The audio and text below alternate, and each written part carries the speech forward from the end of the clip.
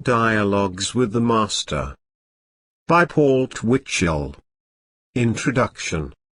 Dialogues with the Master are a series of spiritual discourses which were taken down when Rebazar Tarzs, the ageless emissary for Vardankar in the world today, appeared to me nightly in his light body for practically 1 year and dictated them.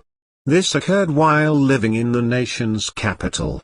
I had been in India for a month or so prior to his first appearance. During this visit I was fortunate to meet him in Darjeeling as explained in my book An Introduction to Vardankar. Rebazar Tarzs lives in a small hut in the wild and remote Hindu Kush mountains on the Kashmir-Afghanistan border. He leaves his physical body there and appears in light form, the Nuri Sarup, to many throughout the world who have some line with Vardan. It is said that he was a young man when Columbus discovered America, but to the eye he looks to be in his early 40s. The dialogues in this book are as close as possible to the original words he spoke during his nightly visits to give me advanced training in the secret science of Vardankar. He concluded his series of talks that year by taking me on the spiritual journey recorded in my book The Tiger's Fang. How one accepts these dialogues depends on his attitude and the training which has gone into his spiritual unfoldment during his past incarnations spent in this world. It is the greatest spiritual adventure of one's life to have a Vardan master like Rebazar Tarzs as a guru. I have been more than blessed. Twitchell XI 1. A dialogue on God realization. Rebazar Tarzs aroused me out of a sound sleep about 1:30 a.m., and motioned for me to go to the writing desk and take a pencil to write. I resisted a little, but he ignored it completely and settled down on the edge of the bed to stare silently at the ceiling.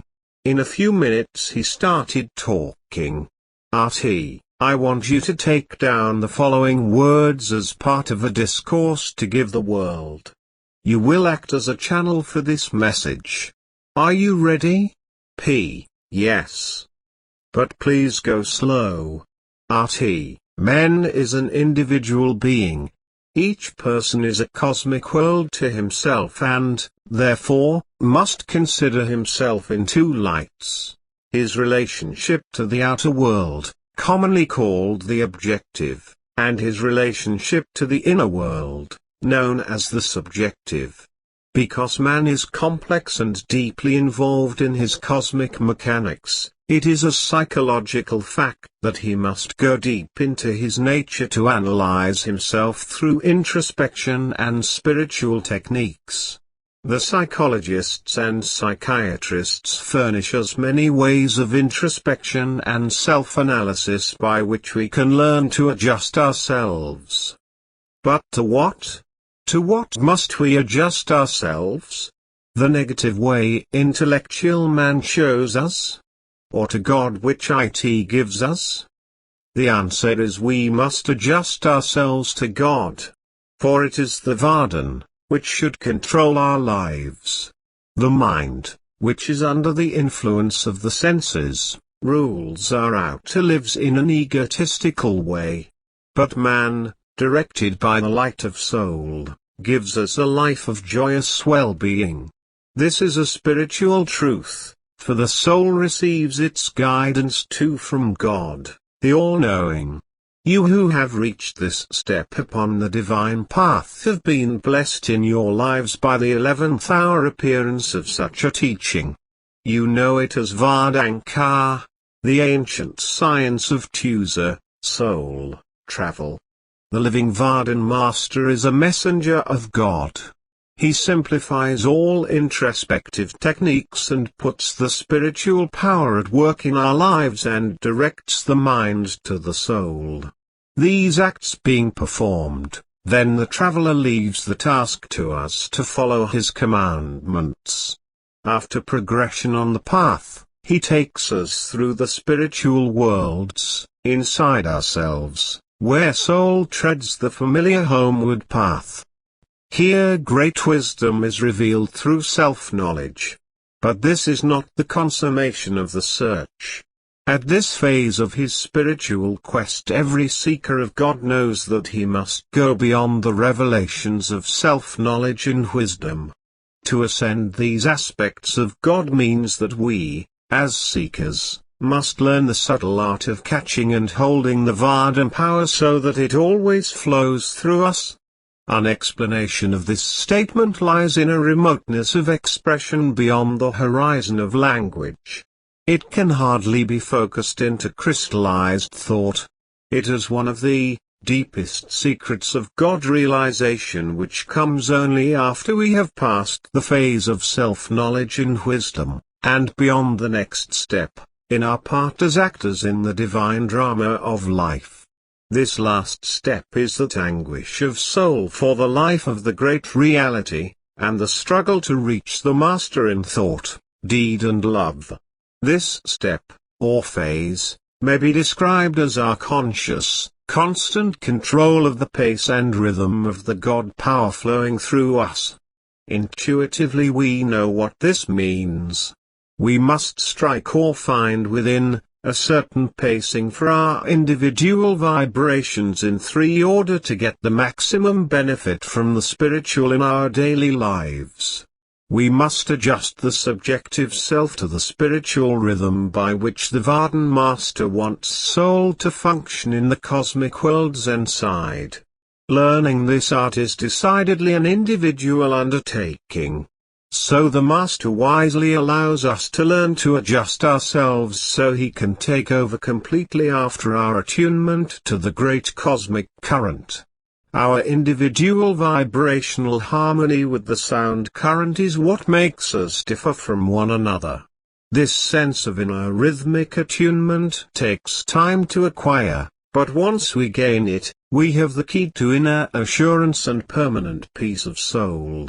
Always we will have a sense of security thereafter, for we have the conscious awareness that the Master has our lives in his hands.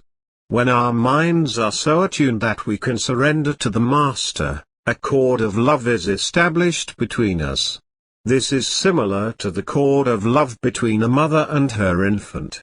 This is the way we become a vibratory channel for God to pour righteous love into the world. This attunement is like a small built-in metronome ticking away quietly inside us, becoming obtrusive, or inharmonious, only when we lose the beat, or get out of tune. Undoubtedly, this is the reason why the Master teaches us the science of the cosmic sound current. Our inner spiritual rhythm reflects itself to the outer world and smooths the path. Not only our path but others, too. Then what is the inner pace which we must live by individually? Nobody can tell us. But we know that through the practice of the Master's teachings of the sound current, we become attuned to our individual soul vibration. So as we progress in our daily contemplations in the 4-sound current, our lives come under the guidance of God, and eventually we become the conscious co-workers of the universe. As we learn to live by the light of God in this world of complexities, we will be an inspiration to others and of service to all humanity. 5 channels to God. Rebazar Tarzs aroused me from a light sleep and went across to the table where he seated himself in the chair, throwing one leg over the other in his customary pose. He smiled gently and began talking. "Arti, I desire to speak to you this evening about the channels to God. P. I am awake and ready. Arti, today man is in the midst of the greatest spiritual evolution known in the history of world civilizations. Civilization, too, is on the brink of a world change. But this change is for the good of all mankind. It will open the channels to God in such a wide stream that I doubt if man will know or recognize them. He has not in the past. Civilization itself is only a toy to the spiritual giants who have walked this earth, spreading their light through their individual channels to God. And what would you say the channel to God might be? To answer this question directly is hardly possible. So we must take an approach to it first through the intellect. Man's individual self always has been a battleground for the elemental forces of good and evil, positive and negative forces to fight out their quarrels. Recognizing this fact in the earliest period of man's history, we find priestcraft springing up to coincide with the civilizations of the world. They were formed only to gain control of the minds of the masses and to deal with moral and ethical problems of mankind. Rules and laws were made, but in the same instance those priestly sects, like the Brahmins of India, put the worst kind 6 of restrictions upon their own people. The early Christian church was adopted by the Romans as a state religion in place of their old form called pantheism. The popularity of Christianity gave the Roman state control of the masses of people in that once mighty empire. Now to tell you what this all means is to say that out of every religion in the world comes a reform in the philosophy being taught, to give the people the true essence of the highest teachings of God. The esoteric side of religion was not taught the masses in those early days of world civilization. Where a religion was the philosophy of the state, as in early India, it was used to protect and to give the people such codes as making the cow sacred under the law of Manu. So the poor would neither butcher their own nor steal a neighbor's animal without punishment. The authorities were wise in their dealings with primitive minds, for the families of India usually owned 1 cow per family, and this animal was their only means of getting staple food for their meager diets. Out of this outer ritual and ceremonies intended to fascinate and hold the minds of the people, grew the great teachings of religions, and the revealing of the secrets of the esoteric side of philosophy and religion. These are called the mystery schools. But why this name? Because in these groups, gathered under the guiding hand of a master or teacher of the spiritual truths, the mysteries of nature are revealed. Out of the great religions have come varied mystery groups of modern times.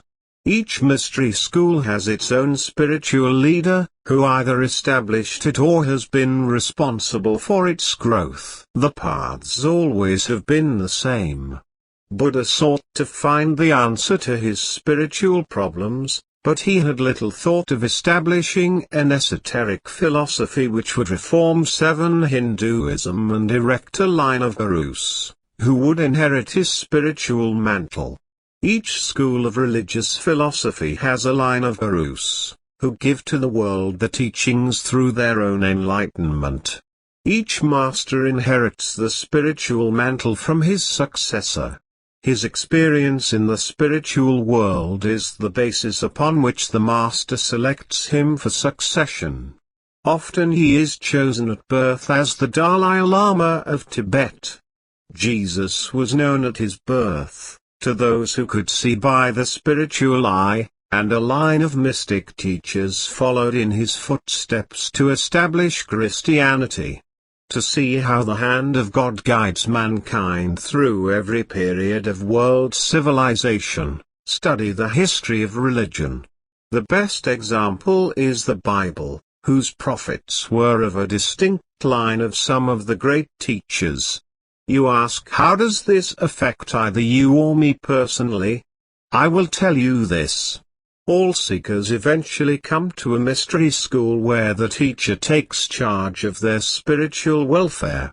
Each school comes under one of the 3 divisions of the profound mysteries: 1. The solar mysteries; 2. The lunar mysteries; 3. The mystery of nature.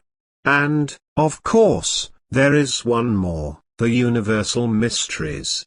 You are initiated into one of the mysteries in some ceremony peculiar to that mystery school.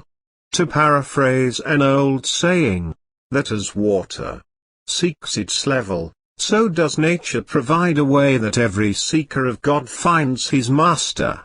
He will be the one to teach him best in whatever mystery school he is best fitted for by individual nature. The first three mystery schools are a preparation for the greater mystery school, the universal mysteries, but this does not mean that the teachers are any less qualified than those of the higher school.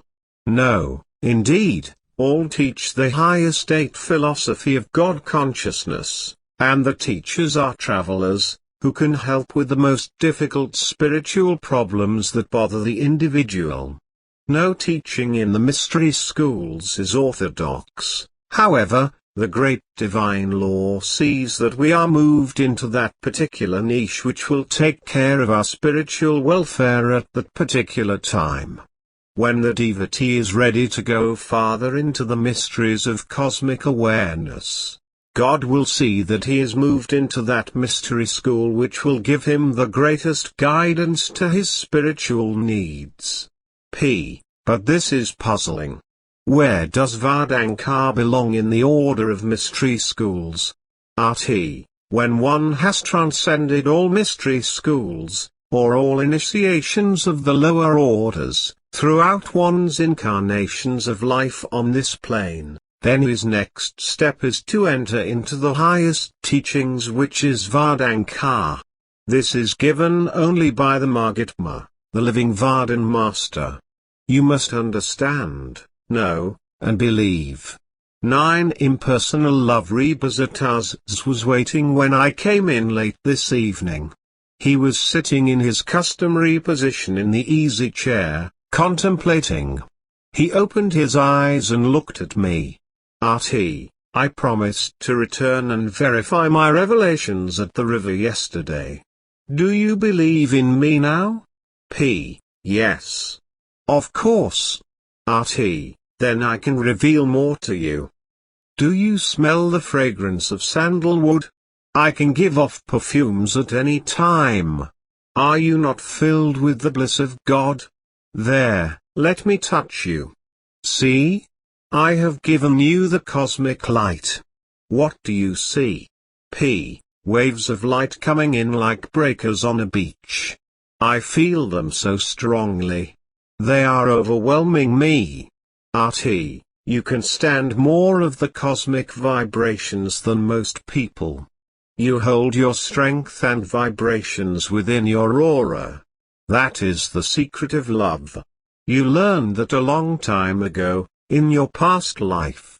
I taught you that a long time ago. Remember? About 100 years ago in Tibet.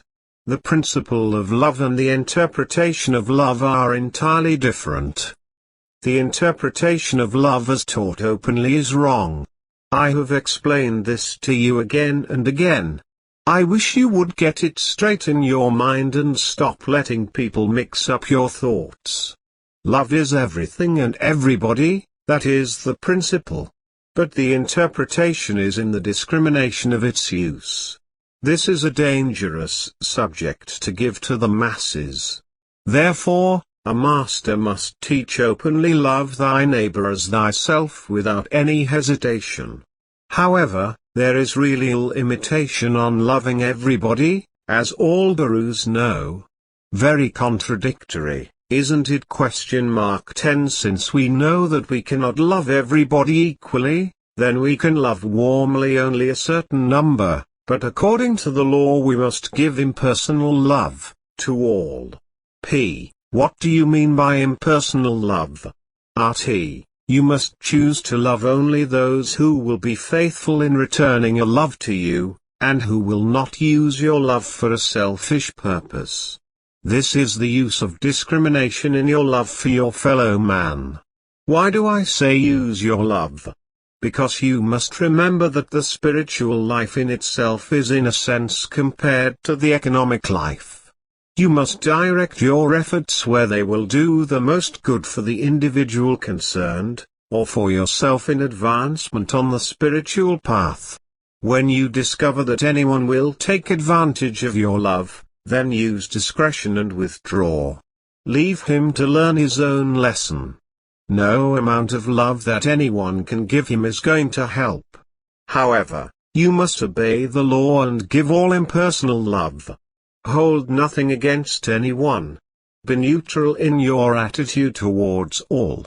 Sometimes a teacher withdraws his love so as not to let some disciple take advantage of his love, and returns impersonal love, which means pure love. Warm love, which is the fiery love, draws warm love in return, but it brings problems, as all gurus know. Therefore, they watch to see upon whom they can bestow their warm love.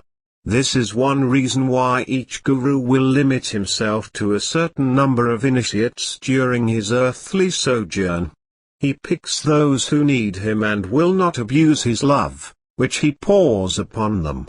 This does not mean he cannot love all, which he does, in pure love.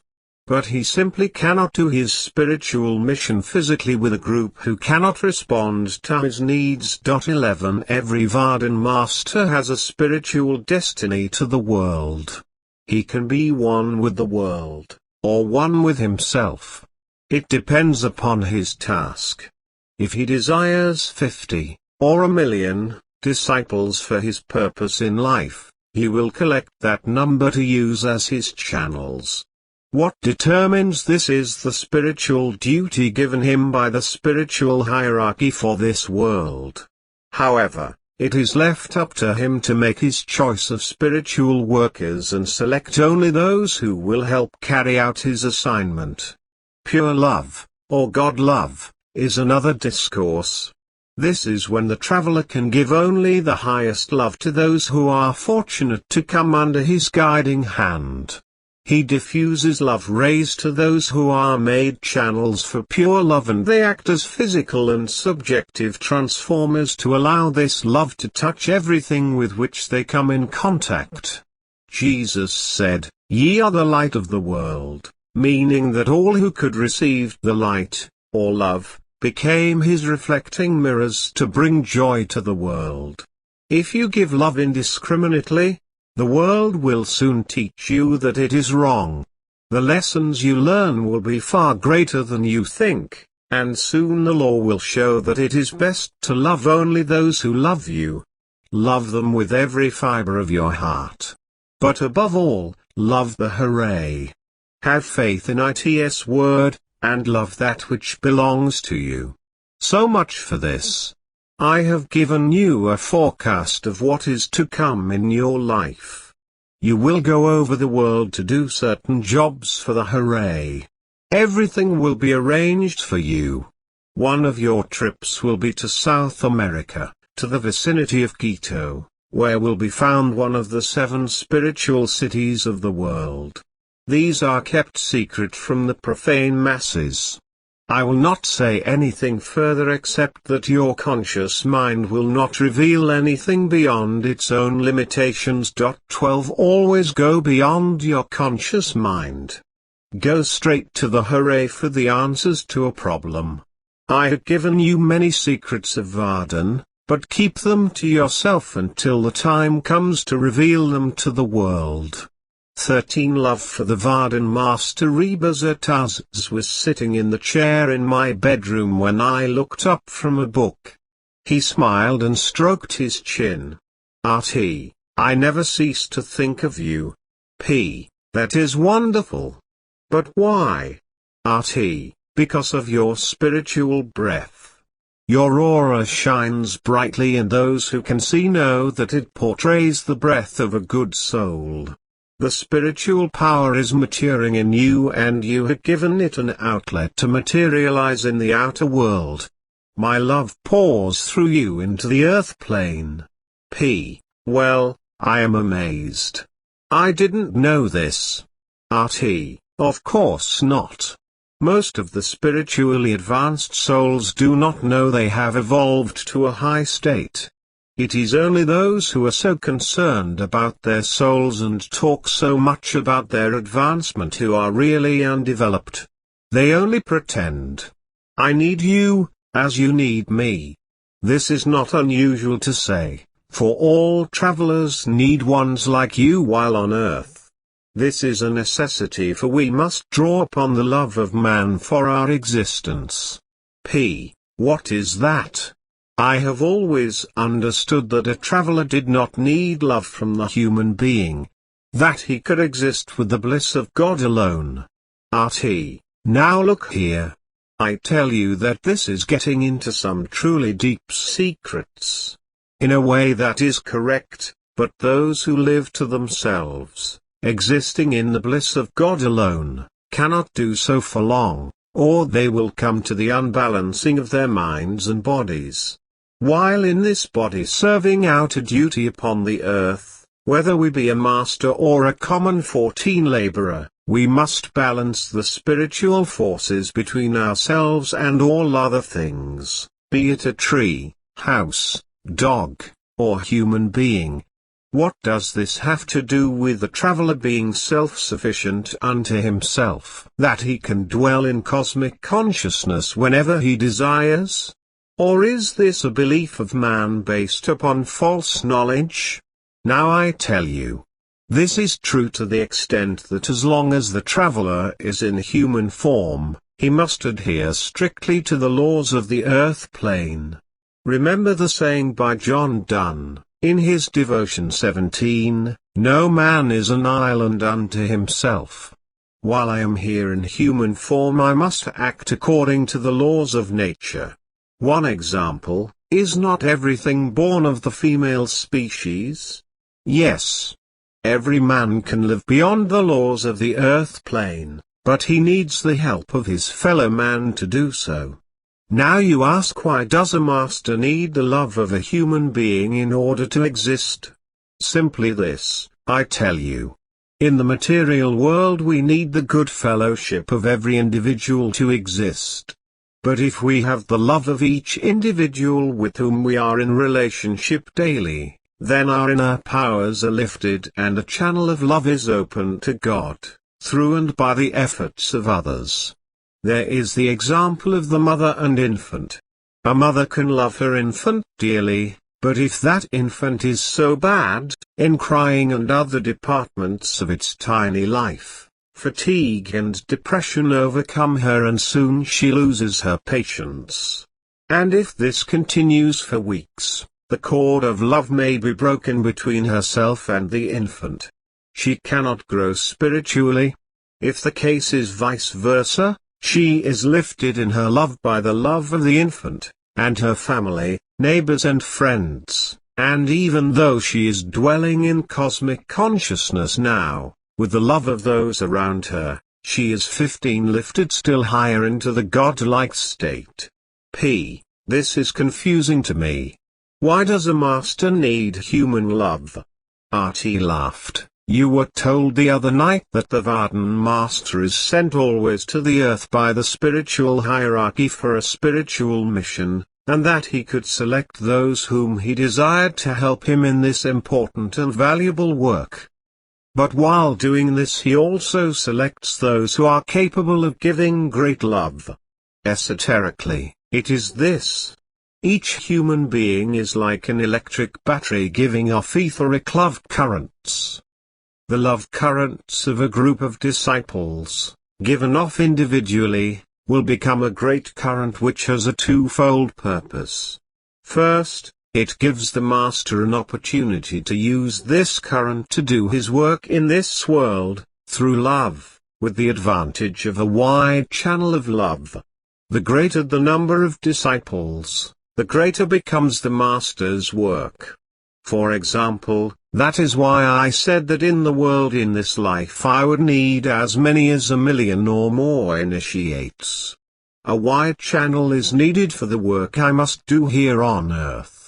Secondly, as the traveler pours out his love upon his disciples, it is returned to him, and his circle becomes, in comparison, something like a secured family circle. So while doing his work in the world he is buffeted often by the kal or negative forces.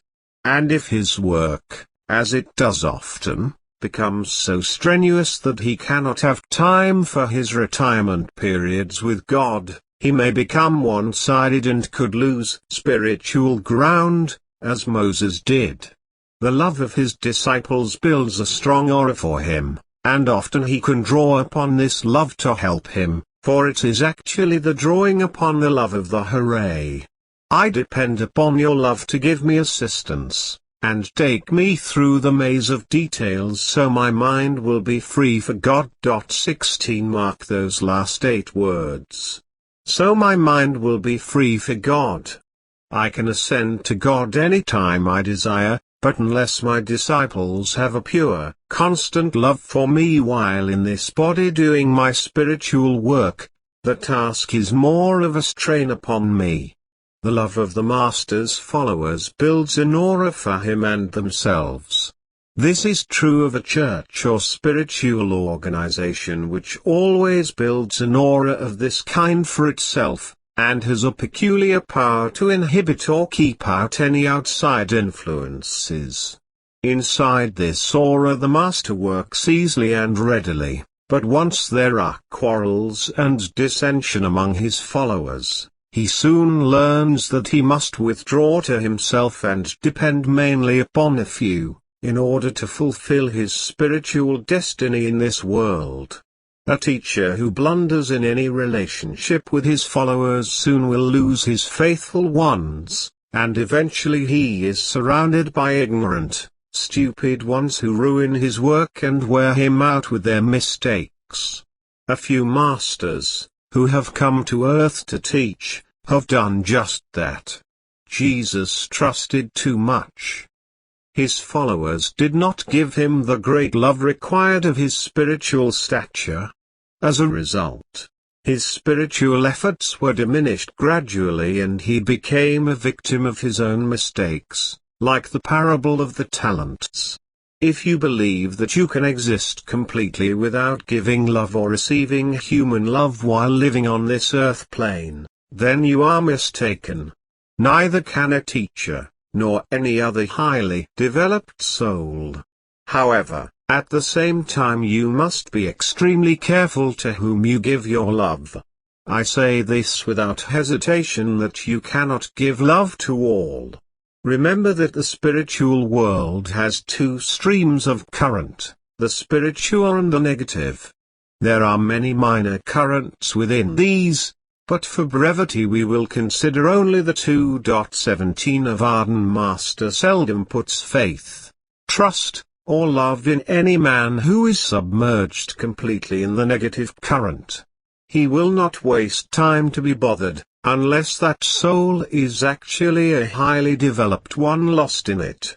Then, perhaps, or if directed by the spiritual hierarchy to help this one soul, the effort takes his strength and spiritual initiative, and maybe too much association with such a soul he could become unbalanced in that direction.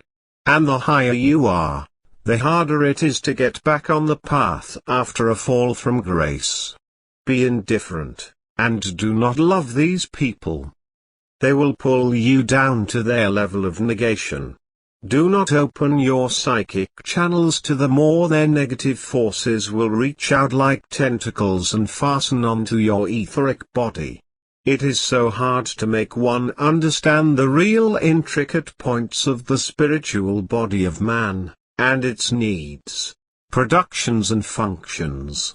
It is so simple and really so very unwise of anyone to say that the Master will take care of him. That is a lazy man's way of saying it. And it is cited often by the lazy devotee that God is taking care of him, and he will give you many examples, but they mean nothing. Tell me, how will God take care of anyone who is too lazy to pray or contemplate, or too busy to do either of these? Now it stands to reason that if the Master does not get time for contemplation during his daily life, because of the demands of his spiritual duties, he could slip from the grace of God. But if he has the love of his devotees, he can be held to those heights of God from which he has to work in order to fulfill his mission, and could go on indefinitely without daily contemplation. However, the love of the devotees must be universal and without selfish cause, otherwise, the Vardhan master cannot work freely with spiritual success. An example of this is, a class in a school for yogis experimented in prayer for the return of the astral form of a 18 long deceased Indian saint. Their prayers were successful, but the saint admonished them, saying that he had been called back for an unworthy cause. He would have to stay in that form until its time span was past, and would be kept from his regular spiritual duty upon his respective plane. In earthly years that astral lifespan might have been 25 years or more. You see, a master generally cannot dissolve his human form at will to leave this earth. First, because of the spiritual duty he must perform, and next, because of the pull of the prayers of those devotees who have their own interest at heart. As it is, he must stay here until his duty is fulfilled and his human lifespan is finished. That is why I need your love, as well as that of the Vardhan devotees in a universal way. You would find agreement on one thing. Each person is positive he knows what he does.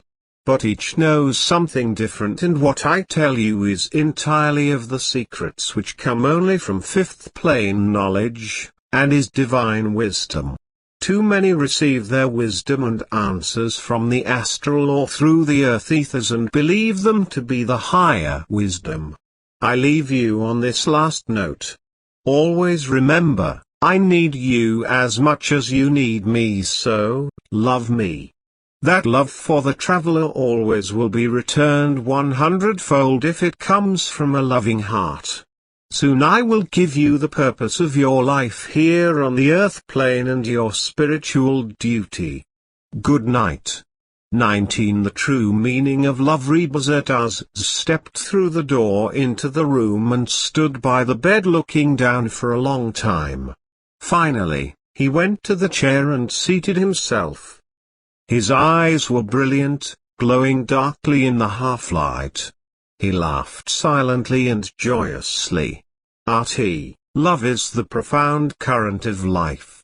Everything has its center in love on every existing plane. The spiritual science is based upon love, but not the love which we know in this world. It is not even the love which we seek for the bliss of God. This is an illusion of the mind. That love is said to be the highest love of all. But this is not true. The God love, or the love of all, is not the highest love of the universe. I am amazed to hear this from you, Master. What is the highest love in the universe? Many who have come to this earth to teach man, have left the conception of God in many forms to be worshipped. As we might designate the reality, it is not a law, a principle, a man, nor a being, nor the stream of life which flows through every living organism in the living worlds. All of this is abstract. We go farther back than that. We go to the complete fountainhead of that stream of life permeating all the planes of existence. Out of this current flows the great stream of atoms, molecules and protons to give us the total substance of consciousness. This is the source of all, absolute. The name we give to this deity is the Hare. Nameless in form and ideal is this great ruler of all the cosmic worlds and universes. It controls all and gives life to every living atom that moves 20 through the millions of worlds. All is under this magnificent soul. Its voice is the living word. Its body is the light of the worlds. Then we come back to the question, whom or what do we love, as human beings? Do we love profoundly the Great Soul, the Hooray? I tell you yes. But we cannot love it as the all-embracing deity, for this is too great a strain on the imagination of those who have hardly gone past the astral world, and even for those in the mental plane. It staggers the human mind not yet trained in the universal concepts of the spiritual science. So then we draw the lines finer to what we must love. We will tighten our understanding to bring the mental conception to two aspects of God. These are light and sound. These twofold elements of the Great One are manifested in the highest state on earth by the form of a living traveler. I pause here to say that not all teachers of the truth are travelers. There are evolutions of teachers who eventually become masters. The masters will evolve to saints and after this, become angels or heavenly spirits. Ultimately they merge into the body of God and remain in its presence. They may become the spiritual travelers, to return to the spiritual stream of life as the highest form of consciousness, which is taken into the consciousness of a being somewhere, be it on a planet other than the Earth.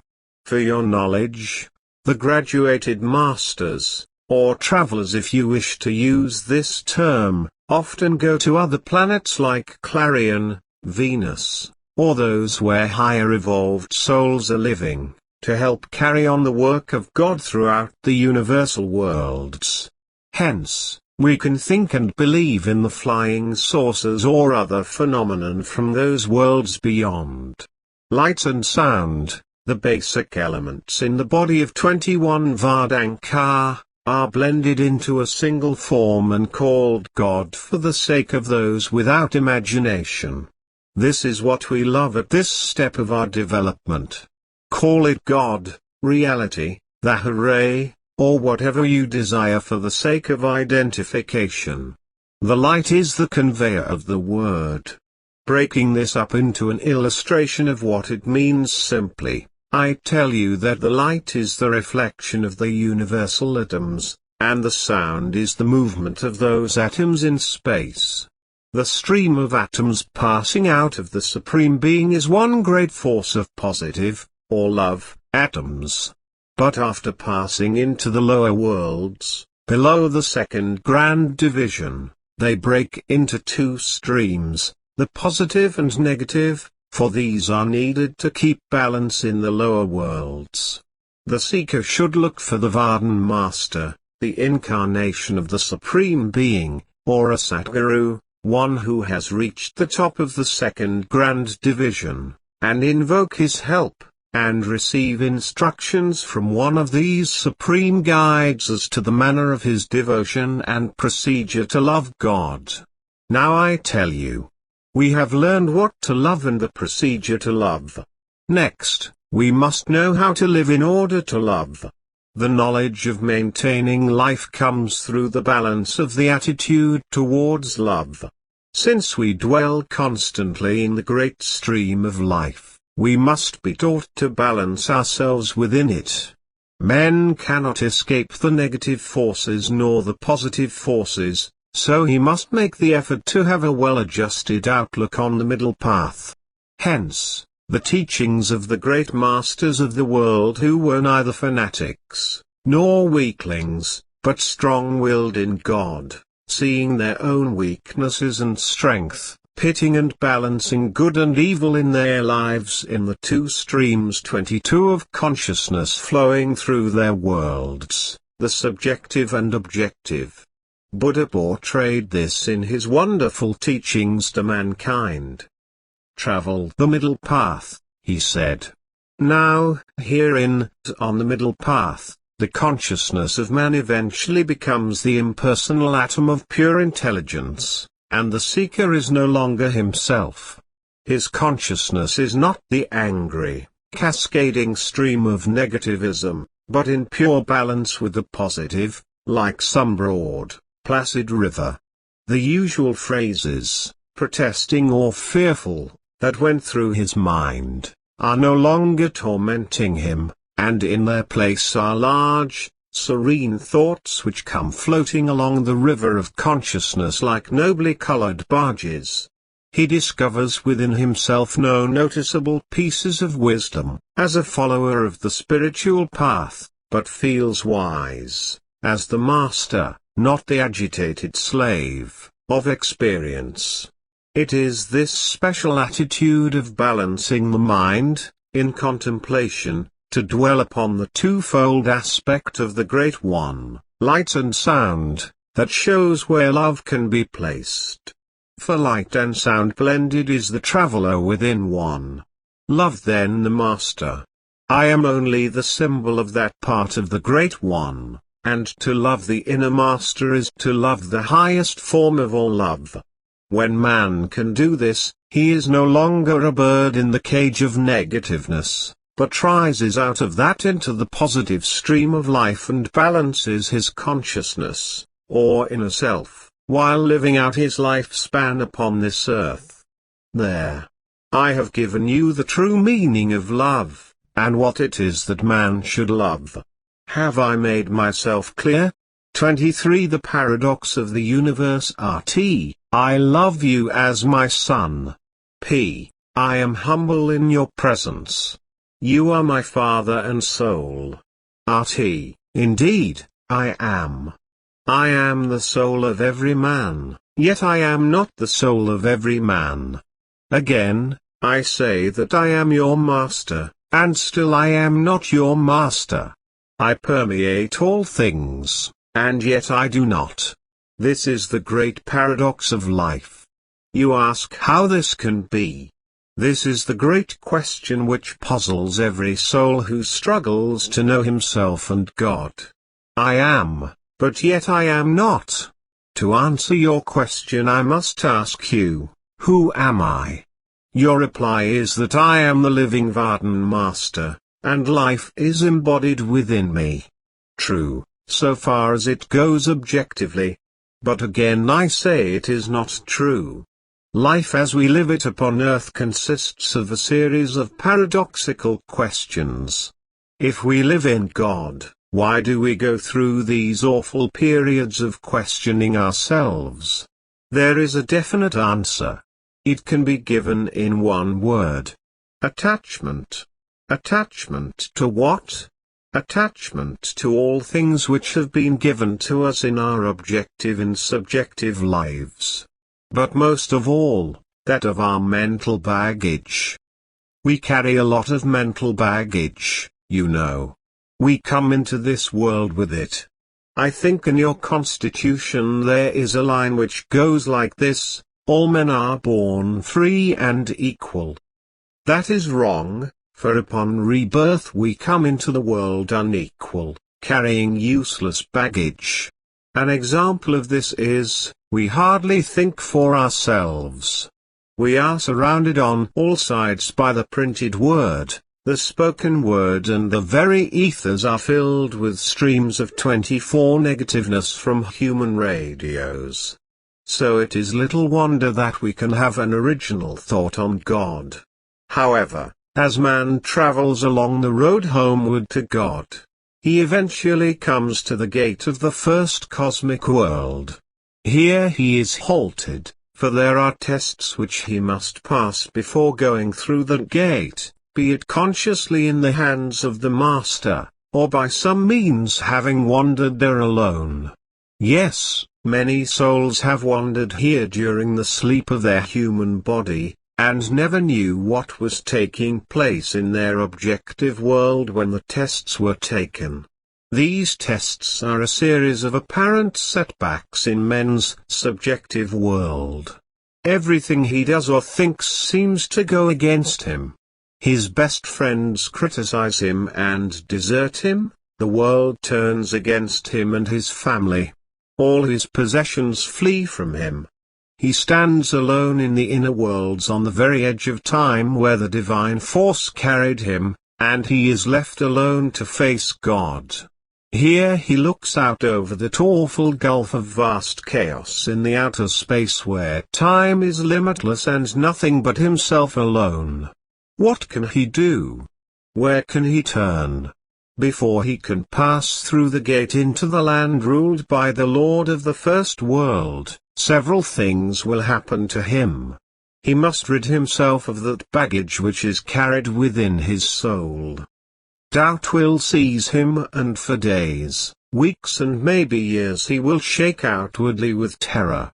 The gall force will tear him apart, and disbelief will rattle all the faith he had in the Master, who has never left his side.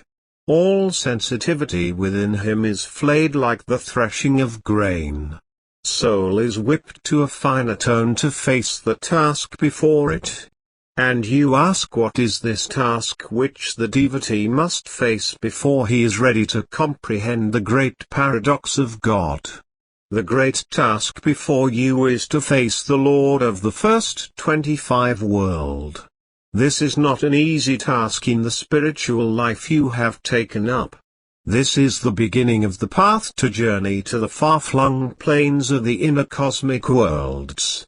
But someday you will be able to cross and recross the borders of all planes with the charged words, and the presence of the Master. However, first you must pass the test with each lord of each world. Many have wandered across the border of the first plane and have come face to face with this great deity by chance, or purposely by divine guidance, and mistaken him for God. They have changed so radically in their basic nature by this encounter that their minds were unbalanced, and they were caused to believe their place in the scheme of God's creation was divine leadership. You, yourself, have seen these misguided ones who teach wrongly and lead their followers off the path of God instead of toward it. Should these misdirected souls be initiates under the Master, then due preparation for their care and encounter has been made. Now let us get down to the heart of the explanation of this encounter. First, we must learn what must be done in order to pass over the border and to have this rendezvous with the deity of the first world, known to us as Jotnaranjan. You do not go by chance. All preparation is done by the Master, who will contact the deity just as you do on the earth plane by making an appointment with whomever you desire to seek and keep the appointment. The rest is simple. Our minds and hearts must undergo a purification with the Master's help. We must put aside everything and have complete trust in the Master. We must bring to a halt the shaking of the mind by terror. All attachment must be dropped from our minds, with only one thing left. This is the love for the inner Master, light and sound. 26 Our expression will be this. It will seem that I have left you, but my presence is there, everywhere. You are met and escorted down a highway filled with people on a pilgrimage to a great castle in the distant mountains. Your escort is an angelic being in a white robe. He takes you into the castle and down a long hall into the presence of a mighty being, seated yoga fashion, on a dais. He will be a light rather than a being, a light greater than that of 1,000 suns, so blinding, you cannot look into it. By now you are without feeling or thought. A great humming sound, similar to the roar of thunder, is heard, and a voice speaks from out of the light. I am IT, whom you know as God, but I am not God. I am in every man, but I am not in every man. My love is you, but not in you. When you have solved this riddle, come back again. Now I tell you this. This is the great riddle of life for every devotee to solve before becoming fit for the highest stages of spiritual life. The Vardhan is wordless. When IT came into being, IT was called the Word, or Naam of God, and the whole world is an expression of IT. IT appeared in the form of light and sound. That sound or voice spoke to the devotee, and seemed to come out of the light, telling that IT is God, and so every man is an expression of IT. But all the same IT is not God made into expressions, for IT is the center of all expressions and from IT must flow creation. As such all creation never existed in IT. Mark those last 6 words. Creation does not exist in you either, nor in me, but we have the power of creation. Understand? IT is unconcerned about the world around IT, for the world continues to function as does a machine after the switch is thrown on to make it run. All IT must do is watch over it. 27 IT is the highest and the lowest. Those whose inner vision is open will see all creation in IT, meaning the play of the divine drama, and IT in all creation. This means IT's hand is in all things. You know now IT is detached or unconcerned as though the whole creation never existed in IT. For your understanding, I am the great deity of the first world as well as the Lord of all worlds inside. I never left your side, though it seems so. Yet I am a man while on earth subject to the laws of the earth's nature. This applies to my existence on all planes. But in the Atma Sarup, or soul body, I transcend all laws of all planes. I am then everything and in all things, but unconcerned about any living thing in this universe, or throughout the cosmic worlds. As the living deity on each plane, I must be concerned about life on each plane. But why am I unconcerned about the whole? Because all is in its proper place, and the activity of the living atom is in divine order, even to the minute chirping of the cricket. Therefore, I look upon all as the whole moving as the whole, or unity, throughout time and space, out of and returning to the divine fountainhead. I am detached and unconcerned about man because man as an individual soul will return to his home someday. If it takes 1,000,000 years for a soul to learn where lies its true home, why should I worry? For as God I know all things, yet as man I am compelled to show you the path by which you are to travel to reach my door. So you see I am the master, and yet not the master.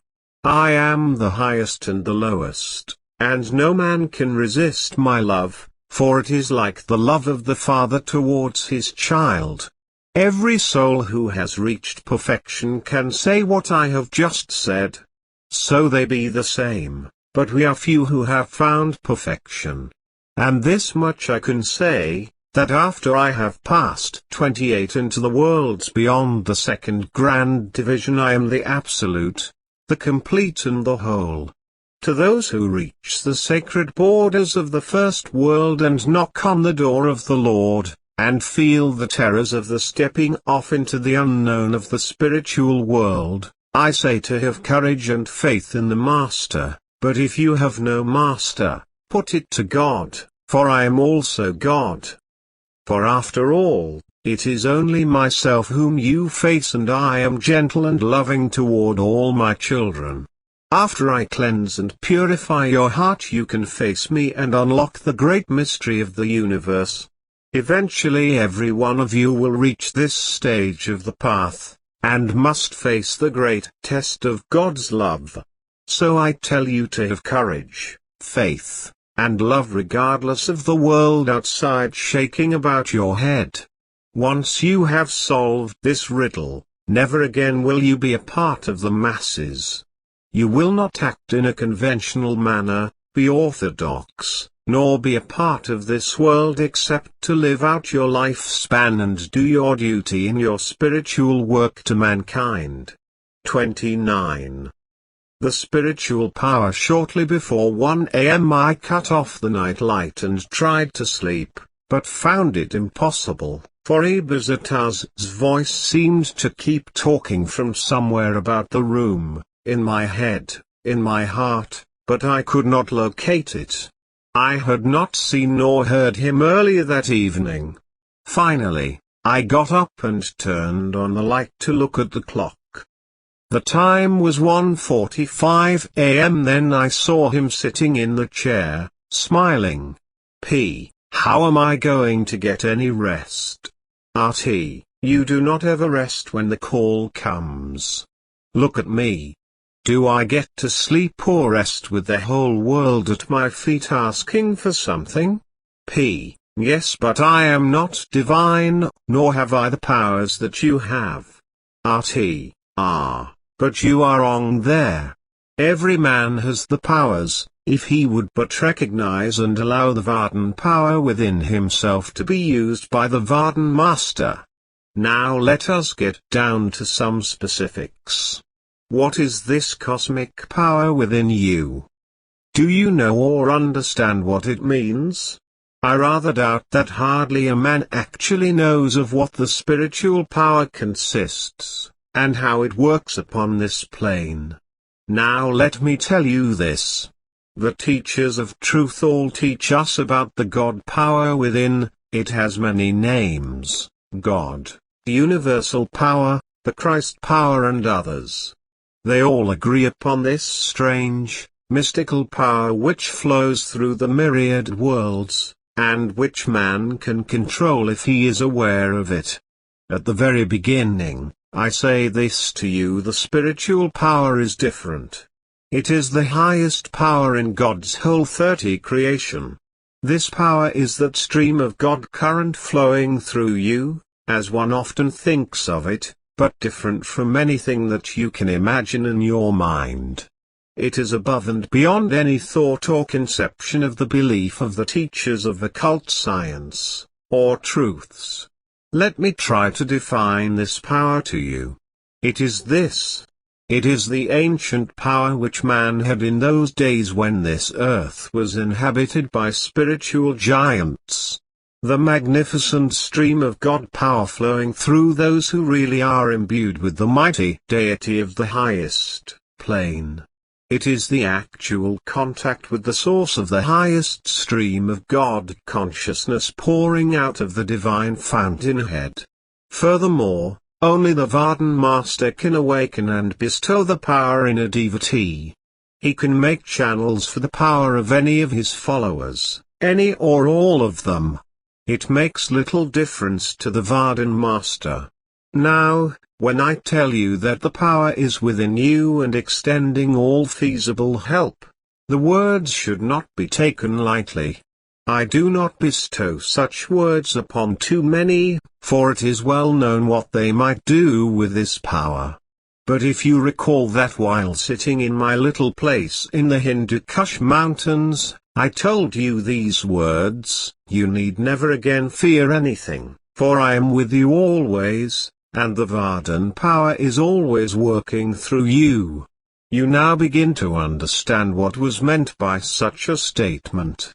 For once I grant this power to any of my devotees, it gives them the greatest of spiritual strength, understanding, and discrimination. Look here. I tell you this. All devotees who receive the power from my hands usually will have a great struggle, and fight within themselves at the beginning. For it takes a period of time between when the actual power is given, and the body 31 and mind of the devotee actually are fitted properly for the use of it as a channel. If I have time, as in my own ashram, the devotee gradually is conditioned to accept this power to work through him, as one learns to control his body under the circumstances of accepting bolts of electricity. As in your case, when time was short and I had to condition you quickly, all sorts of troubles broke loose within you and you seemingly fought against everything and everybody and were often moody, in deep depression, and uncertain of yourself. It was only the period when the power was cleansing your body of all finiteness to make it fit as a channel which the Master could use in his work. Now we get down to what the spiritual power actually is. It is the highest power working through the Kila to do the Master's cause. The power comes from the Master who uses the Kila for every possible reason for furthering his spiritual mission on earth. The devotee has surrendered himself completely to the Master and lets himself be of service. He is no longer his own, but now works for the universal cause. He is what I call a conscious co-worker of the universe. He is at the call of the Master, even though most of the time he does not know consciously what he is doing, nor why he has done certain things in his life. His world seems topsy-turvy at times, and many things he does just do not make sense to him. Let me describe briefly what the cosmic power consists of in a scientific nature. It is the process by which the spiritual activity is progressing, always from no activity to activity and back again. It is a perpetual progress, and in this universe we can see it in all stages, graphically spread out in all its development. If I explain it from the earth plane, it will be easy to understand. Let us start with the ether, a term invented by 32 scientists to describe the basis for observed activity in what is an all-permeating substance existing in space and in solid matter alike, flowing through both with equal facility. Some mistakenly call this God. This is really disintegrated matter, often called the positive force, while as matter it is the negative force which when dissolved returns to the ether. In order to understand the process of the cosmic power more clearly, let us start with the ether, with the matter stuff, with those finely divided particles which can be divided no further. They represent the atoms, which are broken down into neutrons, electrons, and protons. They fill all space, and we call that area the sky, horizon, space, or any other term that designates nothing. These particles are the essence of the Vardhan power, that original pure current which flows out of the fountainhead of God, from the highest plane of the cosmic worlds. Now to get down to some basic facts about creation. When you think a strong thought, this causes a whirlpool in the ethers within the aura, or perhaps outside the aura. If this process is generated from the superior beings, in the worlds, at the command of the Lord of the universe, then we actually can see a process of the whirling of the great spiral nebula in the heavens, spinning, coiling upon itself, integrating, forming a mass of matter at its center. There are new universes in the process of creation constantly, through this means of creating. Thus we get somewhat into the ways of creation. Remember, all of God is the whole, and it is thus hard to take portions of it, or it, and discuss it clearly. The spiritual power will start the creation of the whirlpool within the individual, and this little spiral nebula goes out into space, touching another, and their two thoughts come together in harmony or otherwise. 33 This ether is called the Vardhan by the adepts of the order of Baucharan. It was well known to the ancient mystics, who gave us great knowledge, but now most of this lies in the field of science, and the mystic is a forgotten man. The Vardhan is our primal substance, consisting of primitive atoms, being mainly hydrogen, which are descending constantly from the higher worlds, breaking off from the spiritual current and completely passing through the sun and earth in a spiral motion. This is the spiritual stream from the fountainhead of God. When it descends below the second grand division, it becomes a twofold stream, of positive and negative, or Prit and Kal, forces. The spiraling motion of the atoms always is toward the center of the earth. This is the Vardhan power flowing through man. That is, if man has been awakened to accept this within himself, and use as the power of God. Therefore, man controls this to the extent of his understanding and knowledge of its mechanics. The greater his knowledge, the more his control of the power and its use for universal benefits. The principal use of the power is for growth. This gets us back to the realm of science again, and to explain we must go deeper into the elemental causes of nature. Einstein, Edison, Mozart, Bach, Shakespeare, Schweitzer, Tagore, and others got very deep into this study and unknowingly contacted and made great use of the power. In fact, every genius whom God has let walk upon this earth has made use of the power in fulfilling his obligation to raise the masses to greater spiritual heights. Now I tell you that those who have eyes to see will know that huge clouds of hydrogen occupy the vast reaches of space. Often these clouds lie closely to the Earth's surface, and within them are electromagnetic fields which when 34 stirred by a powerful thought force established by a prayer group, a mastermind, or through the lords of this world, start causes which must have effect somewhere, somehow, even though they might be the creation of new worlds. This is often the beginning, or causes, of wars, great prosperity periods, and other cycles of mankind. Oh, yes. The thought or mind power is so established upon this earth plane that it will be ages before the Vardan masters will be able to clear it out through education of the races for true spirituality. You know, occult powers in the past have destroyed many continents and land areas. Activity in the Vardan force manifests both gravity and the electromagnetic fields.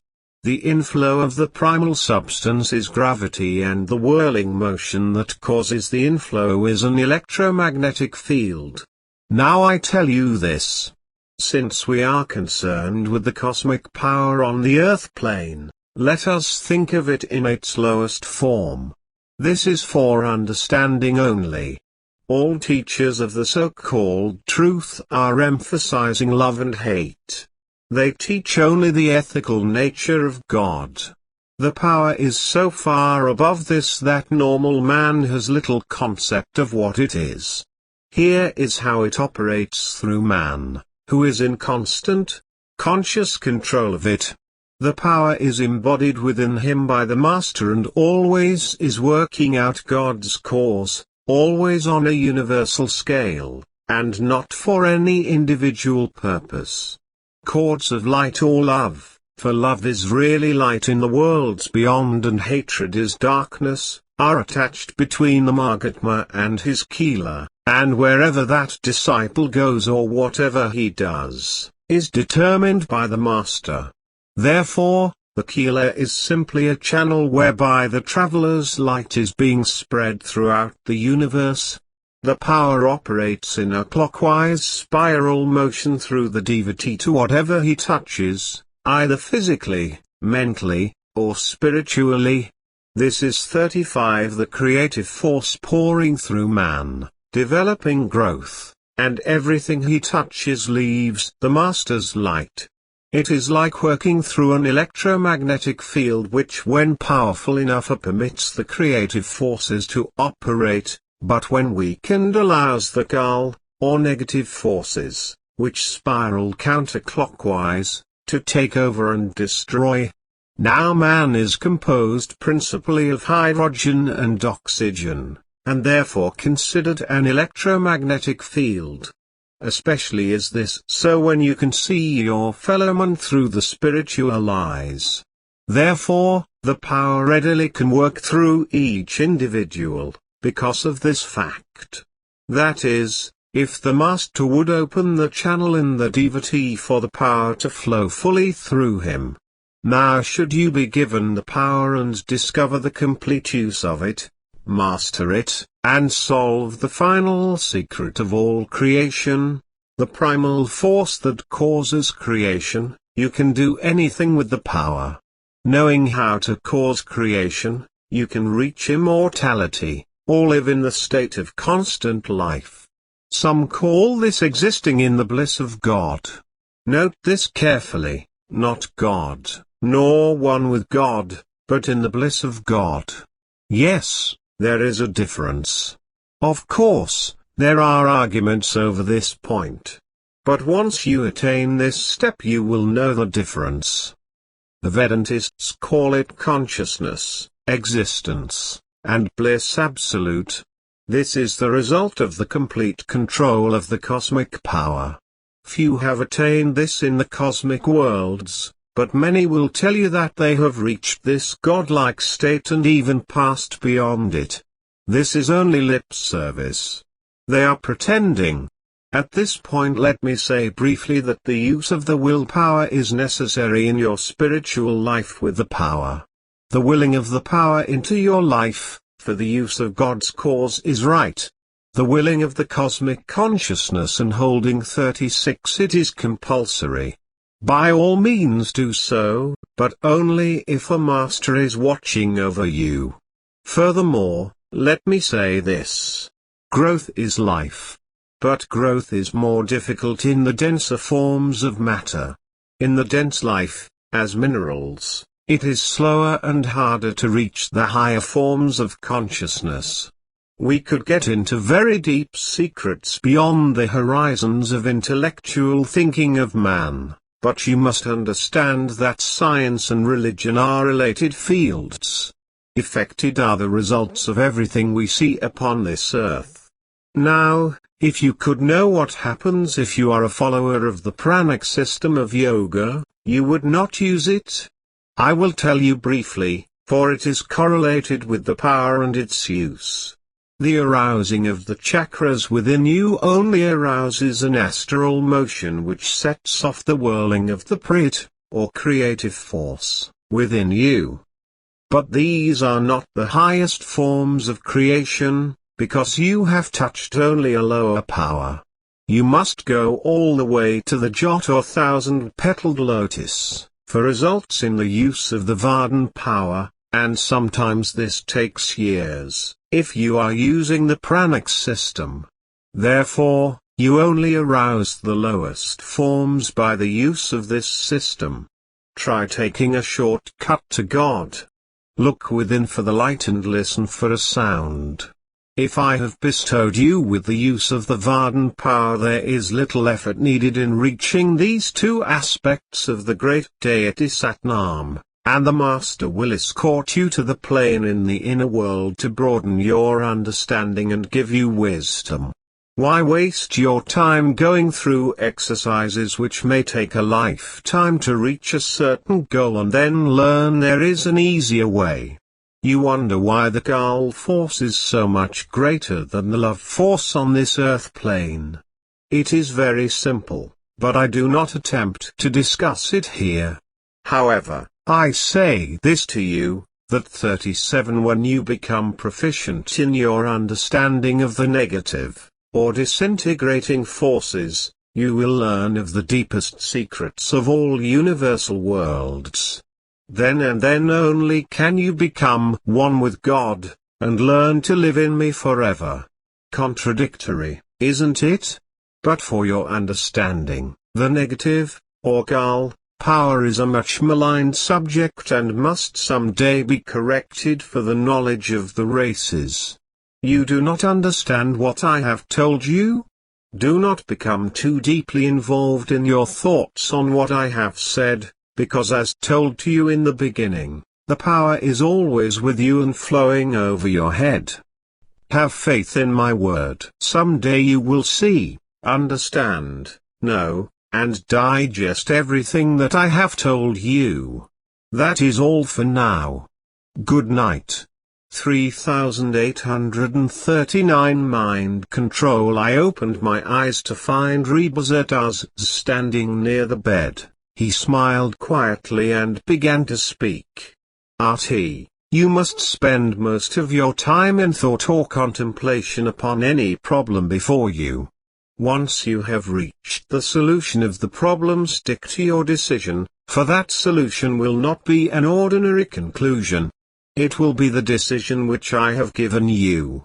Never crowd your mind with trivials or unnecessary thoughts, with reading too much, too many plans, nor trying to do too much physically. Remember this, keep your mind clear, unhurried, and filled with my radiant form. Never let anything take your mind off me, never be pushed into anything because of anyone's strong personality or forcefulness.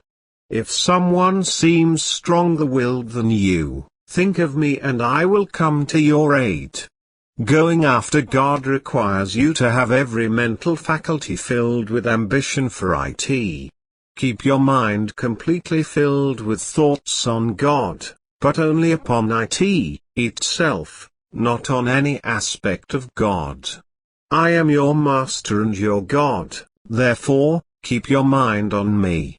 For example, electricity is a spiritual aspect, which was brought into use openly for the comfort and growth of mankind, but it is not God. It is only a part of God as the body with its arms and legs. We could live without either, though not as conveniently as with them. Such is the nature of God. We live in God completely, not just with God. Therefore, how can you have time to think of anything else but God? I told you once that if I should go to a movie or read a 40 book, it would take my mind off God. Why should I do anything that would break that continuity of the Vardhan power flowing through me? Let me quote a line from Macaulay: when he drew the sword, he threw away the scabbard. He knew the essence of war is violence, and that moderation is imbecility. So it must be with God. You must go to God with the same intensity that the warrior goes into battle, your mind completely on the divine goal, determined that you are going to have God in your life. Now, just how are you going to meet this problem of holding your mind on God completely at all times? I will tell you. It is so simple that it is considered one of the elementary aspects in the training of the aspirant, yet no teacher knows enough to tell it to you. It is a secret, yet not a secret, so fully your own self that hardly any seeker discovers it of his own accord. Call it mind control. This is the basic element in this aspect. I call it guarding the mind of God. Nothing startling, but the step which hardly any of you can take until a master gives you the light and sound. I have seen thousands pass through the lower stages on the spiritual path, then come to this gate upon the path and flounder, perhaps for a whole lifetime, because there was no traveler to teach them nor open the gate of the mind. It is really the doorway to the first plane. Now let us get down to the finer points on mind control. These are the controls which we must handle objectively. Civilization teaches us not to strike a fellowman or scold him because we are offended by his behavior. Gandhi summed this up nicely when he stated that the desire to strike your fellowman is as bad as the actual deed. This is true because you have set up a cause which does not have its 41 manifestation on the physical plane, and frustration is born within the mind. The man becomes a neurotic and his life pattern is disturbed. What we are trying to stop is the setting up of a cause. I tell you that only the living Vardhan master can take care of this basic problem. I, being the Nuri Sarup, the living master, will see that this does not happen to you, but I need your cooperation. Briefly, let us study two principles of the earth plane which are so prominent in the Kabbalah. I consider them strong basic mind laws with which we must be concerned in order to learn and understand mind control. One of these laws is, nothing can exist except in relation to its opposite. This is an age-old principle of the positive and negative. The positive is the outgoing, the God force, and the negative is the inert, receptive force. For example, laughter must have its opposite, tears, and neither can the universe have complete joy without sorrow. Therefore, this universe is not static, but is a constant dynamic state. There is nothing eternal on this plane but change itself. This is where God arrives in our lives, for behind the change lies the eternal, the unchanging which the outer eye cannot see. As long as anything exists on the mental and physical plane, it is due to be in constant change. Now, the second principle is, that the positive is forever transforming into the negative, and correspondingly, the negative is forever in the process of becoming the positive. This I have told you when discussing the spiritual power. Each power needs the other in this world. Without one the other could not exist. So you see, that is why the truth as now being taught is wrong for the citizens of the earth plane. The teachings need to be revitalized and reformed to show the world how to take advantage of the two forces, not to put 42 a strain upon the individual aspirant to hold to one constantly, when it is almost an impossibility unless he is trained by the Vardhan master. Therefore, do not despair if the cycle strikes in a low depression at one time, and then later turns to the higher and vice versa.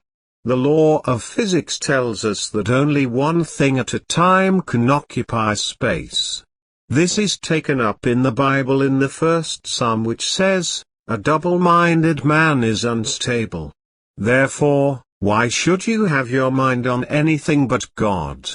Briefly, let us discuss the mind. It is like a cavern on a tunnel through which there constantly passes a stream of whirling, spiraling atoms, broken down into electrons, protons, and neutrons. They are like a mass of people, sometimes crowding and pushing through the tunnel to get through, now slow, now fast, or tumbling over one another or drifting through, now stopping, and with all the effort possible. You cannot get them out. These atoms are thought atoms. You cannot see them, but they strike images within the brain, and these images become pictures or symbols which react on the emotions, or the sensory body. After initiation, the Vardhan master settles his radiant body in the Tisratil to guard the gate of the mental world inside man. He is the guardian of this stream of consciousness that pours constantly through the brain of the individual, and as long as the aspirant is in contact with him, this flow of mind play is purified. But when he begins to miss his spiritual practices, or becomes fanatic in his behavior toward the master, or watches the objective senses more, such as allowing himself to become more concerned with another devotee's behavior, or duty to the master, then the play of the opposite becomes stronger in the aspirant. 43 One might be seized with great depression and stay there while the master stands aside watching sorrowfully, because the devotee does not have the strength nor faith to call upon his help. Now I tell you this. One of the basic reasons for the traveler being in earth form is so that the human mind, which is held in on all sides by self-made fences, can see, understand, and grasp enough of a view of the traveler so his mind will be held to a symbol for the inner worlds. The stream of thought is one of the most delusive terms which the Western world uses. It is delusive because it sounds concrete, and yet it is used variously and vaguely. Yes, the writers and teachers of the metaphysical field today talk in vague terms and symbols, and so mysteriously that it is little wonder that the God-seeker is confused, trying to unravel all the true and false knowledge thrown at him. Most of the ancient writings today are arcane, for, although they are basic truths, they need to be presented to the world in a new light. The stream of thought is useful, clearly as a term, but is figurative and less precise and stable than any we can use at this point for demonstration. It is the stream of God consciousness flowing through the cavern of the brain. It is the mind consciousness. This indicates the entire area of mental attention from pure consciousness on through the levels of the mind up to and including the highest state of God awareness. This is where we are concerned. The stream of God consciousness differs precisely in that it is concerned with only those levels that are rudimentary rather than rational verbalization, those levels beyond the margin of attention. Let us think of this form of consciousness in the form of an iceberg, the whole iceberg and not just the relatively small surface portion. To follow the comparison, the stream of God consciousness is 44 concerned greatly with what lies below the surface. As I said before, this stream of consciousness is made up of molecules, the manifestation of spiritual energy, or Vardhan power, as I call it. But these molecules are not solid, for they are nothing but energy and space, just atoms in space, and each atom is nothing but a tiny uncovered sphere of empty space, with nothing in the center but electrons. These electrons are separated from each other by space, which is enormous, compared to the size of an electron. Then, lastly, electrons are held together only by energy, which impels them to circle around their centers, just as the planets circle around the sun, without anything between them except empty space and energy. Each electron is nothing but an empty vortex hole of energy in empty space. Scientists call an electron a particle of energy, meaning a part of energy, not a part of matter. Since these electrons are flowing through your aura and your mind, you have the power to control their vibratory rate. This is the feeling or emotional part of yourself. The Bible says, "Be still and know I am God." But we take the wrong concept of this. We do not stop this stream of consciousness but become still in an objective and subjective sense. Just relax. In other words, relax completely. The flow of consciousness then takes shape in the mind and the inner master takes over. You do this by gazing sweetly into the spiritual eye. This is the beginning of mind control. Now you know what the power flowing through you is. Now let us proceed to the technique of controlling it. The process of mind control is 1. Putting the mind completely on God and keeping it there, 2. Letting the traveler have control of the soul, and 3. By control of the vibrations. Now the whole secret of mind control is in the feelings. Once you get this fixed firmly in your mind, you will 45 understand how to control the thoughts passing through your mind. It is determined by the vibratory rate of the mind. Does this sound simple? Then the secret of successful mind control lies in the control of the vibrations. It begins with the right symbol within. Should you have the image of the Master always before your spiritual eye, there is little or no problem, for this will bring the right mind vibrations. For after all, the old law exists in the mind plane, like attracts like. So the secret is, I am always with you. But are you always conscious of my presence? Further, the ego is the natural enemy of self-control, and must be overcome in order to have full self-control. It is the false self chiefly concerned with protecting itself. It fights against any change, especially the advent of God power, or the change of the mind to God thoughts. The seeker is his greatest fight against the ego. Do not try to eliminate the ego but overcome it with a change from itself to the God self, through a process of putting your mind upon me constantly. If you are in a bad business or social situation, and remember that I can and will work through you to take care of either, for the sake of furthering my cause, is there any need to worry? Mark this point forever in your mind. every present thought solidifies into a future condition. So, the point is, if you are thinking badly, stop pushing or crowding your thoughts against the door of the mind, for they pile up badly, creating just what you are fearing. But by reversing the thoughts, not letting them momentarily lapse into anything, but keeping your mind on me, the light and sound within, then there will be a release of the darkness within, and light and joy will prevail. Then you will have control of your mind and thoughts. Now here is something every disciple is faced with when 46 the change comes for a higher step upon the path. His vibrations are changed with a higher rate of vibrational harmony, and there is bound to be a change in his life.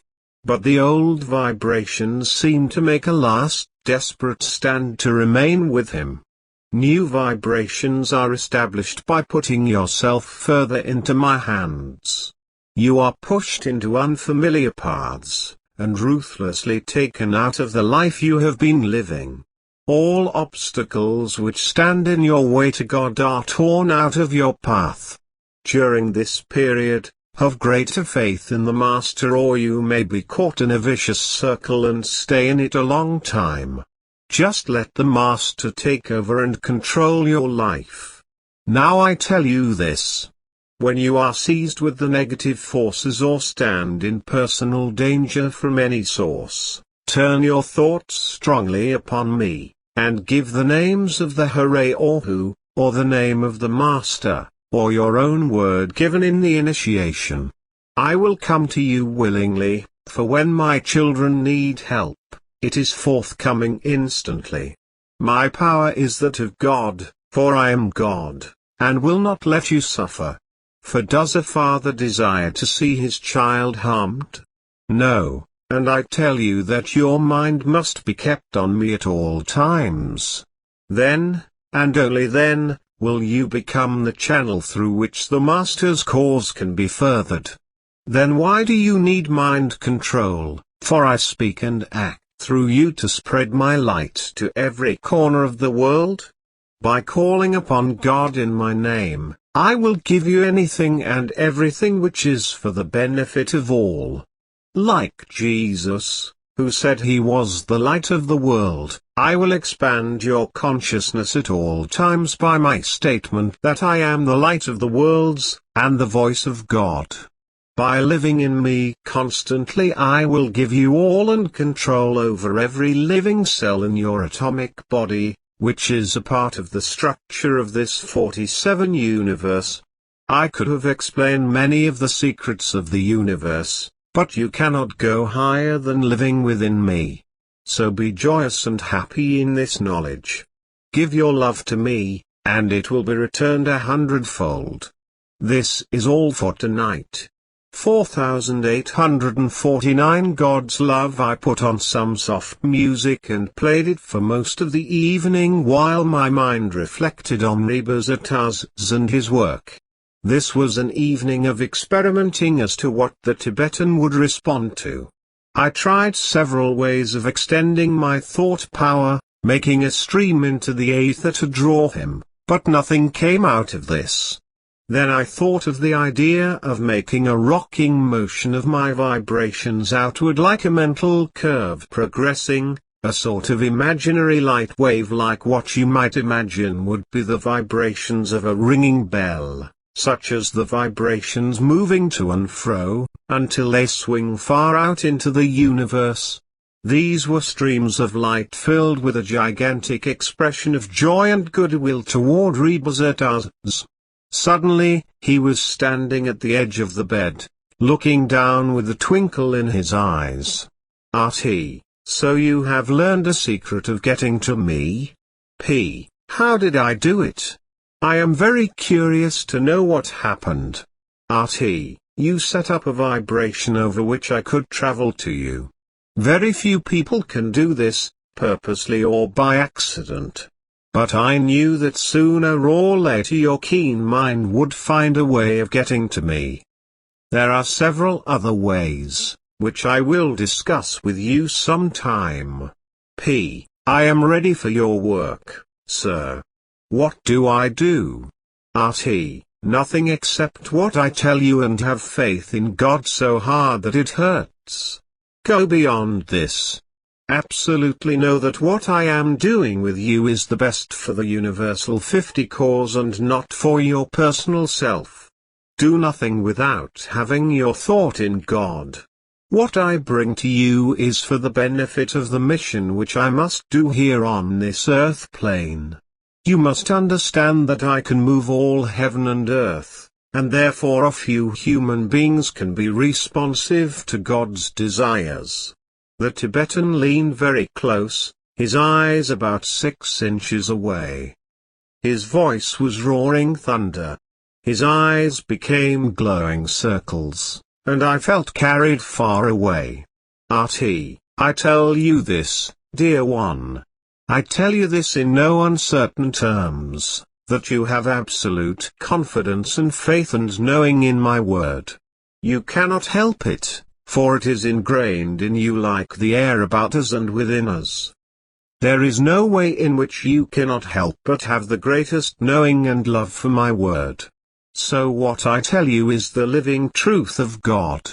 You cannot go higher, for, since I am God, I bestow upon you this wonderful talent of expressing yourself by the written word.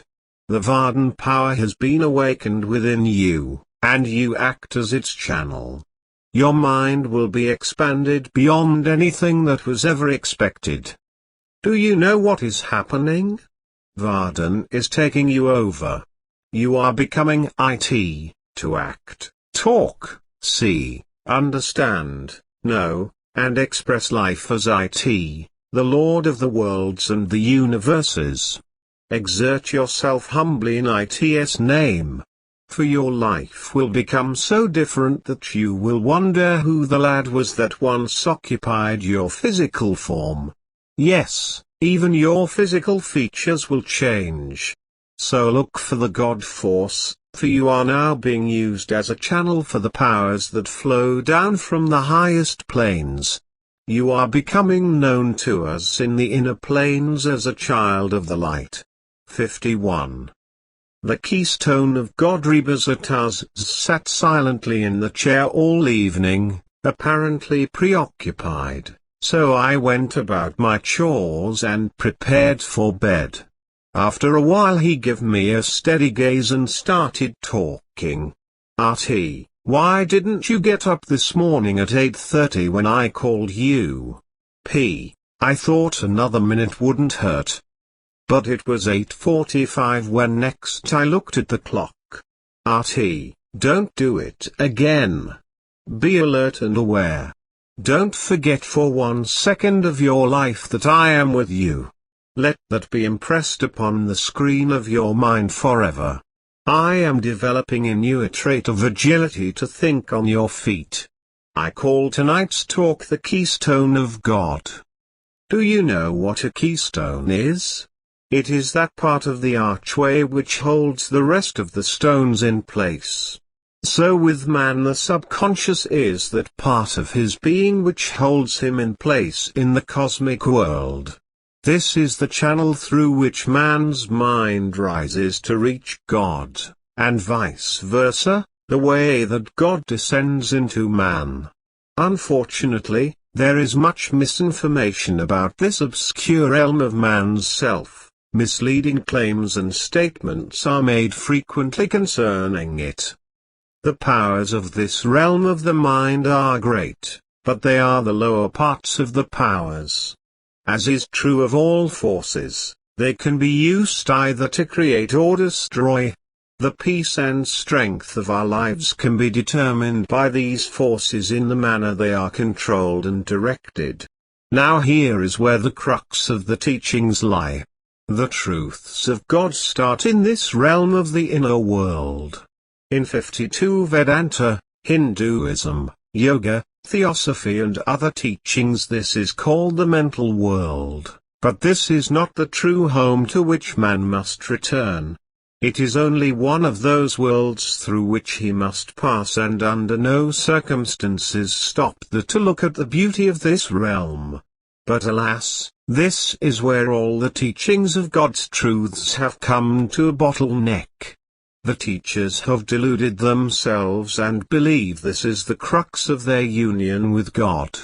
The subtle powers of the mind will deceive and delude the seeker unless he has a true master to show him the way to God. Here it is that many deluded ones stop and begin upon a road to establish religious and occult empires, which have almost ruined the course of mankind in his journey homeward. Now we raise this question: whom can we believe? How do we determine whether it is mind power or actually God power which is directing our lives? Here is the difference. Let me see if it can be defined in the simplest terms. Mind power is that power which arises from the mental plane to direct our lives in the course upon this plane from an intellectual viewpoint. For example, Raja Yoga is the teaching of the mental plane. Those who can lean upon their intuitive sense for enlightenment in emergencies, or to direct their lives, will believe it is the hand of God handling their affairs. This is not always true, for it is the Lord of the mental world, whom we call Omkar, putting his powers to work. In reality, I am the Lord of the mind world, as the Lord of all planes, but the seeker is using a lower power in my universal body. As God, I can give you any power desired to fulfill your wishes, but as the Master, I advise you to seek only the highest. 53 Before going to the Vardhan power, let me say that if you are sensitive and can read others' thoughts, then you are using only the mind power. A teacher who can give this teaching from the mental plane will use great word symbols to strike the imagination and set up mental rapport on this plane with his devotees.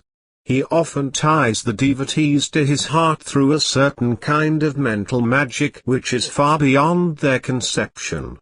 Inside, he is normally a person of indifference or impersonal attitude towards others. But outside he radiates warmth and personality, catering to those who can help him most. All of the great writers on philosophy have been those who understood the subconscious, for example, Ralph Waldo Emerson. He is one of the foremost advocates of mental science.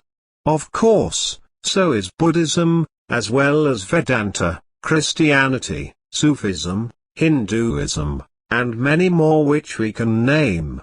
They do not, in their present form, teach anything beyond the understanding of the mind plane. The advocates of the sound current of Om are the followers of Omkar, the Lord of the second world. Om is the sound current of that plane. The teachings of these great ethical religions have been used badly by cults which sprang up in America during the latter part of the last century. Now, let us get to the Vardhan power, which is the great power of the Lord of the highest plane, the real God power. If you have used this power, the spirit passes through the mental world, and those that follow, into the highest plane. Those who can go beyond the subconscious powers can know and see. This is the basic difference. The mind power is based on faith and belief. The Vardhan power is based upon knowing and knowledge. There is a vast difference between these two concepts. 54 For example, I can give you any understanding you are capable of desiring. But how broad is your understanding? And how far can you stretch the horizon within yourself? That is the question and the problem, and upon this lies the key to passing beyond the mental plane into the worlds beyond. If you rely upon the mental powers to do your daily tasks, this is a sign that your life is being directed by the subconscious powers. But if everything in your life is directed by spirit, even to the willing of something into your life, and this is right at times, then your life is being directed by God. Basically, here is the difference between the two. In order to allow the mind powers to work freely in your life, relax the mind to such an extent that the subconscious takes over. This is really the first step to God. The second is to relax the will and invite the Master to take over all affairs in your life. Then you are using the Vardhan spirit. Now here is something for you to remember. What we have left to God will do us 1,000 times more good than what we leave to ourselves to do. The basic teaching of the mental scientists is that we are verily a part of all that we have thought. Therefore, we should be careful and discriminating always as to the thoughts and impressions that we entertain seriously and thus make a part of us. Give the subconscious good material and it will give back a good life. Now we know several things about the subconscious. 1. That the miracle powers of thought do occur. 2. That subconsciousness thinking conforms to reflective principles. And 3. That subconscious development of ideas and solutions can be fostered and cultivated. 4. That a subtle form of affirmative belief is an essential factor in cultivating the subconscious powers. This is often called autosuggestion. 55 This is the Gall force at work in the creative process, as the great geniuses, who during a mental lull have received their greatest ideas. Let us take the difference in composing between Mozart and Beethoven. Mozart was an advocate of billiards and played constantly. He caught snatches and parts of his musical composition during his game, writing them down in a notebook, then worked from that. An aria in the magic flute came during a game. On the other hand, Beethoven was possessed with the movements as a whole before he thought out the details, and the search for the theme was to reduce an already existing whole to its simplest terms. So you see, those who are under mind powers deal with and see only parts of their whole. Those under the Mahatma see the whole and reduce it to a simple premise.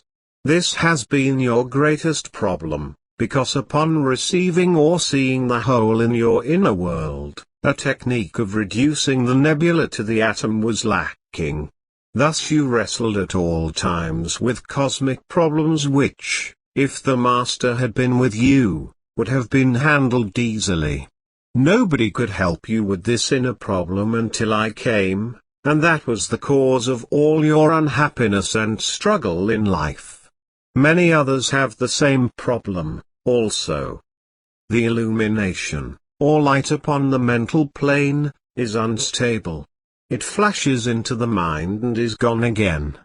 The devotee struggles to hold it, not knowing that if he would let the traveler tear away the veil, the light and sound would come of their own accord, and be steady in his life.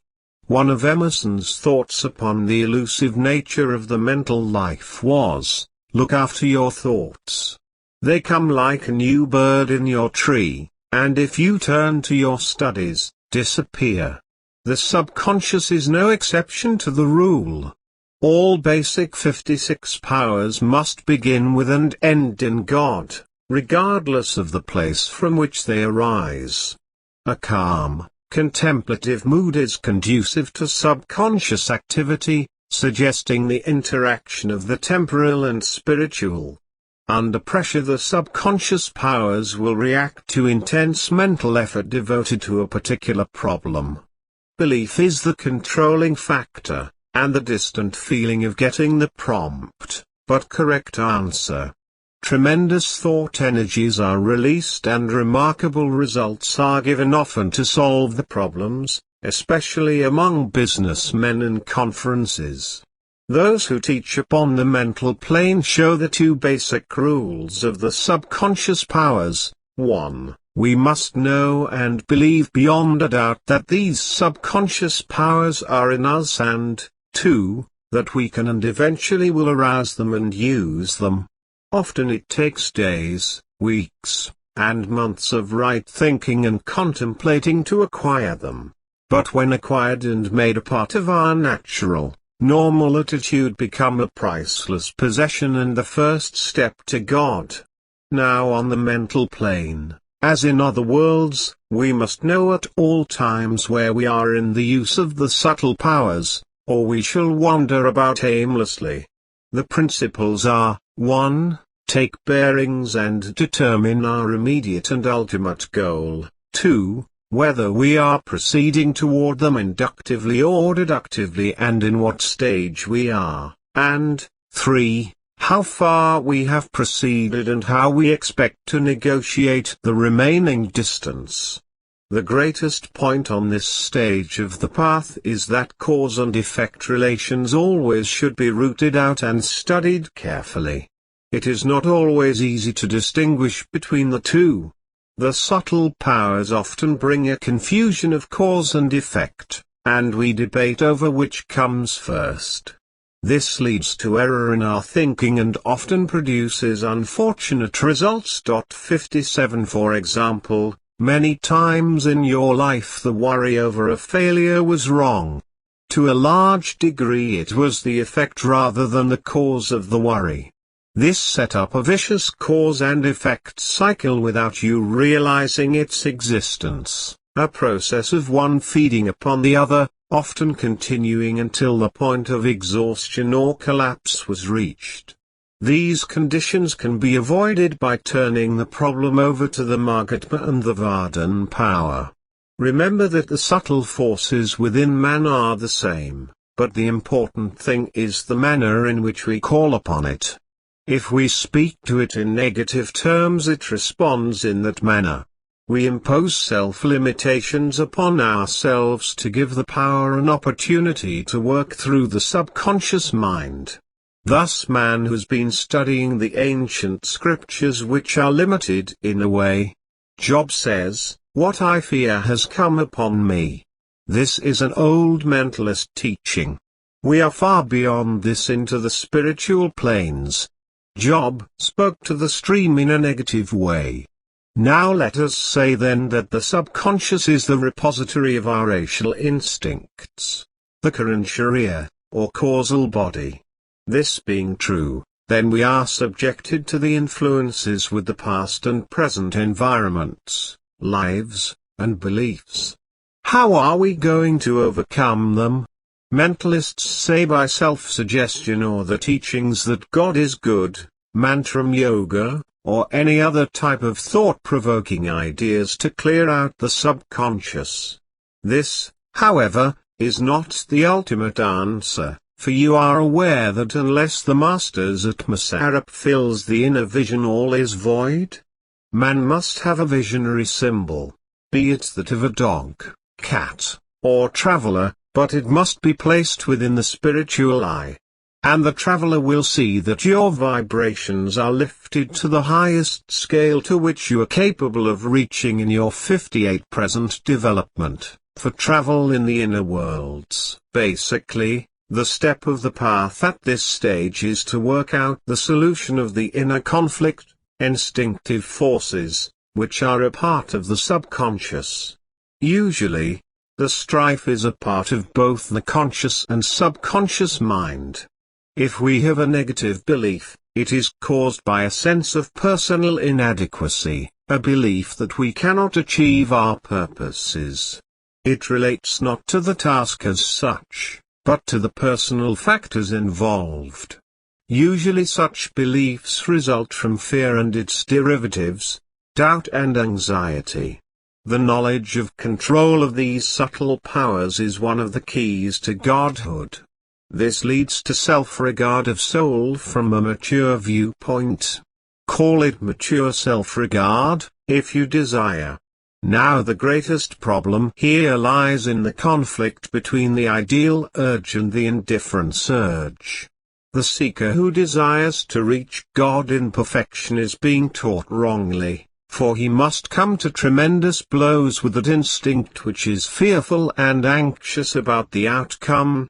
This makes his body a battlefield, and in the end he will not be as far along on the spiritual path as the aspirant who has just found the Master. Resign yourself to me, This I tell you. Do not seek any power but that of the highest, and I, the Master, will see that your life is cared for and protected in every stage of the spiritual path. You see why at times the Gaul force made greater inroads upon your body as a battlefield. He can only touch the lower powers, and this applies to most of his devotees. That is why his teachings are not the highest though he claims them to be. In his way, he is saying only what he knows to be the truth. Therefore, as he sees it, he is being truthful. When you come to me, then your life is changed, and you are lifted into the highest. If you know what the highest is 59 and desire that. Let us stop here. Tomorrow night I am going to tell you why the general teachings of the Orientals are not on sound ground. Good night. With that, Rebazar Tarzs arose and walked through the door, disappearing into the night. Spiritual conflicts. Rebazar Tarzs was gazing steadily at me, while I worked at the desk, late in the evening. After a while I glanced up and noted he had taken a chair. "RT, I have been waiting. Why did you slip off to the movies? There is work to be done. P, don't I deserve some rest? RT, those who have been called never rest. So never think you are going to dodge any duty by trying to substitute another. That is not possible. Now as the Varden Master, there is much to tell you. Very soon I will start dictating a new book to you. This is to be an esoteric story which will surprise the world. It will be a story of spiritual conflicts in man. But there are some other jobs you must do first.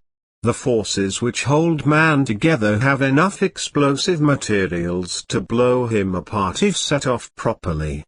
Now this is precisely what happens in many cases when we fail to balance ourselves and do not understand the proper spiritual powers within, and are unable to avoid prolonged conflict between the poles in the inner self.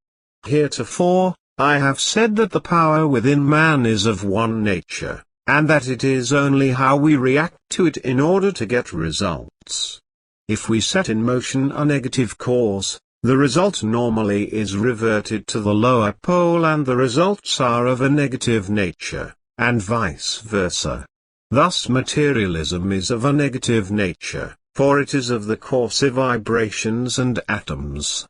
On the other hand, the higher the thought, the finer becomes the vibrations and the atoms by which it is constructed and grows into the higher spiritual forces, near the fountainhead of God.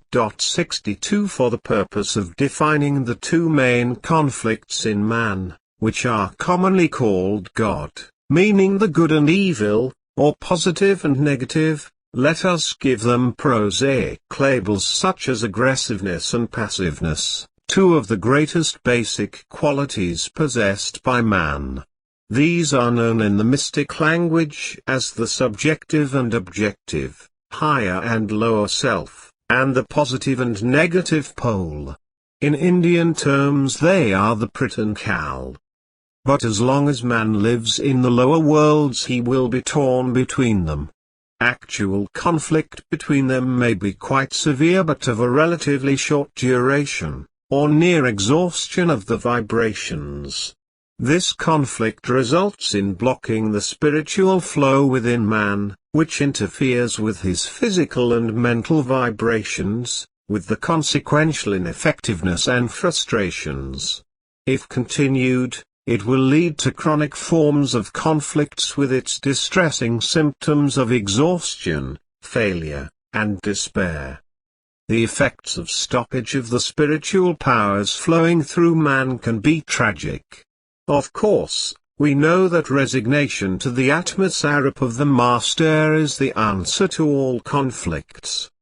But too often there is an over-anxiety to succeed in our drive to reach God, and the acute conflict will rage greater within, instead of quieting. This last statement is so true of many seekers normally, we call it over-anxiety. If your aggressive nature is too demanding for greater effort in the attempt to reach God, while the quality of humility has been violently contending that the efforts of the other is all too strenuous and exhausting, and that the striving should cease, then we must do something about it. If we resign our inner selves to the teacher, then we come to real self-surrender. If this is done completely, the conflict will terminate completely and the Master will bring peace and harmony to the soul. 63 Very often when you cease to strive for perfection, it comes like a thief in the night. With the inner strife and tension subsided, the Vardhan power begins to work within one, and spiritual and mental effectiveness returns. Undoubtedly you ask, should I give up my ambitious strivings for God? No, but such strivings must be continued without tension, anxiety, and conflict, for these are the negative side of man. Yet remember that these two natures of man are striving to move you closer to God, for the lessons which they bring daily are only to give you the spiritual efforts behind all events. This is the main reason why Buddha cautioned us to live the balanced life. In other words, the aggressiveness in man serves best by means of intense effort to overcome the obstacles to reach God. But the humble side, being the adaptive nature of man, sees to it that our interest is best served by the opposite means, by conserving our energy vibrations through avoiding tasks that are too difficult, or those where we fear we might fail, and adapting and conforming to conditions that appear negative without effort to overcome them. Thus when Jesus said, "Turn the other cheek for thy neighbor to strike," he meant that by resigning or submitting to the insult it would win the victory without the effort of expending energies on physical violence, which might set up karmic ties and open psychic channels which could take several lifetimes to work out. So you see, as the Americans say, why bother? It is like this, the aggressive nature of man is the green light to proceed and continue striving for God. The submissive side is that red light which says stop and take a look, for something needs adjustment. Now I tell you this. Here is where the use of subtle 64 discrimination becomes a great art for man. He must use his discretion to determine if the willpower is forcing his way when submissiveness would be of greater use on the spiritual path. Millions of people face neurotic problems daily because of the lack of proper spiritual training in the use of discrimination. Now let me say here that all instincts in man except the sex urge are striving constantly to preserve and protect him, and ultimately for him to reach God. Of course, the sex urge always is striving to preserve the beauty in the union of man and woman to a higher spiritual consciousness. Where the Vardhan master steps in to handle all problems of the individual lies in the fact that each drive within the mental field of man is selecting and pursuing the individual's interest as the common end and aim, but in a blind, unreasonable way. Thus if you turn yourself over to the Master, all inner life is organized for a single purpose, that is, to follow the will of God. Furthermore, if you have a healthy love for the inner Master, the awful burden of self-contempt is lifted, and the spiritual journey is easier for traveling. Of course, negative belief, or a belief in our own inner inadequacy always arouses this submissive side. Where such belief is intense or prolonged, the submissive gains complete control over the spiritual with disastrous results. The advocates of the Eastern philosophies have considered the greatest enemy to our peace of mind to be desire, and so they have taught the necessity of avoiding desire. Thus, on the whole, The Orientals have achieved the peace of mind, yet they have paid a great price for this avoidance of inner conflict. They have conquered the aggressive quality in man, and brought out the submissive side, and therefore, have yielded to their environment 65 without effort or desire to improve their material status.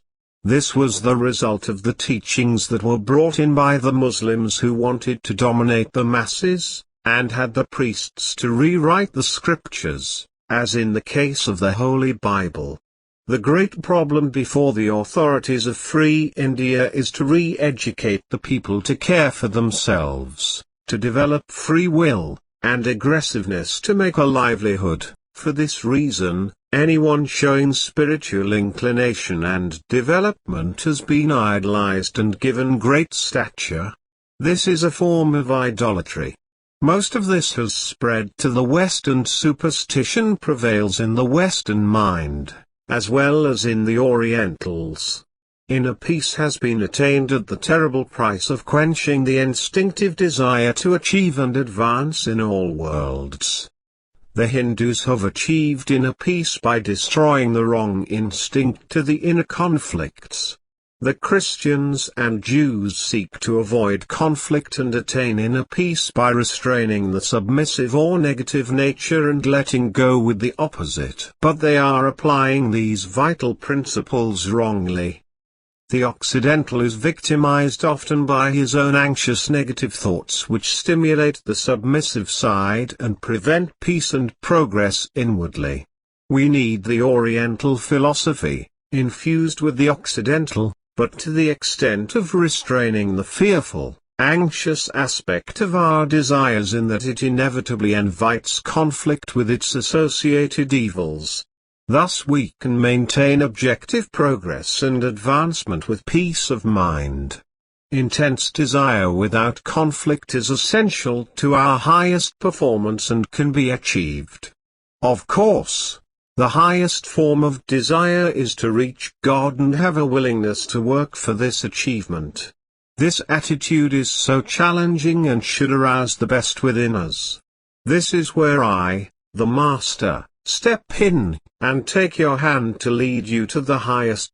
66 Furthermore, if you always hold an attitude that God is going to make the neighbor do exactly what is best for him, and you will see his action in this light, your attitude is in a subtle manner transferred to the other, and the Master will move him in accordance to your best plans, if your plans are in harmony with the living Vardhan Master's cause. When we have a bad day, or a distinct slump in our performance, usually it is because we have forgotten the Master and let the weak, negative or submissive phase of ourselves be on the ascendant. If in the opposite stage, it becomes the positive or aggressive side which is on the upgrade, and we are free of any limitations. Remember this. Impressions gained through transference often will have a more potent effect than those gained through the spoken word. If we want others to think well not only of our capacities, but ourselves, we must take care of the thoughts we think about ourselves and about them. Sadly, we are mistaken when we assume that what we think about others, without expressing it, is our private affair, and they will not know. When we are most anxious for others not to know what an innermost thought and feeling might be, they are most likely to sense them, or rather apprehend them through psychic perception. Thoughts charged with an emotional tone of fear or anxiety are especially apt to transfer, and those we are most anxious to keep to ourselves. Therefore, I say to you to cultivate sincerity and goodwill. Let us discuss the perfectionist briefly. He is usually an intelligent, conscientious, striving person, a very desirable type, but one who makes the mistake of pursuing certain virtues to excess. He suffers from nervous tension and frustration through inability to achieve a high degree of perfection for what he has undertaken. He is patient and forgiving of others, but for himself severe, 167 Unrelenting Taskmaster. He tries too hard, and this he needs to realize. He will attain a higher degree of perfection when he learns to relax his effort and remove from it the tension and anxiety that results from conflict and exhaustion. Sometimes by practicing total indifference to the light it will come. But by practicing the presence of the Master, you will integrate your powers for a higher step upon the path. Only I can help you. Nothing else can. And you can learn to feel my presence unmistakably if you proceed in absolute faith. For I am always with you. Thus your task is to recognize my presence and my guidance. Good night. With that, Rebazar Tarzs seemed to rise into the air and disappear into the light from the lamp, as if the yellow rays themselves were his body. 6869 WHO is the Master? The Tibetan's presence kept growing in my consciousness this evening, ever letting me know that he was there. Yet I could not see him. After a while he started materializing and his familiar voice spoke. RT, I need to go to work. Please don't hold back any longer. Are you ready? P. Yes. Let us start. RT, I want you to be absolutely bold in your thinking. Go beyond the farthest horizons in your mind. Be completely dependent upon me, but strike out with great courage to reach that goal you once set for yourself. Very shortly you are going to end this wild work schedule and settle down into a steady routine. You will write on a fixed schedule and have a good income from it. At this time you are approaching a complete change in your life. The date set for this is March 25th. Be prepared for this change. It comes on Sunday, and actually this is going to make such an absolute change in you from that day on. Hardly any of your friends will recognize you. Everything you do and touch will turn to spiritual gold. Within the next few days I want you to slow down on my dictation and let yourself catch up with getting all into the notebooks. Before getting into this specific discussion tonight, there are a couple of things to take up. 1. Where are you now in your life and goal? 2. How far have you progressed?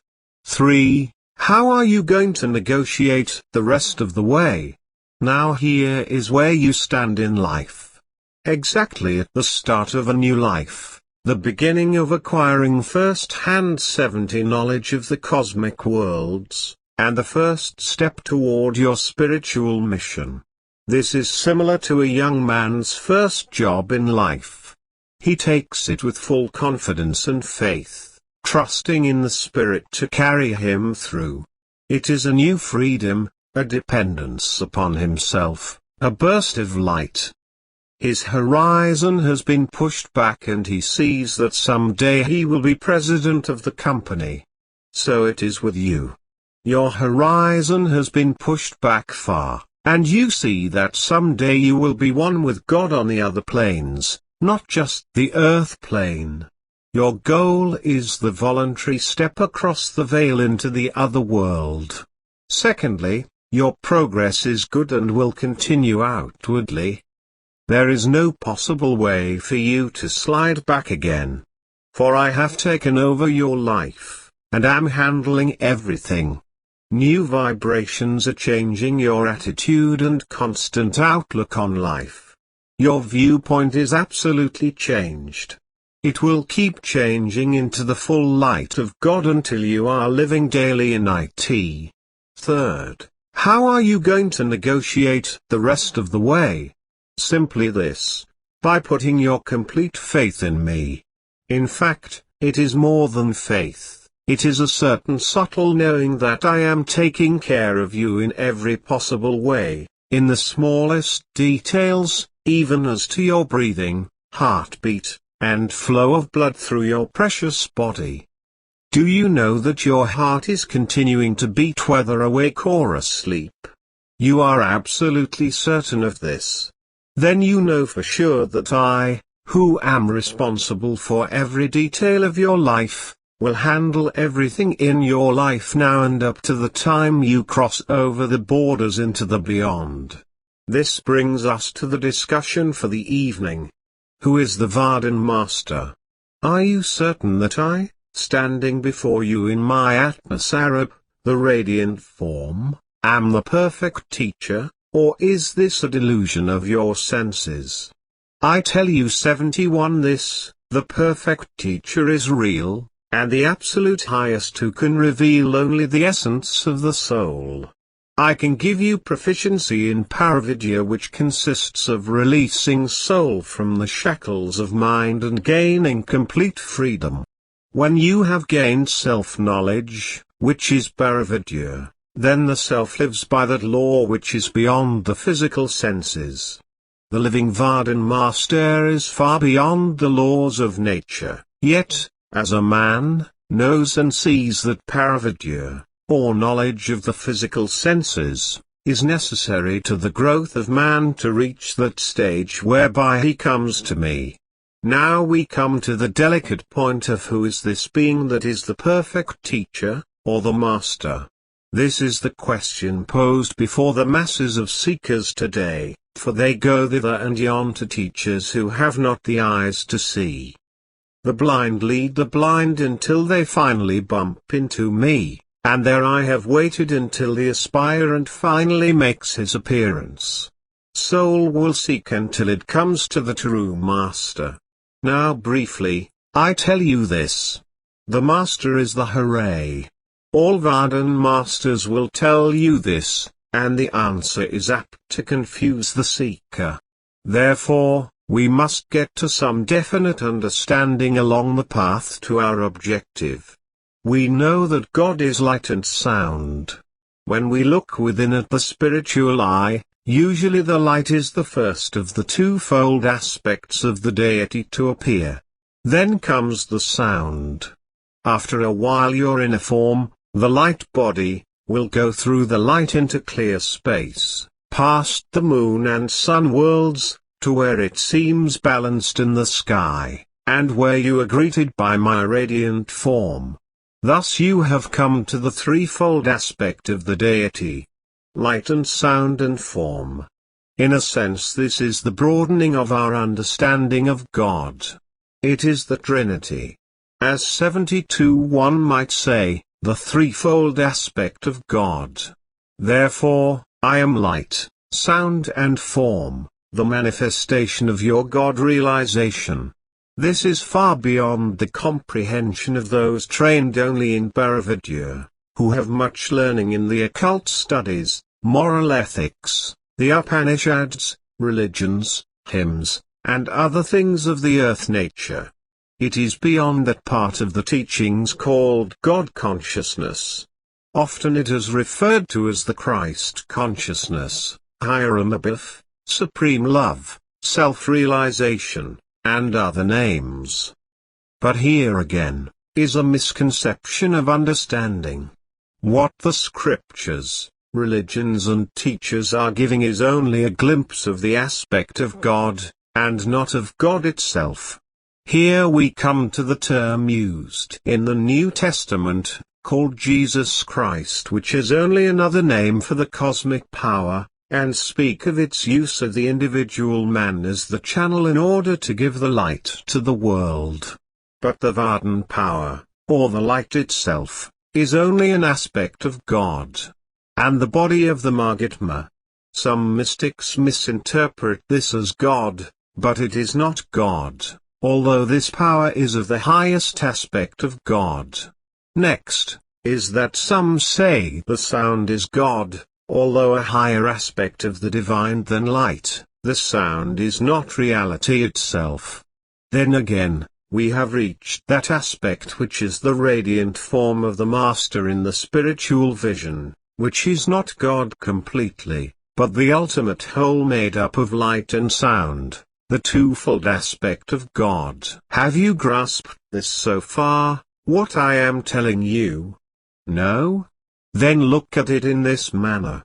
Let me say that every mystic and philosopher has tried to reach the ultimate goal by different paths and failed unless the Master appeared and explained what God is to them. Each has sought always, through various disciplines of introspection, to arrive at a 73 knowledge of the ultimate immutable essence that underguides the subtle physical worlds. Remember Plato said 2300 years ago, the true lover of knowledge always is striving after being. Now this is where we are at this moment. Let us simplify these vital questions. Who is the Mahatma, the living Vardhan Master, and is he God? The simplest illustration is this. The only world man knows is that created for him by his senses. If he expunges all the impressions which they translate and memory stores, nothing is left. Hegel said, pure being and nothing is the same. A state of existence devoid of associations has no meaning. So, paradoxically, what the scientists and the mystics call the world of appearances, the physical world of light and color, is the world which man has made by his essential nature for his own use. What is called the world beyond, the world or reality, or the cosmic world, which is beyond the perception of human eyes, is an invisible structure built upon the light and sound, and controlled by the Vardhan Master.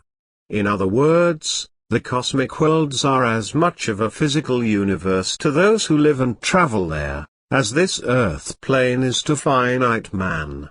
However, here the tables of atoms which uphold it are of far finer nature, growing finer on each upward plane until they become like rarefied mountain air, which only the trained mountain climber can inhale. Now we will think in terms of the three-form symbol which makes up the reality called the hooray. Let us reduce this to its lowest common denominator by using this example. We see, feel, touch, and hear on the physical plane.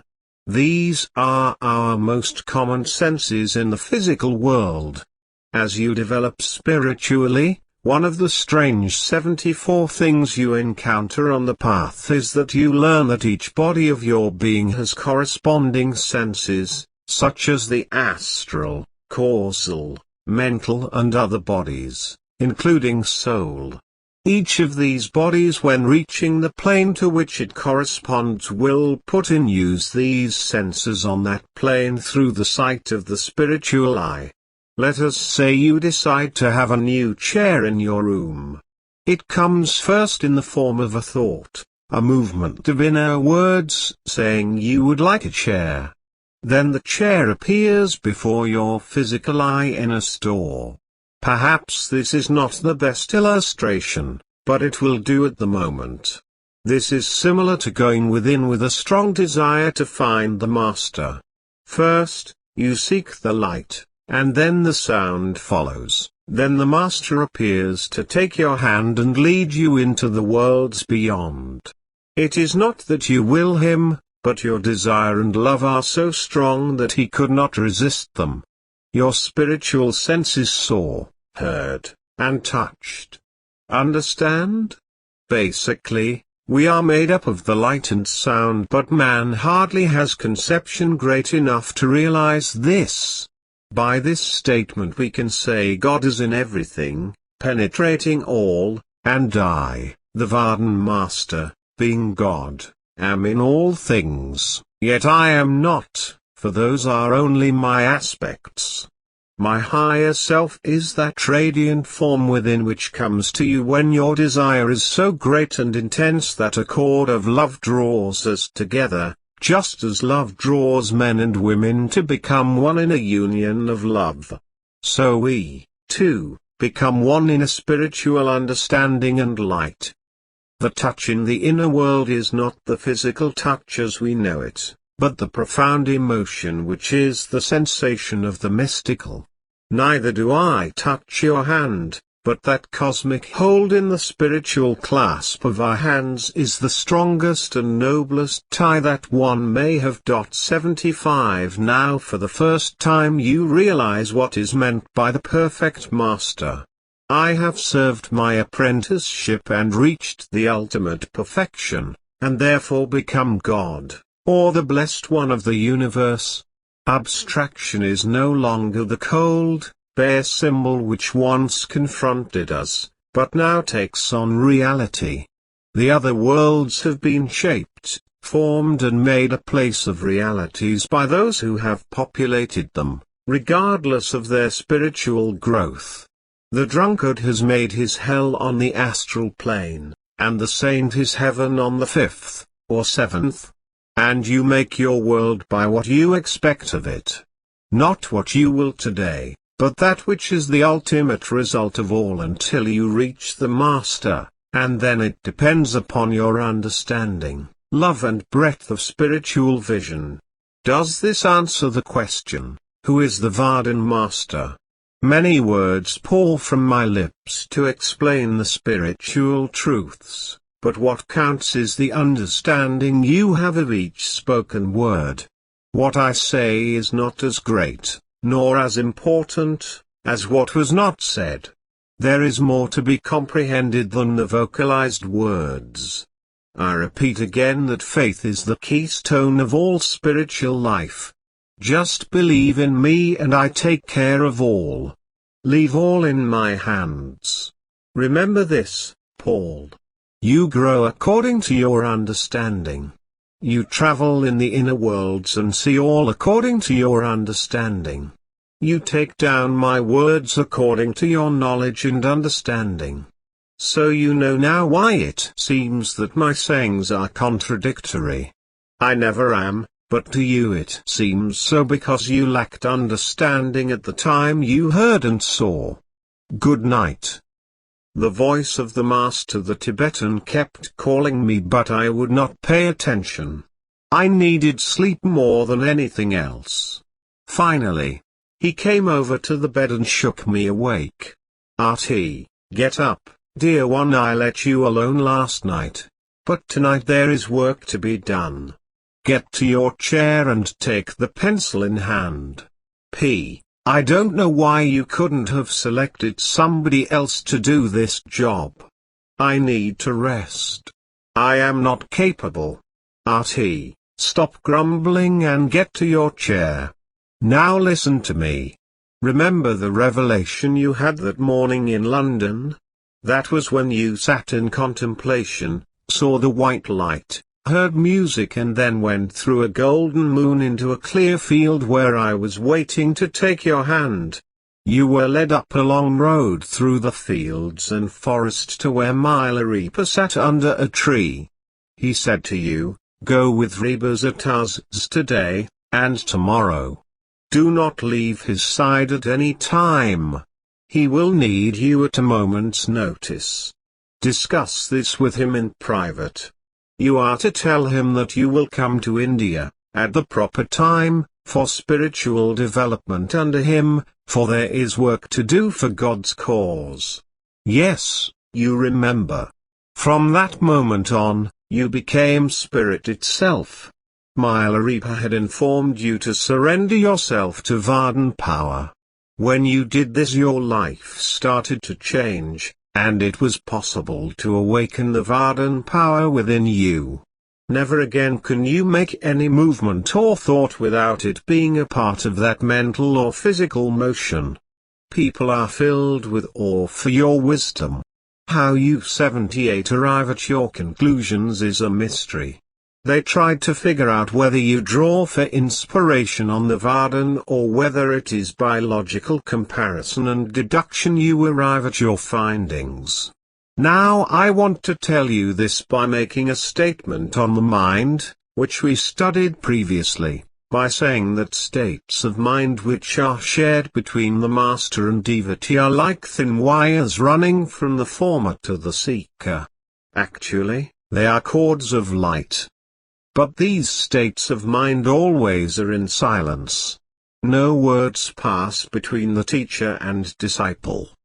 There is no need to be, for the pupil readily understands the teacher's desires and carries them out fully without question, often without himself being conscious of doing so. The master rarely tells his disciple what to do.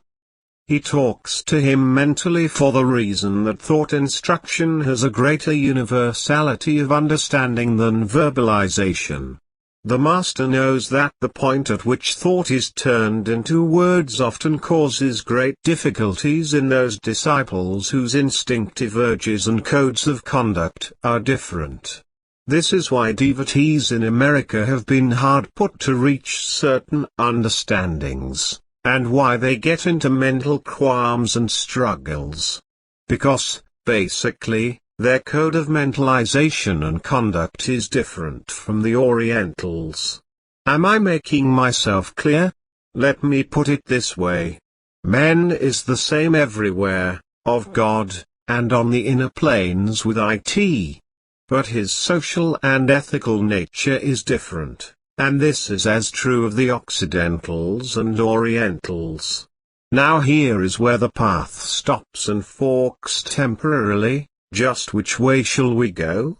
I believe in one pattern of conduct because my social, physical and racial background trained my mind in it for years. If you would put an Orthodox Hindu in a Western home, 79 job and social life, it is doubtful he would like it.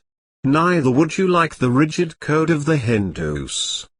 Now down to some basic pattern of this former point. Some persons whose basic urges and codes of conduct are not in accord, have difficulties in getting out words. The projection of the unexpected feeling is obvious. It does not allow feeling to come to the consciousness as a thought for which the devotee must assume responsibility.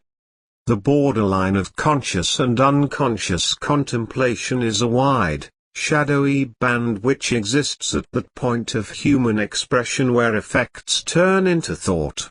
Many devotees suffer from the great difficulty in finding words which would suitably express their thought to make themselves really understand what is wrong, or the problem within themselves. This blockage is due principally to the fact that they wish to find words which will express the effect of their thought, yet not reveal anything which will expose the ego. Seldom can this be achieved, for few such words exist in any language. But where there is true humility of the devotee toward the master, then there are few or no words spoken between them. The mental and spiritual vibrations passing between them are greater than words which the tongue can utter. This silent exchange is the secret language so often referred to by the adepts. It is one of the most normal procedures between the devotee and master. An example is that between lovers a glance passing from one to the other will tell more than any sweet-spoken words. Remember the glance I gave you in the home of Sudhir Singh, in Allahabad that evening before the contemplation started? That told of my love for you. The master undertakes a baffling and tedious task when he seeks to reach the emotions immobilized and imprisoned beneath the surface by the aspirant who remains detached and impersonal, yet looks to the guru to give him enlightenment without effort on his part. The Vardhan master must attempt gently to probe and pry so the coiled spring of emotion may be loosened and brought into action to let go with love. On the other hand, those aspirants who have gone in the opposite direction need to have this spring of emotion tightened to keep them from being overly discriminating. This is done through the voice of silence, that phase of contemplation passing between the master and devotee. It is doubtful that a perfect teacher would sit with his devotee and discuss any fault of the aspirant. No, I tell you. Hardly ever will a master tell one what is wrong within, but he will concentrate on the error and bring about the change from the inner outwardly, without pain or difficulty to the devotee. and very often without the conscious knowledge of the aspirant. Now this is done through the use of love. Love is the true philosophy of the saints. Not the love you see portrayed about you, but that of the highest. And now I tell you that there are planes beyond the fifth. But we shall not discuss them yet. From these planes flow the great current of love to permeate the worlds below. Briefly, I will also tell you that within the last realm of space, we have over 10 million worlds upon which life exists. If this is beyond your imagination, do not think about it. The inability to give love and, through not giving, the failure to receive it, are fundamental factors in the troubles of man. In psychology we say this is the factor in many types of severe neuroses, especially in schizophrenia. The tiny infant has an absolute essential and biological 81 need for warmth and attention, in the spiritual as well as the physical sense, and also for affection and love. Deny these, one solution remains to the child for satisfying the instinctive need. This is to find it within itself, and to love itself excessively. During the adolescent years this self-love may lead to self-indulgence, and a vicious circle is begun which fosters shyness, antisocial tendencies and sullenness from which the person may not emerge. Thus you see, the Varden Master is faced with the great responsibility of opening the hearts of the devotees. If I should do so without care or caution, the seeker may be thrown off his delicate emotional balance and become a social problem for his fellowmen. Now the law of the world as we know it is this: if a man's attention is focused upon an object which gives him pleasure, he will have pain if it is removed. So you see, this law of nature compels us to place the attention of many on a permanent object so that there will not be an unbalancing of the emotions too greatly through pleasure or pain. Let me tell you here that the word detachment is too cold. What is meant in spiritual terms is this: we, as one with all, will have a certain amount of pleasure and pain, but will not let it affect our emotional balance too greatly to throw our minds into the extreme poles of joy or sorrow. The real control is detachment from fear. Once you have gained this important attribute of God, then you can enjoy greater life. Yes, you can have a joy mixed with pain and not be affected to the same extent as previously. Only when fear is in control of those two poles is your life attached to its physical, mental, and spiritual possessions. Give up fear and you need never to give up another thing in your life. Great joys physically, mentally, and spiritually can become yours, balanced by 82 what sorrows there need be in your life. Of course, sorrow comes to you. If your parents pass on, your sorrow does not come from death taking them, but from the fact that they must go away. If fear has been cast out of your life, then this emotion is true sorrow, an emotion which belongs in the psychic realm. This is true of mother who weeps when her daughter is married.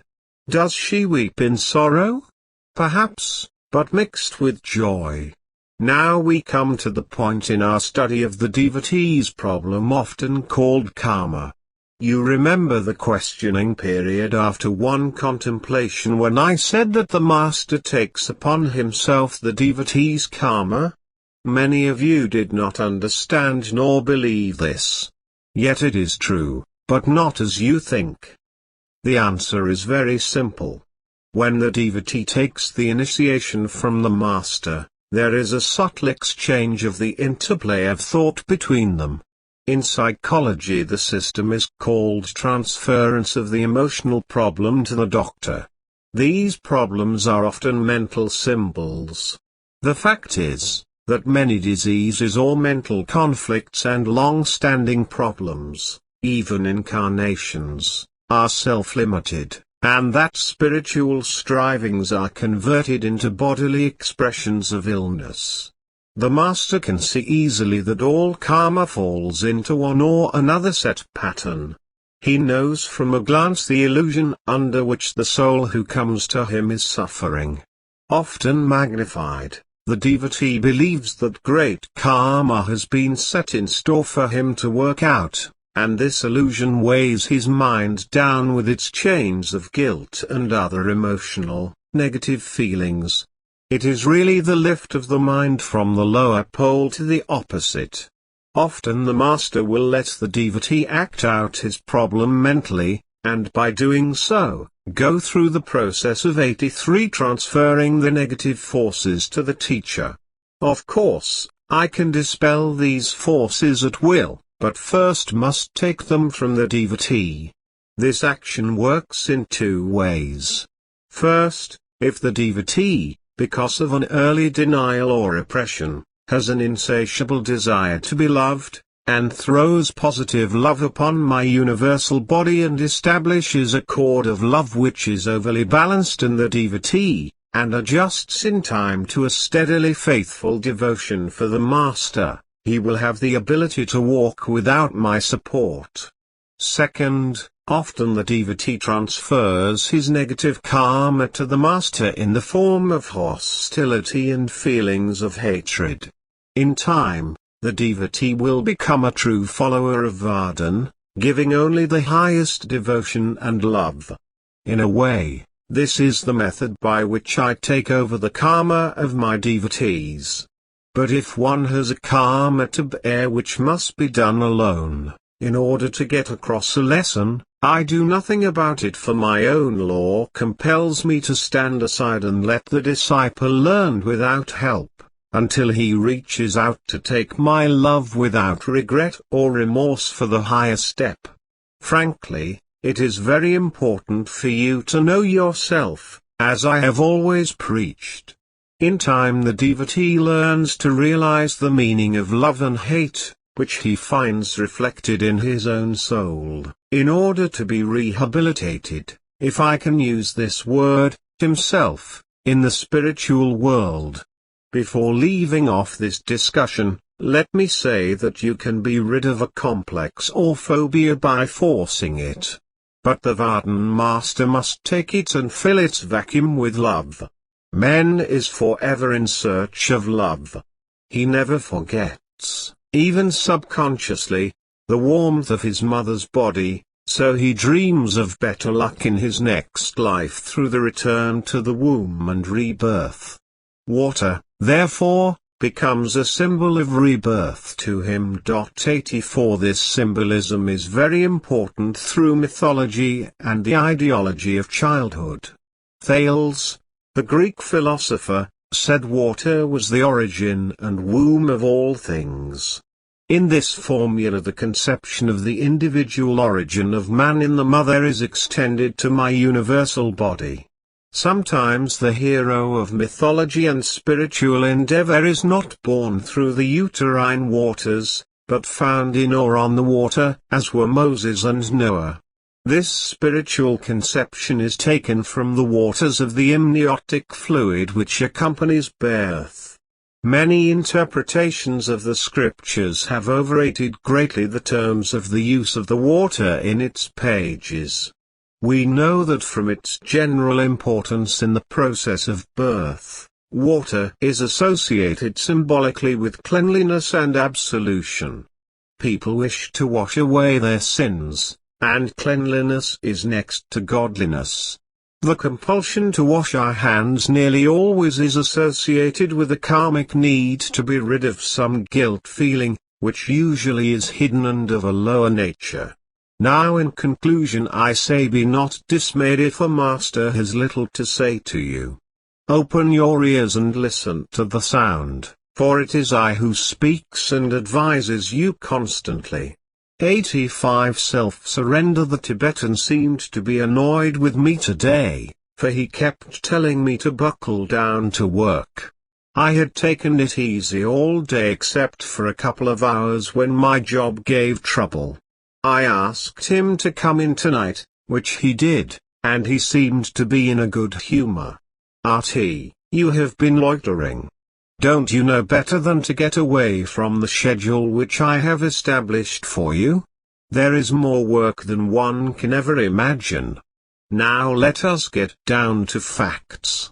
The subject of self-surrender is one of the most debated points in all spirituality.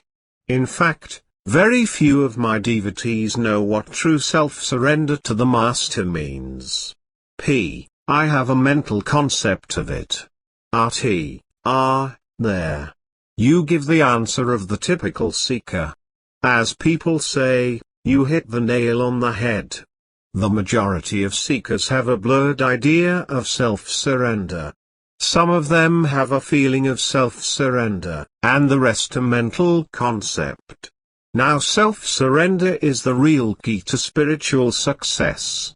If you are looking for any growth on any plane, this is the way. Only by self-surrender do you gain illumination and knowledge of true spirituality. To whom do you surrender? To the Innervardhan Master, of course. To him who comes to you in the Atma Sarup, or the radiant form. He is the Mahatma, the true Master. Yet you ask, how do I surrender to the inner Master? This is one of the paradoxical questions facing every seeker. Almost every true seeker of God becomes frantic and 86 desperate to reach the ultimate goal, or for some light upon the path. Yet this serves only to increase his frustrations. There is only one way to find God, but only the daring, the enterprising, and the ambitious will find him. The way is simple, so much of a primary thing that we are apt to overlook it. Just sit in silence, looking sweetly into the spiritual eye, with effortless effort, and the light will come.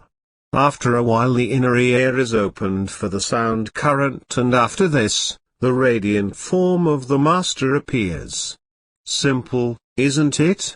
Well, so far it is, but then again we have not yet surrendered to the Master. Yes, we can have the Master in our lives, but not yet be surrendered to him. This is the paradoxical nature of God.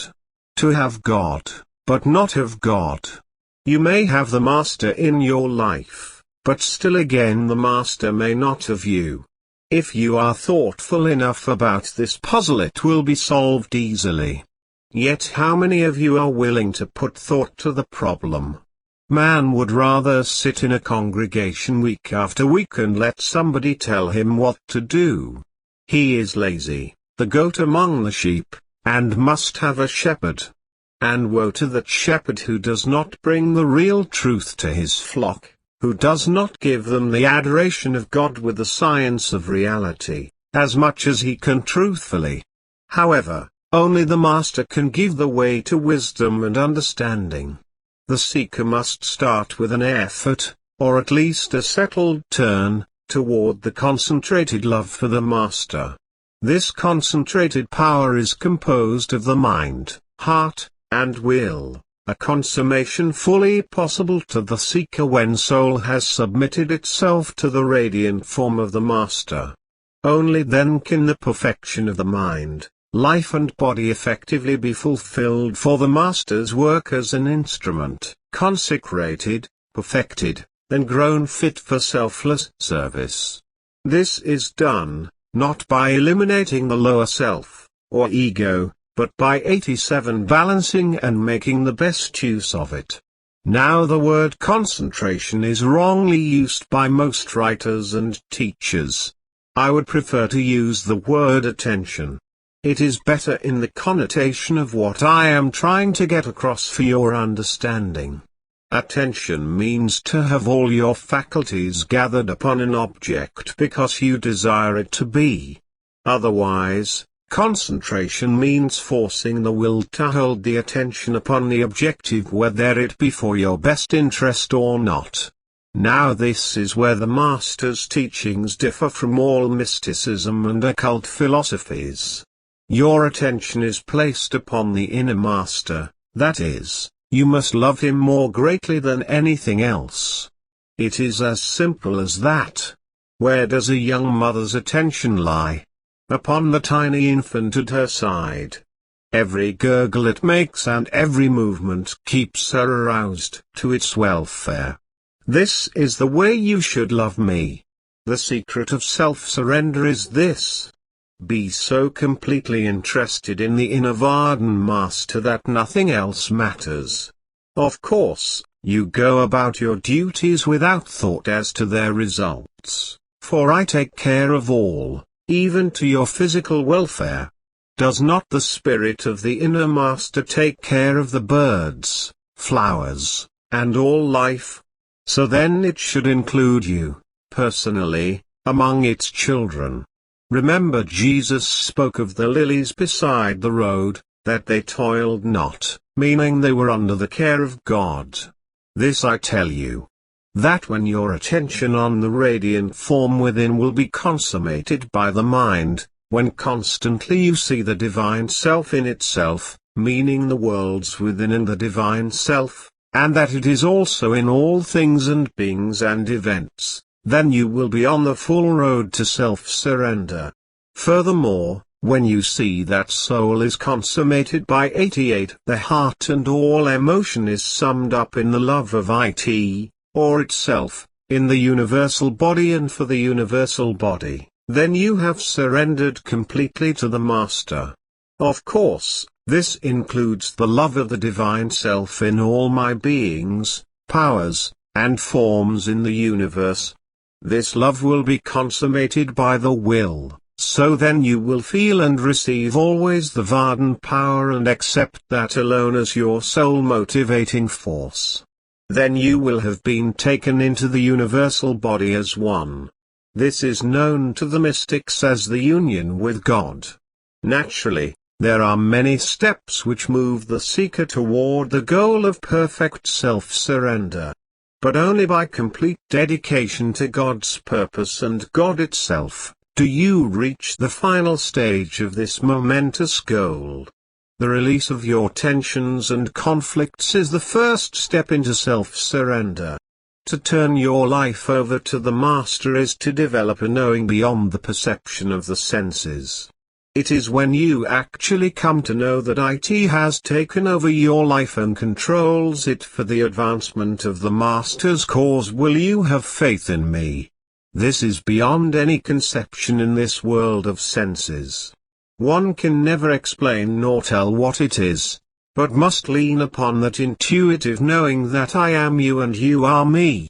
It is actually this simple. By becoming the instrument through which the cosmic power flows so readily that you can hear the sound like the low hum of a motor, sometimes bells, thunder or rolling drums.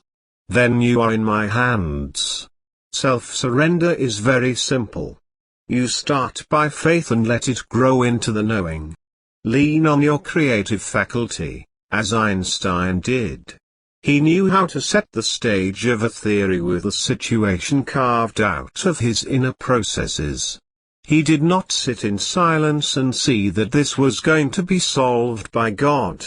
No, he started with some point to determine 89 the point of self-surrender to his creative processes. First it must be done with desire and the creative faculty, not the imagination but the use of the cosmic power. Call it creative force if you wish, to build within what is needed in life to serve the Master. Then let us begin at this point, by the use of our own inner effort and initiative, which is needed to work as in our daily lives. For example, we must not leave everything to the Master. For all, in accordance to the law, must be done by free will. If you set out to write a book, the subject must be selected, materials gathered, and the outline laid down. Following this you must select your chapters, and put them together until there is a continuity like beads running together on a string. Giving up to the Master is not letting go of free will, but making use of it for the divine plan of God. For like the writing of the book, Your interest is given over to the divine life.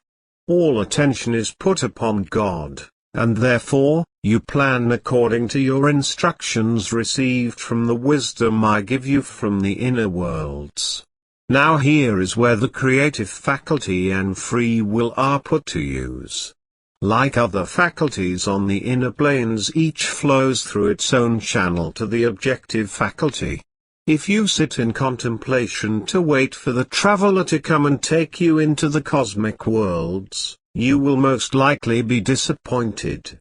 Therefore you must put to use your free will in determining where you would like to go under the Master's guidance, and what might be expected there. Normally, if the Master feels that it is right for you to take the journey to the plane of your desires, your will can be fulfilled. On the other hand, it takes the use of your creative faculty to plan and measure out what might be before you. In cosmic worlds everything is in accordance with your 90 experience or your belief. I mean by this that if you desired to travel from Chicago to New York City, your astral willpower and creative faculty would be used in getting to your destination. But as a child, who does not believe that anything exists in the world outside its own environment, you would not believe there was a New York City. So it would take all the creative faculty to build an inner image of it. Am I making myself clear? You must believe there is a second or third and even a fifth plane in the cosmic worlds. Use your creative faculty in a positive manner to see or think what is there, and your free will to decide to make the journey.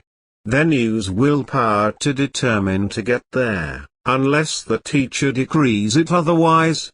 By the use of these three faculties in man, constantly fed by the divine power, you in actuality can become the architect of your own free will to determine whether or not you will follow my choice of course for you. You are the master of yourself and you are the master of your life. Only when you harmonize your free will with the divine life will your life follow the direction of soul. Your free will determines whether your life will come to a perfect self-surrender to the teacher. Now, have I made myself clear? Now let me tell you this. Fear no one's willpower. You can handle all situations with ease and charm. Meanwhile I will take care of any who try to harm you. Nobody can harm you, for you are under my protection and care and doing my work. Spirit has taken care of you constantly.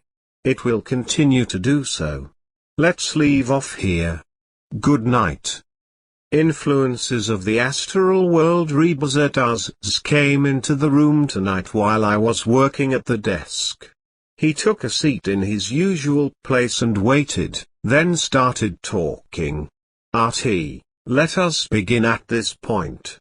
Tonight I desire to discuss the fallacies in the teachings, and the problems which beset the seekers on the path.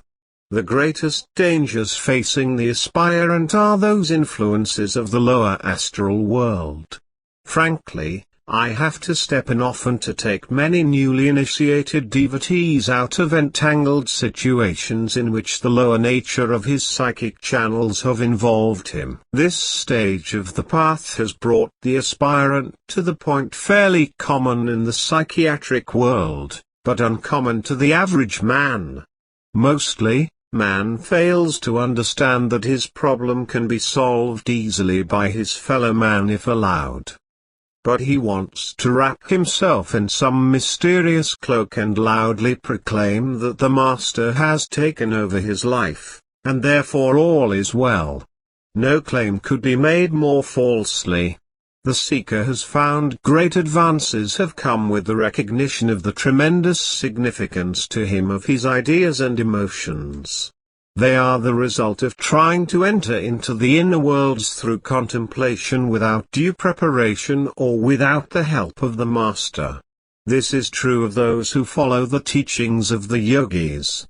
Now I tell you seriously, many of the teachings are dangerous, for they have the tendency to unbalance the seeker instead of adjusting him properly.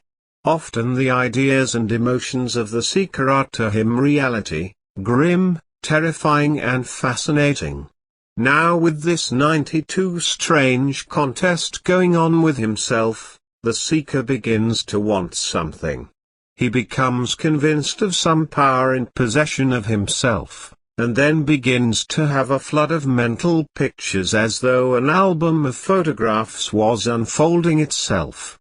Too often, he is terror-stricken or overwhelmed with fear of the unknown, and there are times when he is certain that he is going to die.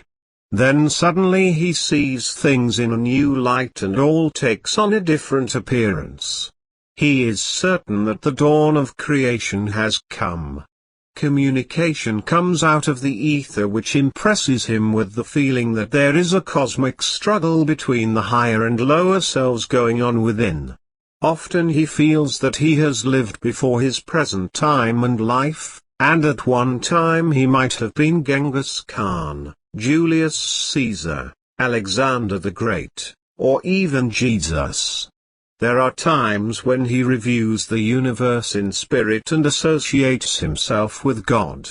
Now, sooner or later, the seeker comes up against hard set points in his inner world, and it becomes a real world. The drive for God realization has stopped and the individual becomes listless, ineffective and often unable to care for himself.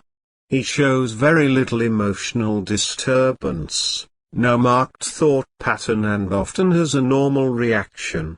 But he drifts towards dissolution and destruction within himself. Now I tell you this. Often the seeker at this point tries to save face and refuses to admit defeat or error, and resorts to distortions of belief in order to escape the sense of failure and guilt. Then he voluntarily isolates himself from his fellow man, to live alone with his own world. He is looked upon as neurotic, or queer, and often his ego gives him great joy in this distinction. 93 Now we come to the crux of this psychic situation. Only a few individuals can drift towards inner destruction, or build up an effective system of delusional misinterpretation, without at some time or other becoming aware of this danger. It is at this point that they start looking about for help. It can be at this time where the true master steps forward to give them a lifting hand.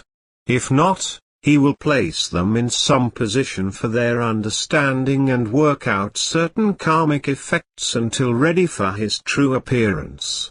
Too often the seeker has dark, negative impressions or pictures at this time which come off the lower astral plane. This is thoroughly characteristic of acute psychic disturbances. They begin with some eruption of the subconscious which is interpreted as a manifestation of the supernatural. The impact of their experience is apt to be a shock to the nervous system. It can destroy the foundations of their inner organization and upset the structure upon which the objective judgments and reasoning processes are based. Then the seeker finds himself living completely in the subjective world without divine help. This is a strange new world where accepted standards of value do not apply. There are strange meanings in everything about him, and he is certain of only one thing, that things are not real on the physical plane. Very often, the mental processes are quickened and ideas and images flash into the mind as if from an outside source, in the form of voices and visions. In general, the seeker may have dark, angry images of a cosmic catastrophe about to occur, or that he is the Messiah, and that all the universe is operating from out of his heart, and many times he proclaims this to the world, only to be reviled by the public. More common reactions are deep depressions, feelings of guilt, self-blame, persecution, and 94 acceptance of responsibility, which may be thought of as being on a national scale. Throughout these periods the seeker will show remarkable frankness, telling apparently everything about himself, even though it is disturbing to him. Often he cannot stop talking. In the spiritual world, he classifies people as the drifters, the self-deceivers, the panic-stricken, the reactionaries, and the simple type. Here is where we move to another step upon the path. In the world of religion, many people with disorganized minds can point to wide religious experiences. And in many of the so-called religious geniuses and mystics we can hardly fail to recognize features that are definitely psychopathic. Now I tell you this. We have advanced to the real challenge on the path of spirituality. How do you determine the constructive experiences of true God realization in comparison with that of the destructive experience of the psychic world? This challenge we must seek out and determine. Except for the true mystical experience which the Master gives his disciples, as a grace, most experiences in the inner world are problem-solving experiences. They are attempts to reorganize the full inner self and marshal its forces to meet personal failure and isolation created by the struggle between the aggressive and the submissive qualities within man. Strangely, the sick of soul rush everywhere but to the Master for the healing of themselves. Search the history of all religious geniuses and see what a struggle they had until finding their own true Master.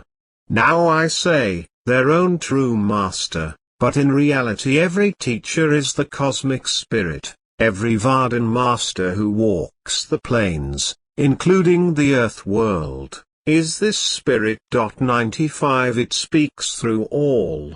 None can escape it, for it is the personification of the cosmic worlds, of time and space. Then again, there are some through which I will not speak nor act, for their followers are on the lunatic fringe. These I leave alone until the proper time for them to turn to the lifting of the vision to ask for my heart. Thus, here lies the hope for man. In the history of every great follower of God, a similar experience of disturbance is recorded. It is the burning up of the karma and the removal of the dross so that the teacher will be able to make use of soul and refine it to become the instrument for the cosmic power to work through. One great inner conflict is the characterization of alternating moods of elation and depression, of hope and despair, hypersuggestibility, morbid conscientiousness, and the obsessive fear that the seeker has committed an unpardonable sin. The simplest way to be rid of these negative qualities is to lose the fear of them through your faith in the power and mercy of the Master. To suffer for your mistakes, or sins, as the scriptures term them, is an archaic symbolism of the kind we find so characteristically among the psychically disturbed seekers in mental hospitals. Frankly, this heavy hand of sin is laid upon many who have sex relations either in marriage or out of it. They suffer terribly through the teachings of conventional religious or moral codes. This I say, that they have more faith in the lower powers than in the Vardhan power. Let me say here that anything done with love and in the consciousness of the highest ideal is blessed with the cosmic power. And all things have their place in God. But self-condemnation is the worst sin of all. How can you sin when you are me, and I am you? 96 Remember this. You live in the law unto yourself when you act in faith to the teachings of Vardhanka. Too sadly we find the results of the churches today to be the tragedy of loyalty, the loss of perspective, and the tendency to overemphasize the petty and trivial and diverse. You have seen that those whom spirit touches and who have inner conflicts are generally those using some unsatisfactory protective devices to quiet and surpass a troublesome conscience, until the tension reaches the breaking point and the solution comes with cataclysmic suddenness. Generally, those seeking God will attempt to solve the problems connected with their own personal destiny, loyalties, and values created by their objective life. They constantly are asking, who am I? Why am I here, and where am I going? What is going to happen to me? How can I solve this situation? How can I make atonement for my sins and mistakes? This only means that they are looking for the teacher. The way to reach them is through a staid and unbroken development of the ideal. Cataclysmic experiences, regardless of outcome, are manifestations of soul's attempt to get rid of attitudes and blocks that stunt growth, and to effect a reorganization of the inner self to accept the Master's help. Frankly, the tradition of mystical God realization is prominent among those who suffer from the sense of self-division. I mean that the strain of struggling against what they call sinful desires may result in mystical practices, and too often failures, although there are a few who reach unification with God, even without the teacher. So few, indeed, that it is not worth the struggle to try without the Master's help. 97 The goals of Vedanta should generally be serenity, poise, unorganized will, that is, from an objective viewpoint. On the subjective side, let soul become the channel for the Vedanta power for my work in this world. Saint Teresa, the Spanish mystic of the 16th century, is an example of the objective features of morbid asceticism, blank despair, and joy, vision, etc., but growing towards the ultimate goal of realization with the Master. In the end, a transformation of the ordinary woman into a fine mystic. She was the intuitive type who arrived at her solution by means of subjective crises. But her system was completely wrong.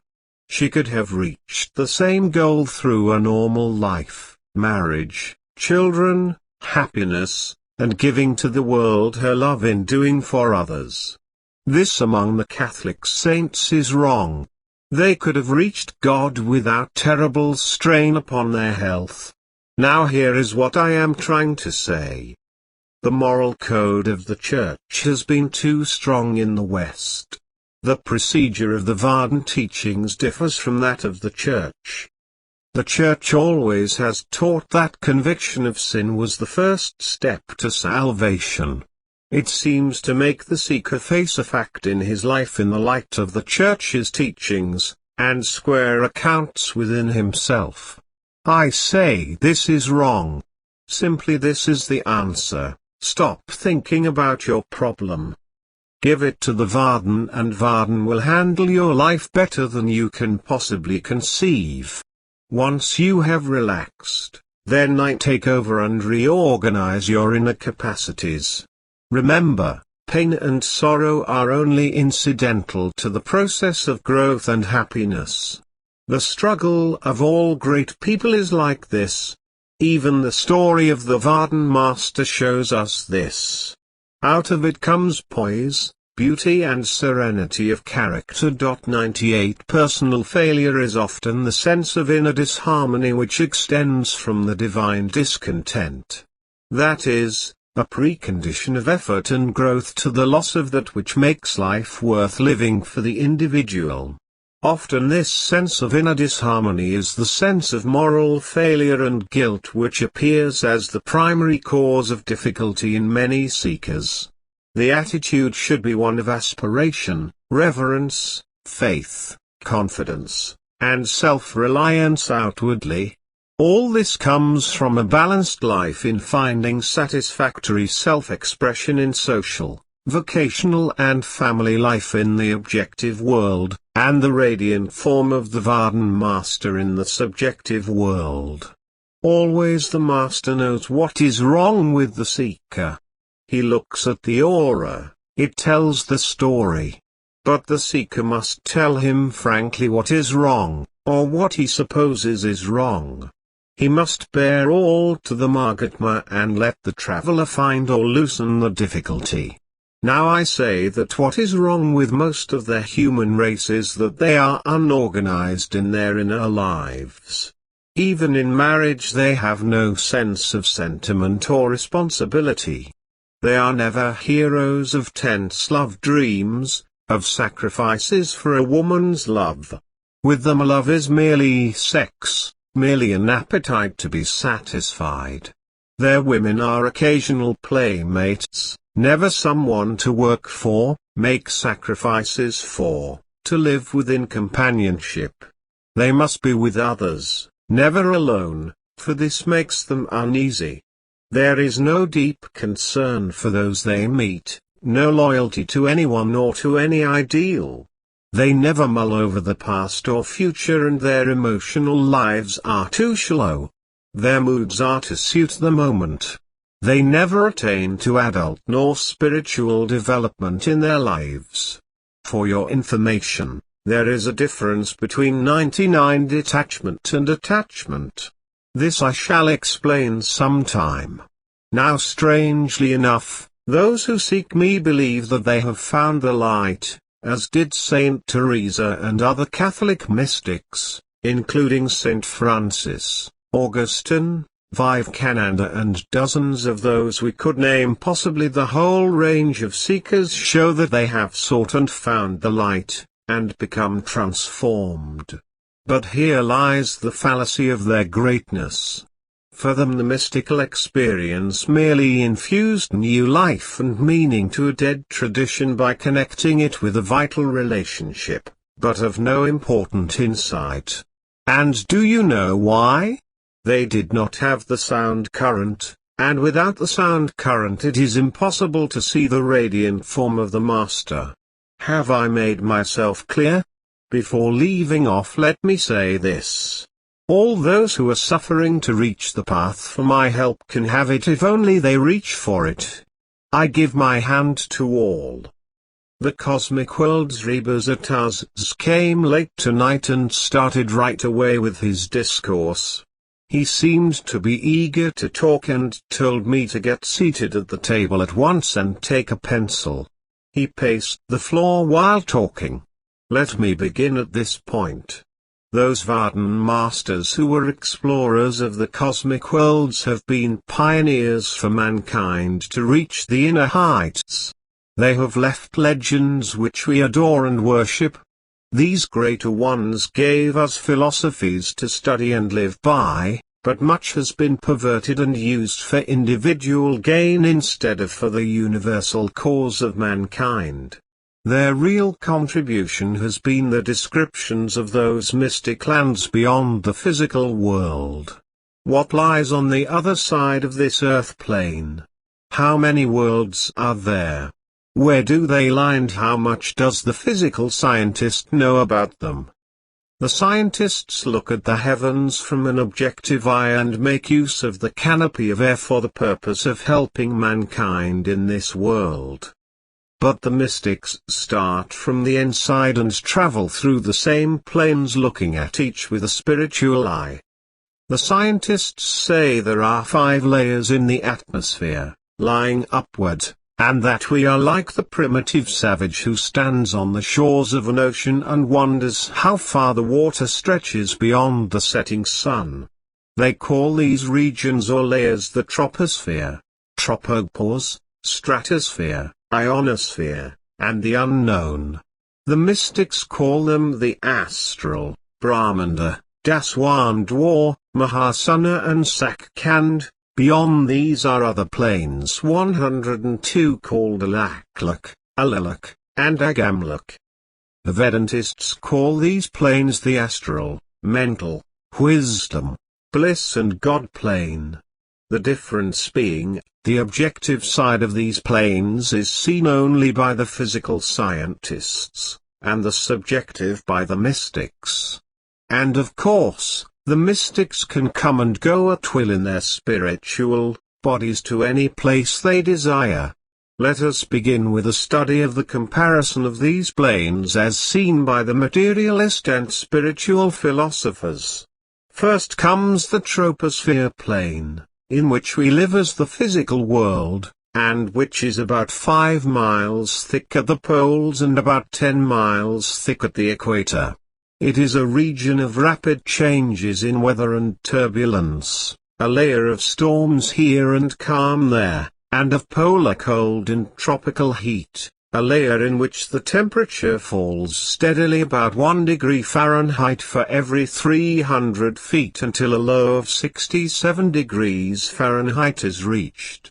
80% of the air by weight is packed into the troposphere. The mystics call this the astral plane, and it is known as the under, the lowest of the heavens, and it lies nearest to the physical world. The lower part of this world is the gross material or the Earth planet and its fellow worlds. Coarse matter dominates all but a few minds and souls. This region embraces all the suns and planets known or unknown to astronomy. It extends out into space, without the knowledge of the scientists, far beyond the reach of any telescope. The masters return to this region again and again to help mankind, who live in the darkness of a negative world. The capital of this world is at the top of the astral region, which is sometimes called Tripad, and named Sahasradolkanwell, which means the 1,000-petaled lotus, the center which all yogis strive to reach for spiritual attainment. 103 The ruler of this region is Jotnaranjan, the negative power that creates matter in the lower worlds. He is in the center of the power commonly called the 1,000-petaled lotus, the great cluster of lights which is the great light that the mystic views when approaching the higher astral planes. This is the actual powerhouse of the physical universe and what the scientists have been seeking to understand. They have come to the duality of the atom, turning from its spiritual refinement together with the coarser ones to make up the matter experienced by the physical scientists. Out of this powerhouse flows the power which has been created and now sustains all the worlds in the universe. Those lights are of all shades and tints, but basically made up of the 7 shades of black, red, green, orange, blue, yellow, and white. These flow off into streams of rays throughout the universes, and each has its different aspects to help with the physical life on the planets. For example, green is the individualizing ray which shows the growth of the being in man's aura, as the rays touch each aura in every living thing throughout the worlds. Black is the pure color of the darker or negative side while white is opposite. Red is the color of human love, orange the ray of life, called prana by the Hindus. Blue the intellectual ray from which all great thinkers and creative artists receive their inspiration, and yellow the spiritual ray. Note the colors worn by any individual. They express somewhat the dominating astral rays in his aura. The great astral city lies just below a shining mountain. It is called the City of Light. Here dwell many of the earth's most renowned people, of all ages in history. This is the home of Jotnaranjan, who lives in a great castle in the shining mountain where I once took you on an inner journey.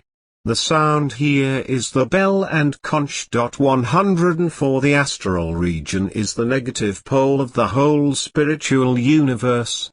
Life is so long here that many of its inhabitants believe they have reached immortality. All work at some creative occupation. This world is often wiped out after several million years, followed by a period of equal darkness, Then a new creation is started. Now for the second region. The scientists think of this as being a no-man's land lying above the first region, and call it the tropopause. According to the physical eye, this region is a thick layer in which the temperature ceases to fall with increasing altitude. It lies many miles above the Earth, and has not yet been too well explored by the material scientists. The second region is known as Brahmanda, which means the egg of Brahman and refers to the name of its lord, Brahman. This deity is supposed to be the supreme being of all creation by the yogis.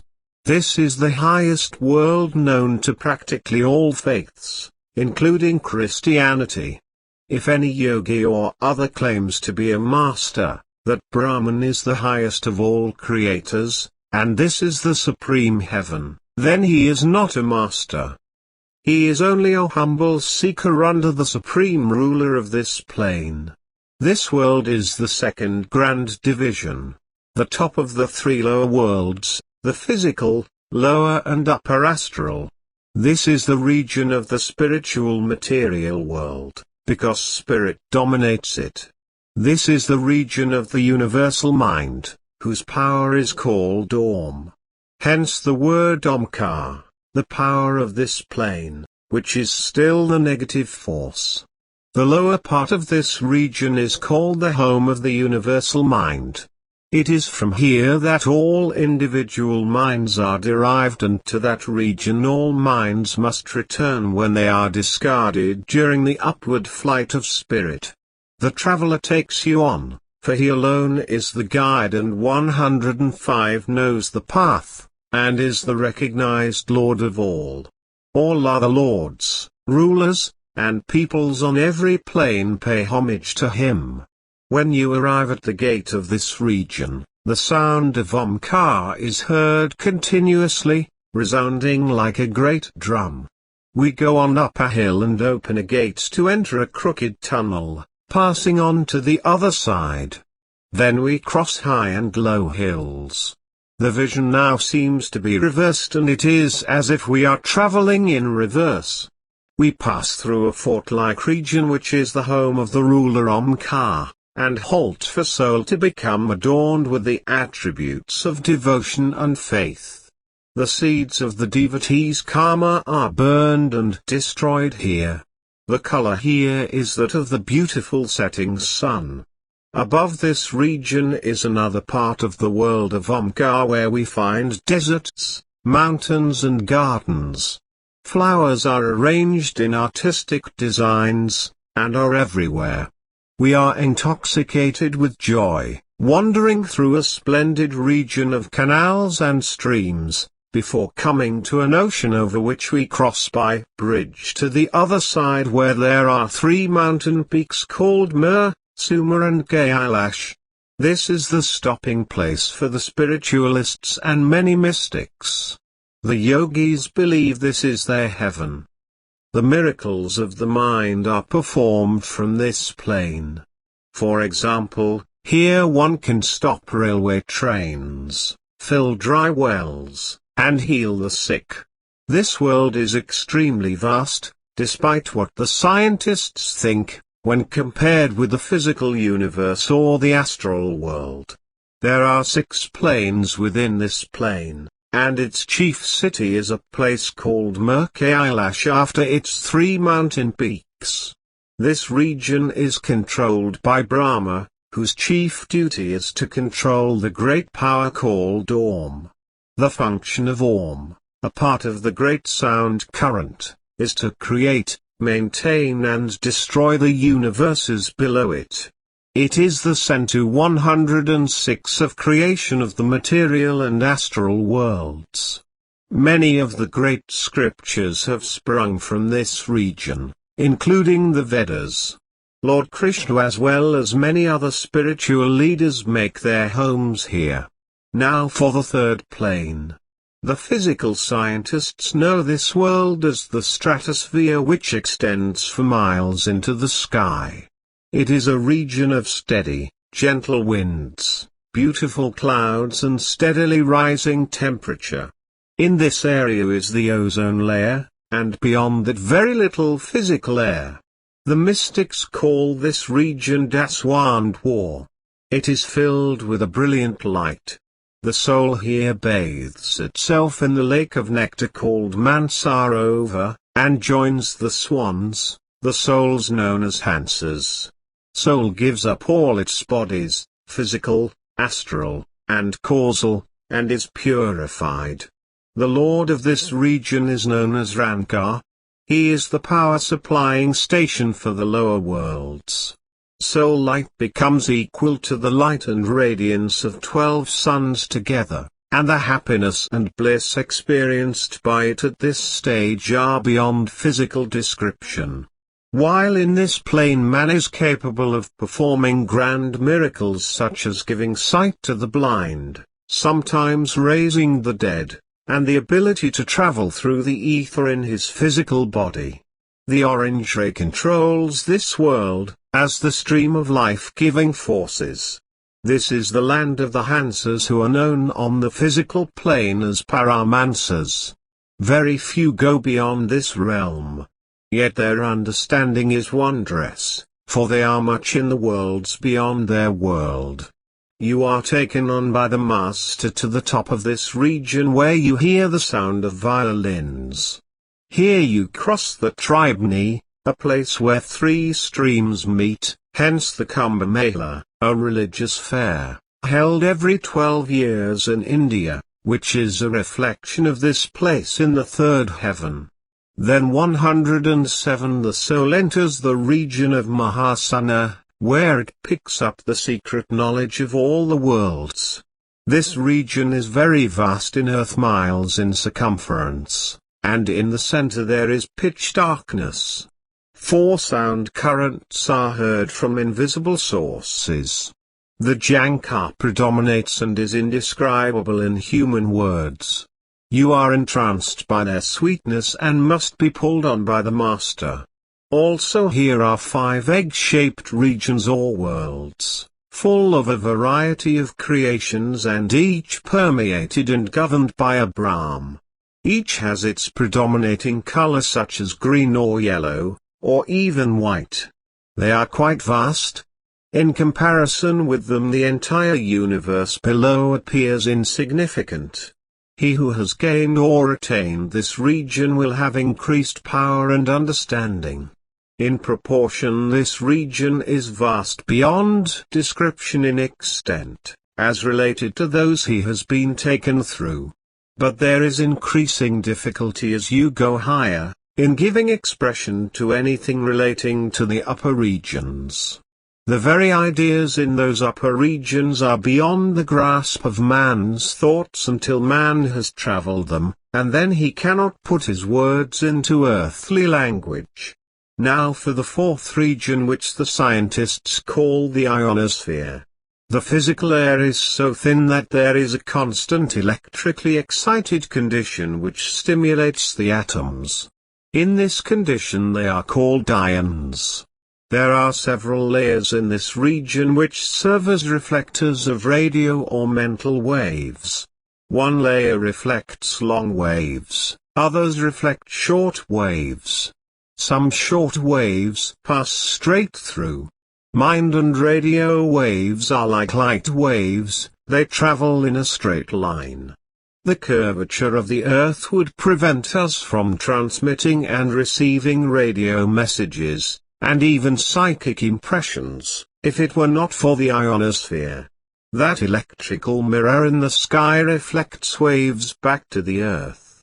The earth sends them up again, and so they 108 finally reach their destination. Hence, if you send out a strong desire for something, it goes through the same process and returns to you materialized. The mystics call this region the 4th plane, or the land of Soang, as the mystic lord of this world, through whom the power flows. This divine being lives in a city of great light called Ahirat. He is filled with majestic beauty and grandeur. When soul sees him, its consciousness is filled with overwhelming joy, and it says to itself, I am that. This is the meaning of the word Soang. At this moment of sublime realization you know that you are one with the Supreme. In union with me, the Master. This is why the Vedantists call this plane the bliss plane. To reach this plane we must cross the pass above the Hansi tunnel and enter the Rukmini tunnel, where you see a strange and beautiful structure, where the faculties of the power to hear and the power to see give peace and satisfaction. To our right are bright islands, and to the left are many continents covered with palaces, appearing as if made of pearls, having their roofs covered with rubies and studded with emeralds and diamonds. Only the brave can venture this far. That is why I have told you previously that only the courageous, the adventurous, daring, and enterprising would have God. In the distance are the Banwar Guffer Mountains. The Soang sound is heard plainly. The sound is like that of a keen flute. You see the sun above and find the region most beautiful, sweet and full of light. Souls living here exist on the sound current as their food, and those groups of Hansas who have been so fortunate as to have penetrated this region move along on the roads with their own followers and devotees, trying to reach the regions above. 109 There are numerous planes and worlds with a variety of creations, inhabited by millions of devotees living here on the nectar of Nam. Kabir said there are 80,000 continents in this region, with beautiful homes for their inhabitants. The color of this region is blue, for it is spoken often of as the home of truth, and is the plane of true miracles, from which all things can happen, but woe to him who misuses this power. The scientists say there is nothing beyond their fourth region. They admit something may be there but have found nothing as yet for their physical instruments to record. On the mystical side, the approach to the fifth region is guarded by a zone of such deep, dense darkness that none but a pure saint can cross it. Only he who has the light and power may tread here and take his disciples with him. Now we come to the gateway of Sakkand. Here dwells Satnam, the Lord of all, above and below. His brilliance is so great that even one hair on his body would radiate a light equal to that of many millions of suns combined. This is the true home of soul. It is the grand headquarters of all creation and the region of immortality. It is changeless, perfect and deathless. It is called the God plane by the Vedantists. It is untouched by dissolution or reconstruction. This is the world of the saints and where they live. The fifth region is the start of soul into the great worlds of pure spirit, where the citizens are pure spirit in such countless numbers that no man could estimate them, and there is joy so great that you cannot conceive of it. In the fifth region is a fort-like place where is situated the throne of the Lord of the worlds. You should know him as the true king. Soul is now taken by the Master to a great park where the scenery is indescribable.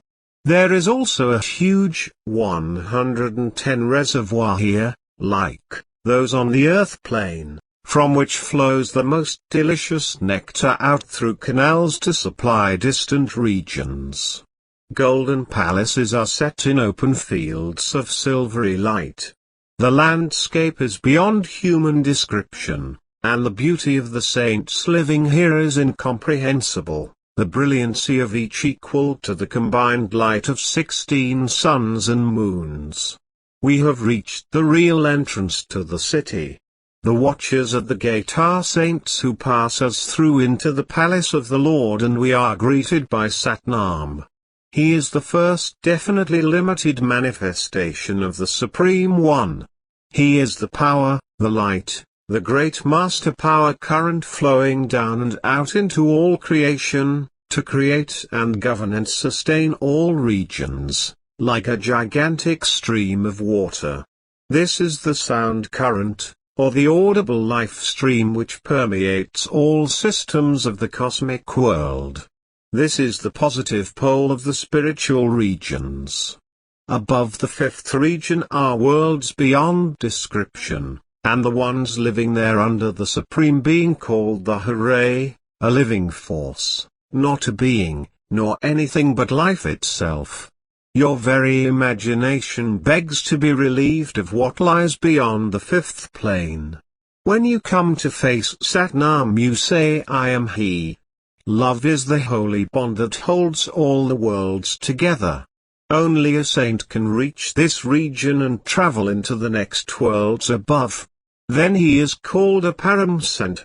All the divine power coming down from the upper regions comes to a perfect manifestation for the first time in Satnam, as the first actual or complete personification of the Supreme One. It is the great Father of all to worship and love with complete devotion.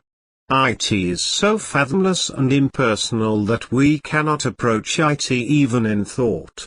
It 111 sits between the infinite light and the created universes, and so in time, when purged of every imperfection, we approach it as our Father and receive its gracious welcome home. While still in the lower regions of the astral plane and that of Brahm, soul is liable always to return to earth and to rebirth and death, the wheel of the 84. But when it reaches the pure region of Satlok, which is the first plane beyond Sakkhand, there is no more returning to earth, except as a redeemer. Soul becomes a saint itself, and the mission of his master is through, as far as the journey goes. But soul has yet to travel over the most sublime and beautiful part of its journey. For above Sakkhand there are 3 other planes of inconceivable splendor.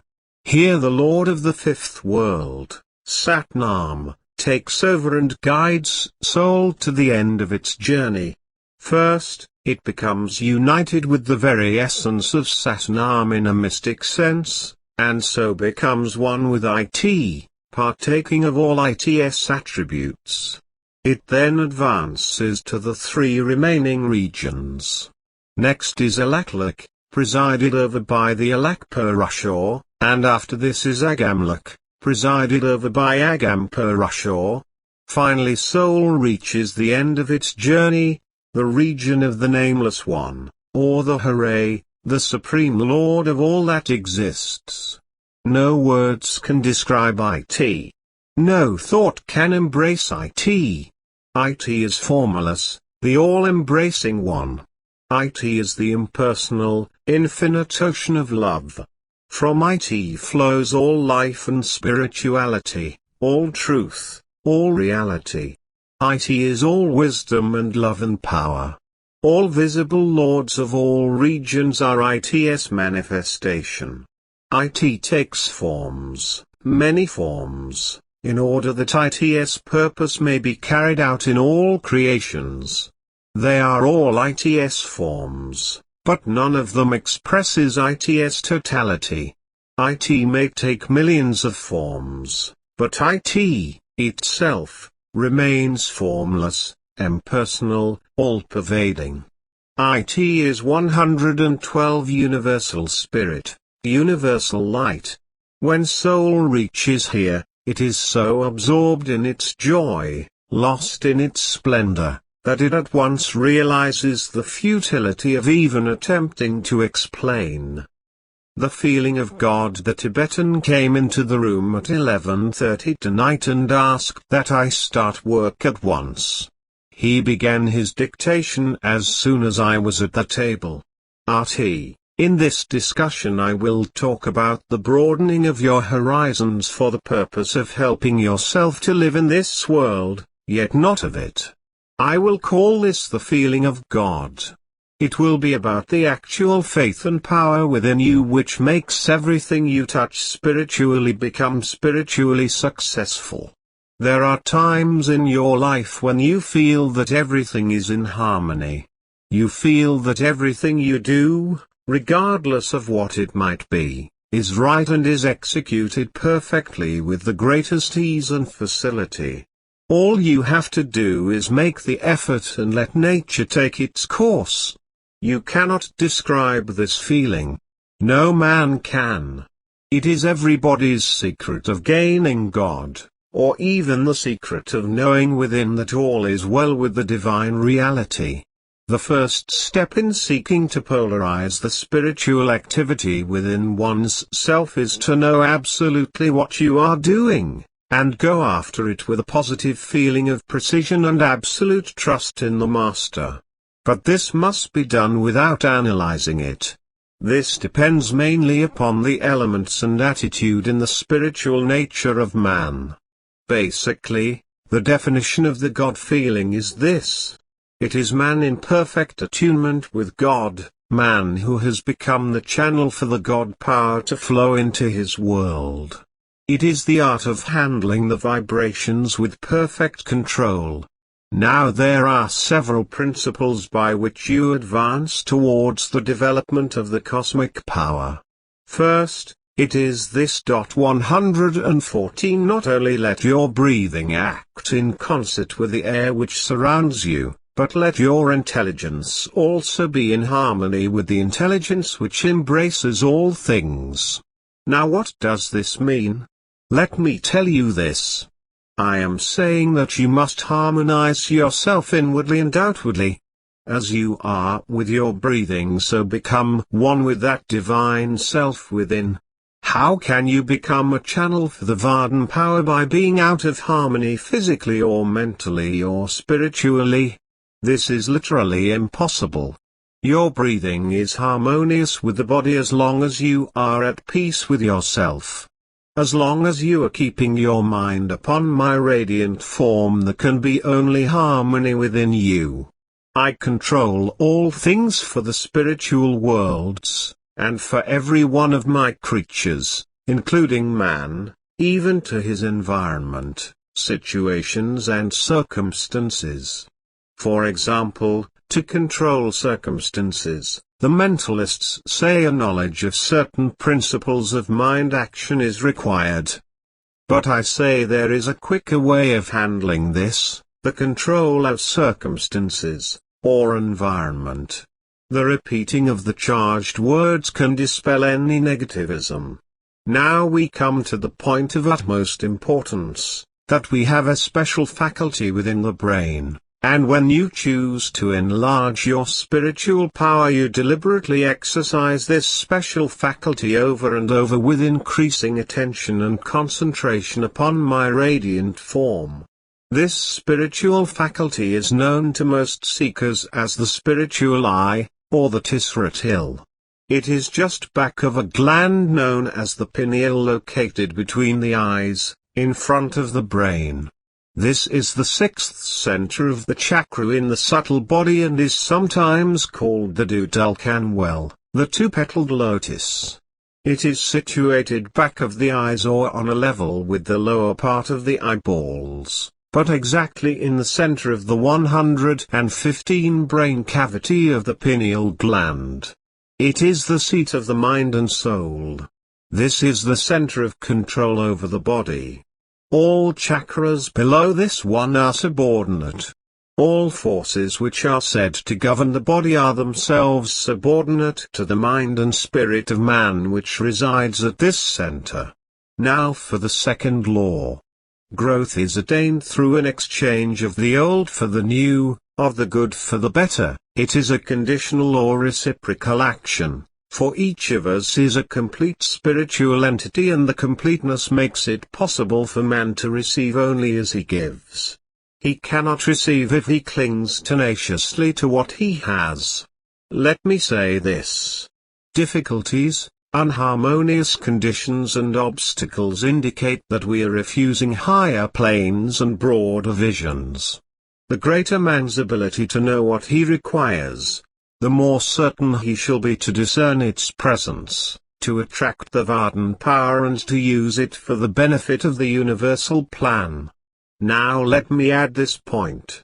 Nothing can reach you except what is necessary to your growth. This applies to all disciples and seekers. All conditions and experiences that come to you do so for your benefit. Difficulties and obstacles will continue to come until you absorb their wisdom and gather from them the essential of further growth. You gain permanent strength exactly to the extent of the effort required to overcome your difficulties. The inexorable requirements of growth demand that you exert the greatest degree of love for what is perfectly in accord with soul. Your highest happiness will be attained next through your understanding of and conscious cooperation with the cosmic power. Now briefly, the mind of man is bound often by the paralyzing forces of the earth plane, which are accepted and acted upon without question. Impressions of fear, worry, 116 disability and inferiority are fed the mind daily. These are sufficient reasons in themselves why man achieves so little upon the spiritual path. This is why the lives of multitudes are so barren of results, when all the time there are the possibilities within themselves that need only the touch of the Master's hand to expand them into spiritual greatness. Women have been subjected to these conditions, perhaps even more than men. This is true because of their finer susceptibilities, making them more open to vibrations from other minds, and because the flood of negative and repressive thoughts has been aimed more directly at them. Women as well as men are beginning to anchor to their spiritual possibilities. They demand that if life holds any secrets, they shall be disclosed. Modern science is teaching that light and sound are singly intensities of motion, and this is leading to discoveries of forces within man and woman. All this leads eventually to the radiant form of the Master. In order to possess a vitality, the whole being of man must be impregnated with love. Now for the third and last principle, which is, as thy faith is, so be it unto you. Your faith in the Mahatma's concern over your welfare must be so great that it makes contact with the cosmic power, and generates a current of sufficient strength to bring your purpose into manifestation. This faith is a product of the emotional body of man. We often call this feeling in the material world. The secret is that we contact the Vardhan power through the faculty of emotion within the body. I am not speaking of the faculty of the subjective self but that of soul. By this then we know this faculty is the very fountainhead of the power within. Why, in the physical self, do the emotions so easily overcome the intellect, and why 117 must we put feeling into our thoughts if we desire results with God? Thought and feeling on the level of soul are the irresistible combination for a union with God. So, to become united with God on any plane, you must know, believe, and feel that your purpose is being accomplished, and that if it is within God's plan it will be done. It is really your predominating attitude that counts. This is the essence of the teachings. You must decide if you wish to have the feeling of God, and this is in the phrase, the recognition of the creative nature of the Vardhan power and your ability to control it for the divine purpose. One point I want to make clear before leaving tonight. There is a difference between self-realization and God-realization. Self-realization is self-knowledge. It is the Paravidya, or the spiritual knowledge of the objective world, like the knowledge of the Vedas, worship in church, occult studies, reading of the Holy Scriptures, astrology, conduct, morals, and ethics. God realization is the Pradavidya, meaning beyond the sense world. It is the knowledge of God. He who has God realization is released from the bondage of all things and stands before Satnam. When the disciple enters the region of Atmalak, the fifth plane world, he is stripped of all materiality and beholds himself as pure spirit. This is self-realization. Then he advances to the Hukikatluk, the ninth plane, where he beholds the most sublime manifestation of the Supreme One, merging himself with the great deity, and comes to know God. This is God realization. A few more things. You are stepping far out of the masses of man. You are picked up and moved into an environment where I can work with you temporarily until the complete changeover comes in you. 118 The operation of the law may be looked upon as chance, but this is not true. It is the logical result of the fixed law proceeding with an unerring and inevitable rule of action, and brings results in strict accordance with my nature. Results mathematically exact and logically perfect. You are the extension of the universal body, saturated with the universal love atmosphere. The spirit of those who love God is reflected in some subtle way by the places in which they spend much of their time. Places have their own characteristic atmospheres which result from the mental vibrations of those who abide there. I will leave off here, but my next discussion will be on unconditional love. There lies a mystery and puzzle in this phase of spirituality which you have come to on the crossroads of your spiritual path. Unconditional love. The Tibetan took a seat in the chair at his usual time and motioned for me to get out of bed and begin taking his dictation. RT, let us get down to the discussion for tonight, which I will call unconditional love. This is a subject which I have long been waiting to discuss with you. What is the most powerful force in the inner worlds? It is the force of love, which we call the Vardhan power. Yet it is not what you think it might be, and this I will attempt to prove to you. Everything in the mineral world appears to be solid and fixed, while in the vegetable and animal kingdoms the force is in a state of flux, forever changing so rapidly that it is quite apparent to the eye, always being created and recreated. In the atmosphere we find heat, light, and energy. Each plane becomes finer and more spiritual as we pass from the visible to the invisible, from the coarser to the finer, from the low potentiality to the high potentiality. When we reach the last invisible world, inside the self, there is love in its purest and most volatile state.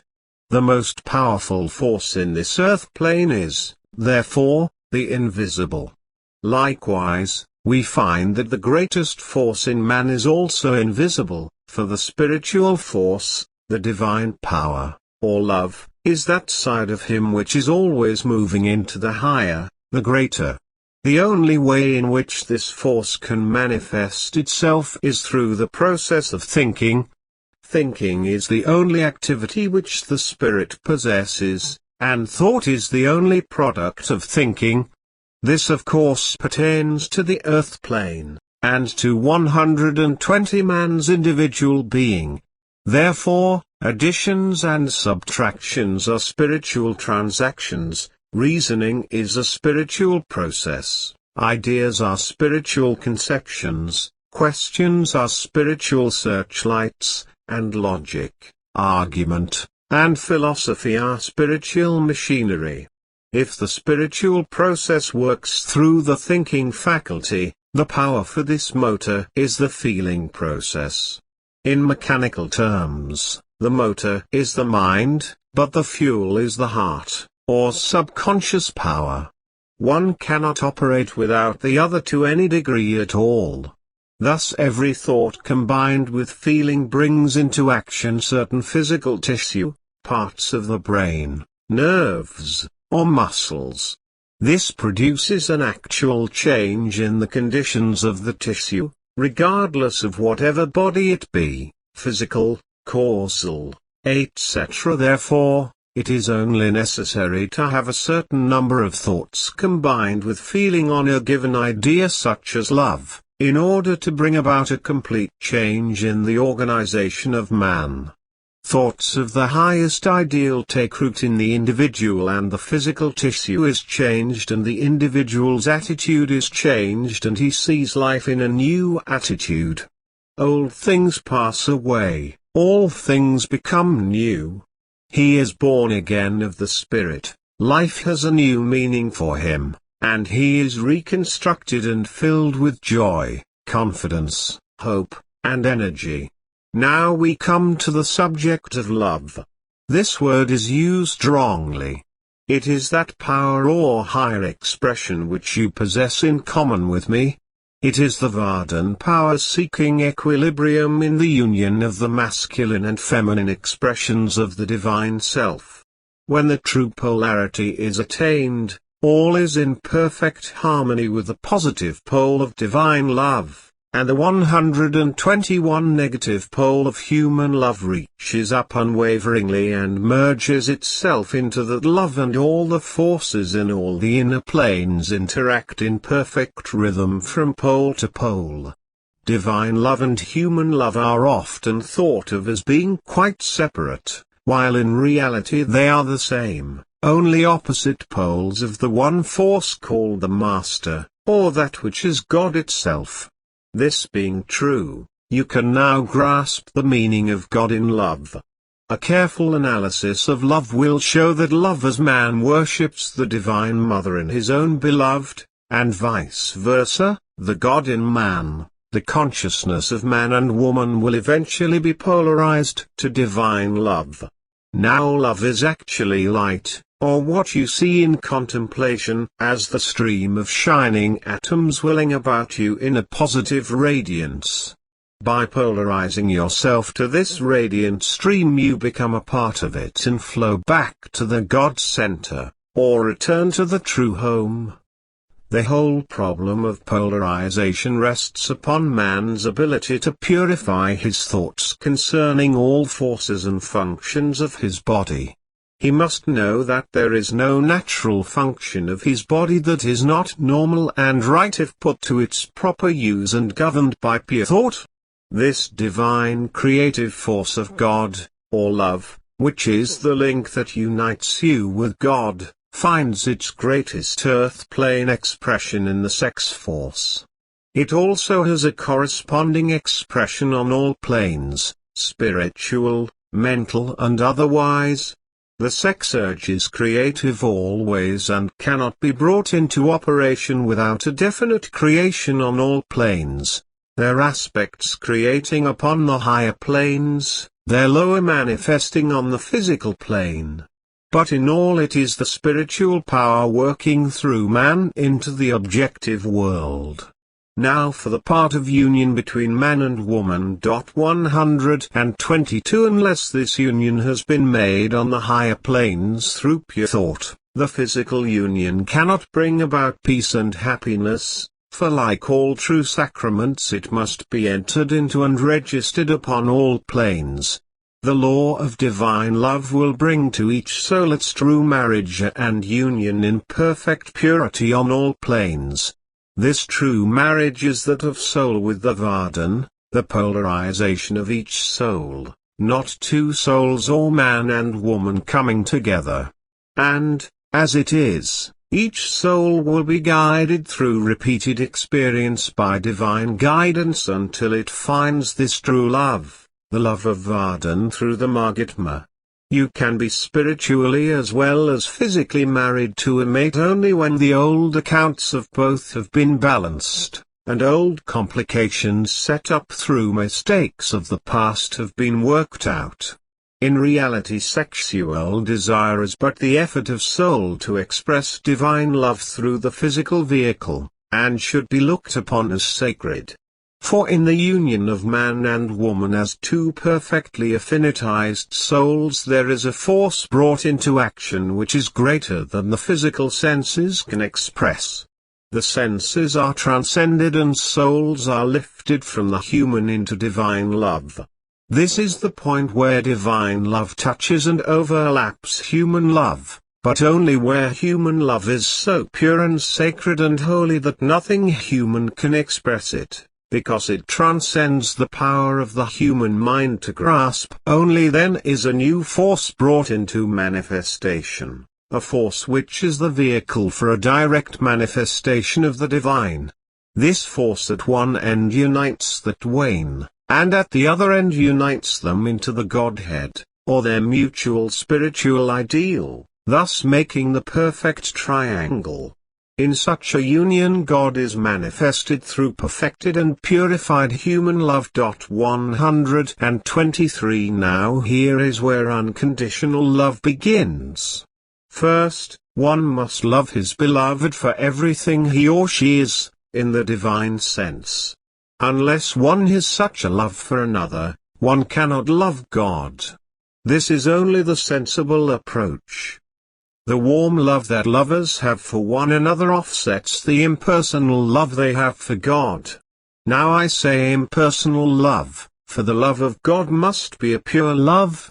As lovers, man and woman dwell in a love of deep affection and warmth, sometimes so deep that it becomes painful when one's love or attention drifts away from the other.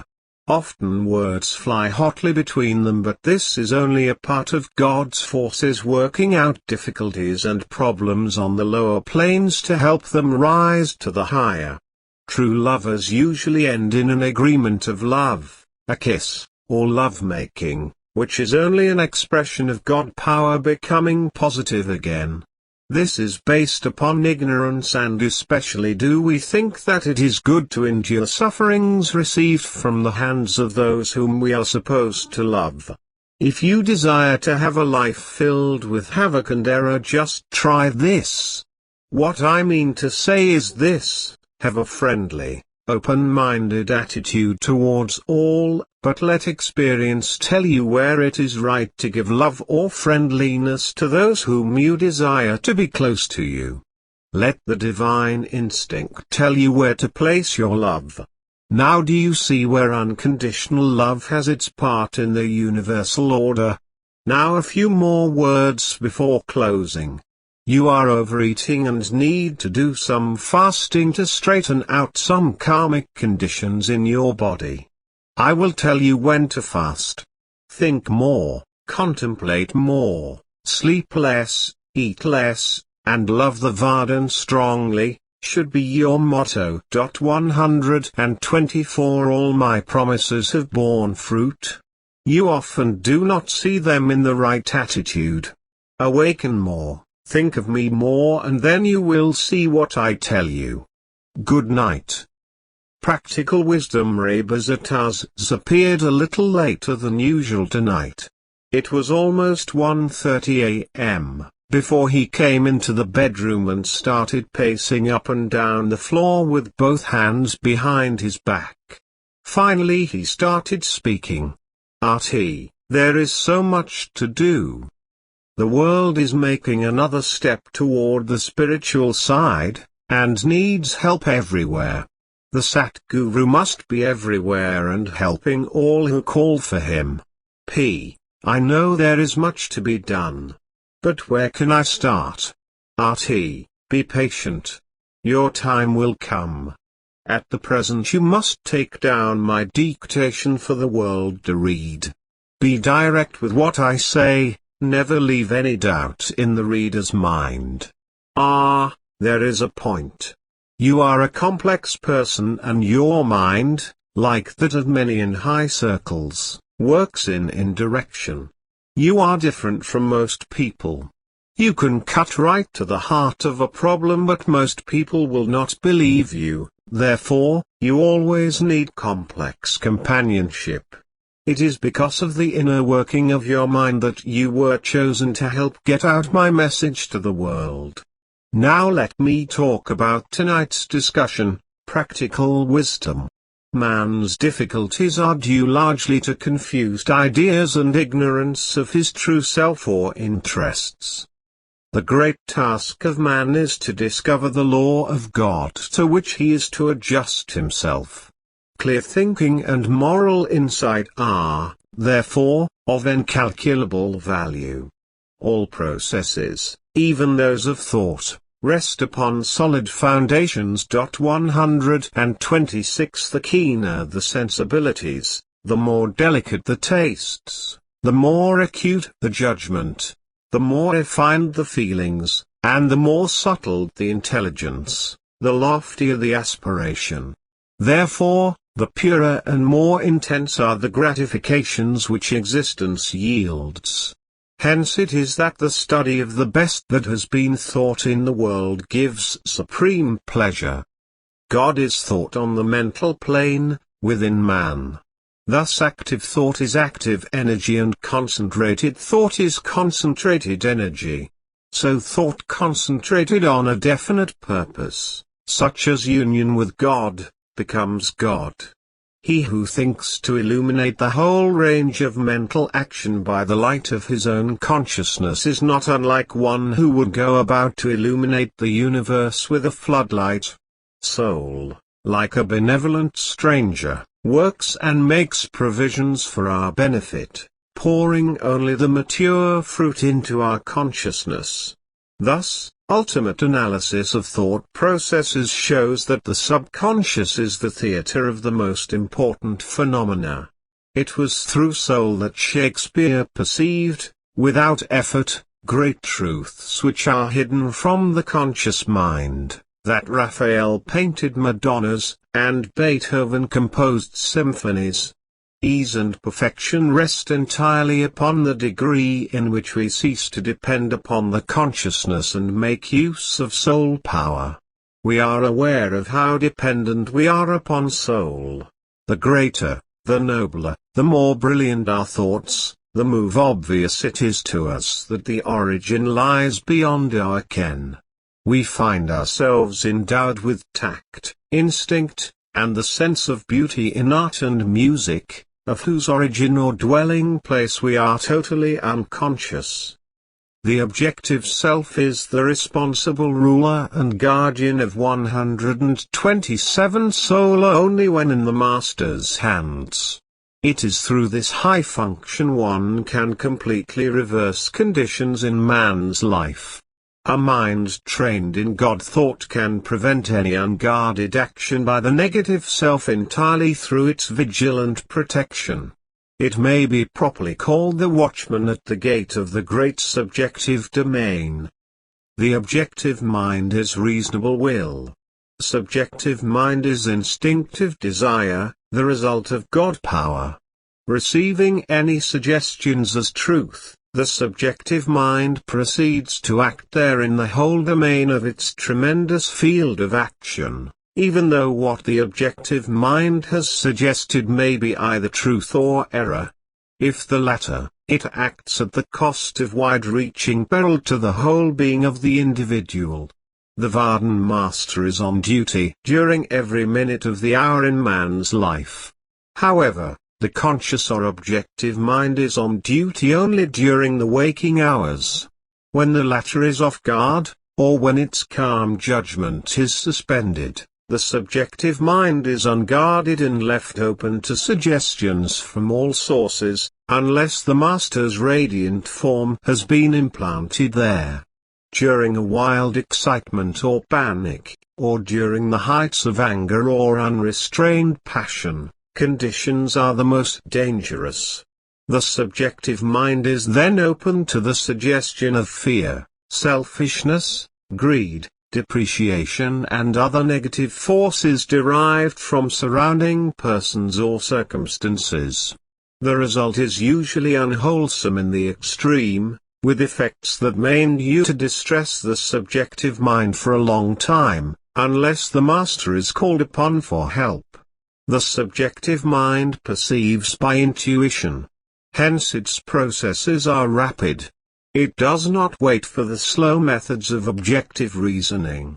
In fact, it cannot employ them. 128 It has been found that once you ask the master for specific desires which will be for the benefit of the whole, forces are set into operation that lead to the hoped-for results. Hence, There is a source of power which places man in touch with the omnipotence. Herein is a deep principle well worth man's most earnest study. The operation of this law is interesting.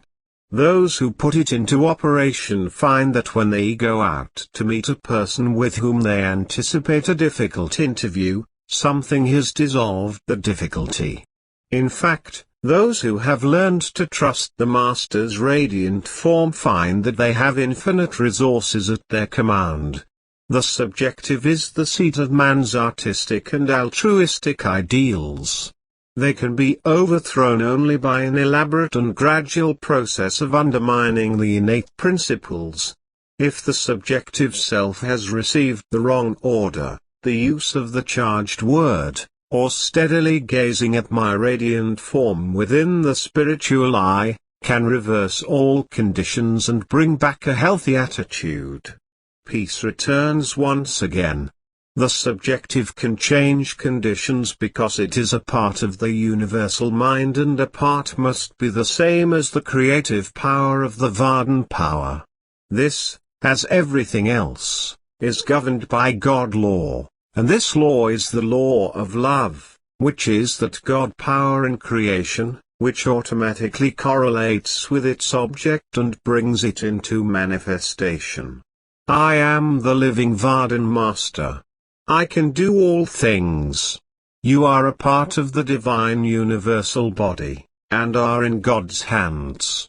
IT cares for all of IT's children, as a loving father looks after his child. The experience of spiritual wealth. The Tibetan was waiting when I got home tonight. He left the room while I briefly undressed and showered and got ready for his dictation. Then he came back and started talking while he paced the floor. RT, I am going to debate for you this evening the subject of the experience of spiritual wealth. As the spiritual traveler, I know there are some questions which you have wanted answered for a long time. First, if you desire to bring the God power into your life, what do? Of course, you must become conscious of the power. To have what you want, you must live by the spirit of these things until they become yours by right. It is then impossible to keep them from you.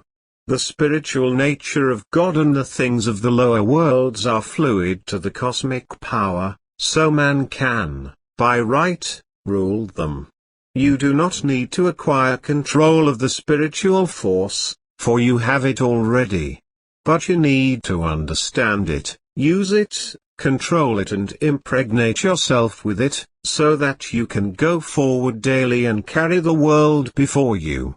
Every minute that you spend in contemplation gives you momentum and your inspiration deepens, your plans crystallize, you gain understanding and come to realize that the world is a living thing made up of the beating hearts of humanity. It is a world of life and beauty to love. Remember this, much gathers more is true on every plane of existence, and that loss leads to greater loss is equally true. The human mind is creative, and conditions, environments and all experiences are their result of our habitual or predominant mental attitude. 130 The attitude of the mind, of course, necessarily depends upon what man thinks. Therefore, I say the secret of all power, all achievement and all possessions depends upon the attitude of mind. Man cannot express the spiritual power if he does not possess it. The only way he may secure possession of the power is to become conscious of power, and he can never become conscious of the Vardhan power until he realizes that everyone can be an instrument for it. Therefore, I tell you this. The world without is but a reflection of the world within. But I am speaking of those worlds below the second grand division which man normally reflects outwardly. There is an old saying, what appears without is what has been found within. Inside at the Tisratil is the answer to all seekers of infinite wisdom, infinite power, infinite supply of all that is necessary, awaiting unfoldment, development and expression. If you sit in silence, gazing sweetly into the spiritual eye, I will come and give you all help. Only ask for me. If you recognize the potentialities in the world within, they will take form within the world without. Harmony in the world within will be reflected in the world without by harmonious conditions, agreeable surroundings, the best of everything. It is the foundation of health and a necessary essential to all greatness, all power, all achievement and God union. Harmony within means the ability to let the Master take charge to guide your thoughts, and to determine for you how any experience is to affect you. The world without reflects the circumstances and conditions of the consciousness within. Just relax and let the Master take charge. As you become conscious of the wisdom in the world 131 within, you mentally take possession of this wisdom, and by taking mental possession you come into actual possession of the power and wisdom necessary to bring into manifestation the essentials necessary for your most complete and harmonious development. All spiritual possessions are based on consciousness. All gain is the result of an accumulative consciousness, be it spiritual or material. All loss at any stage of the spiritual path is based upon the result of a scattering of consciousness. Mental efficiency is, therefore, contingent upon harmony. Discord is confusion, thus, he who would acquire the cosmic power must be in harmony with the spiritual law. Man is related to the world without by the objective mind. The brain is the organ of the mind, and the cerebrospinal system of nerves puts man in conscious communication with every part of his body.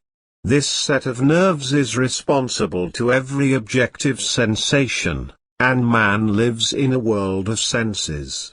Now, I tell you this, that when you think upon my radiant form or love me sincerely, the thoughts sent through the cerebrospinal nervous system to the body are constructive and the sensations are pleasant and harmonious.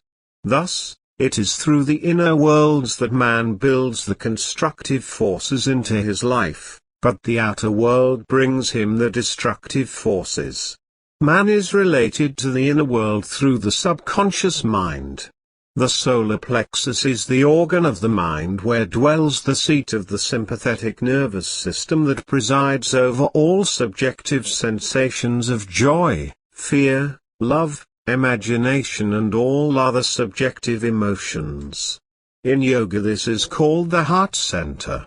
It is through this center that we are connected with the Vardhan power and brought into relationship with the cosmic power. 132 A mystic's coordination of these two centers, and the understanding of their functions, which is the great secret of the spiritual life.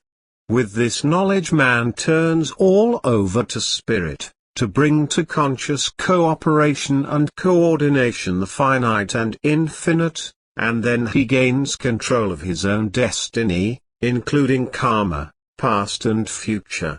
You agree that there is but one power pervading the entire space of the cosmic worlds, and being essentially the same in kind at every point of its presence.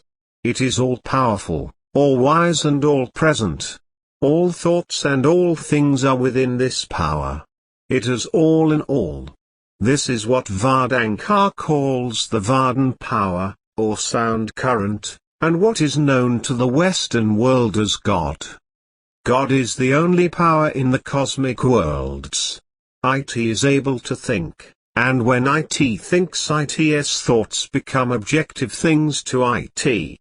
As this power is omnipresent, it must be present in every individual. And each individual is the manifestation of this omnipotent, omniscient and omnipresent power.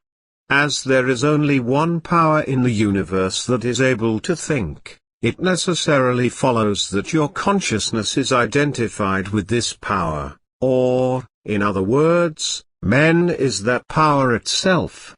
This is saying that I am God and God is I.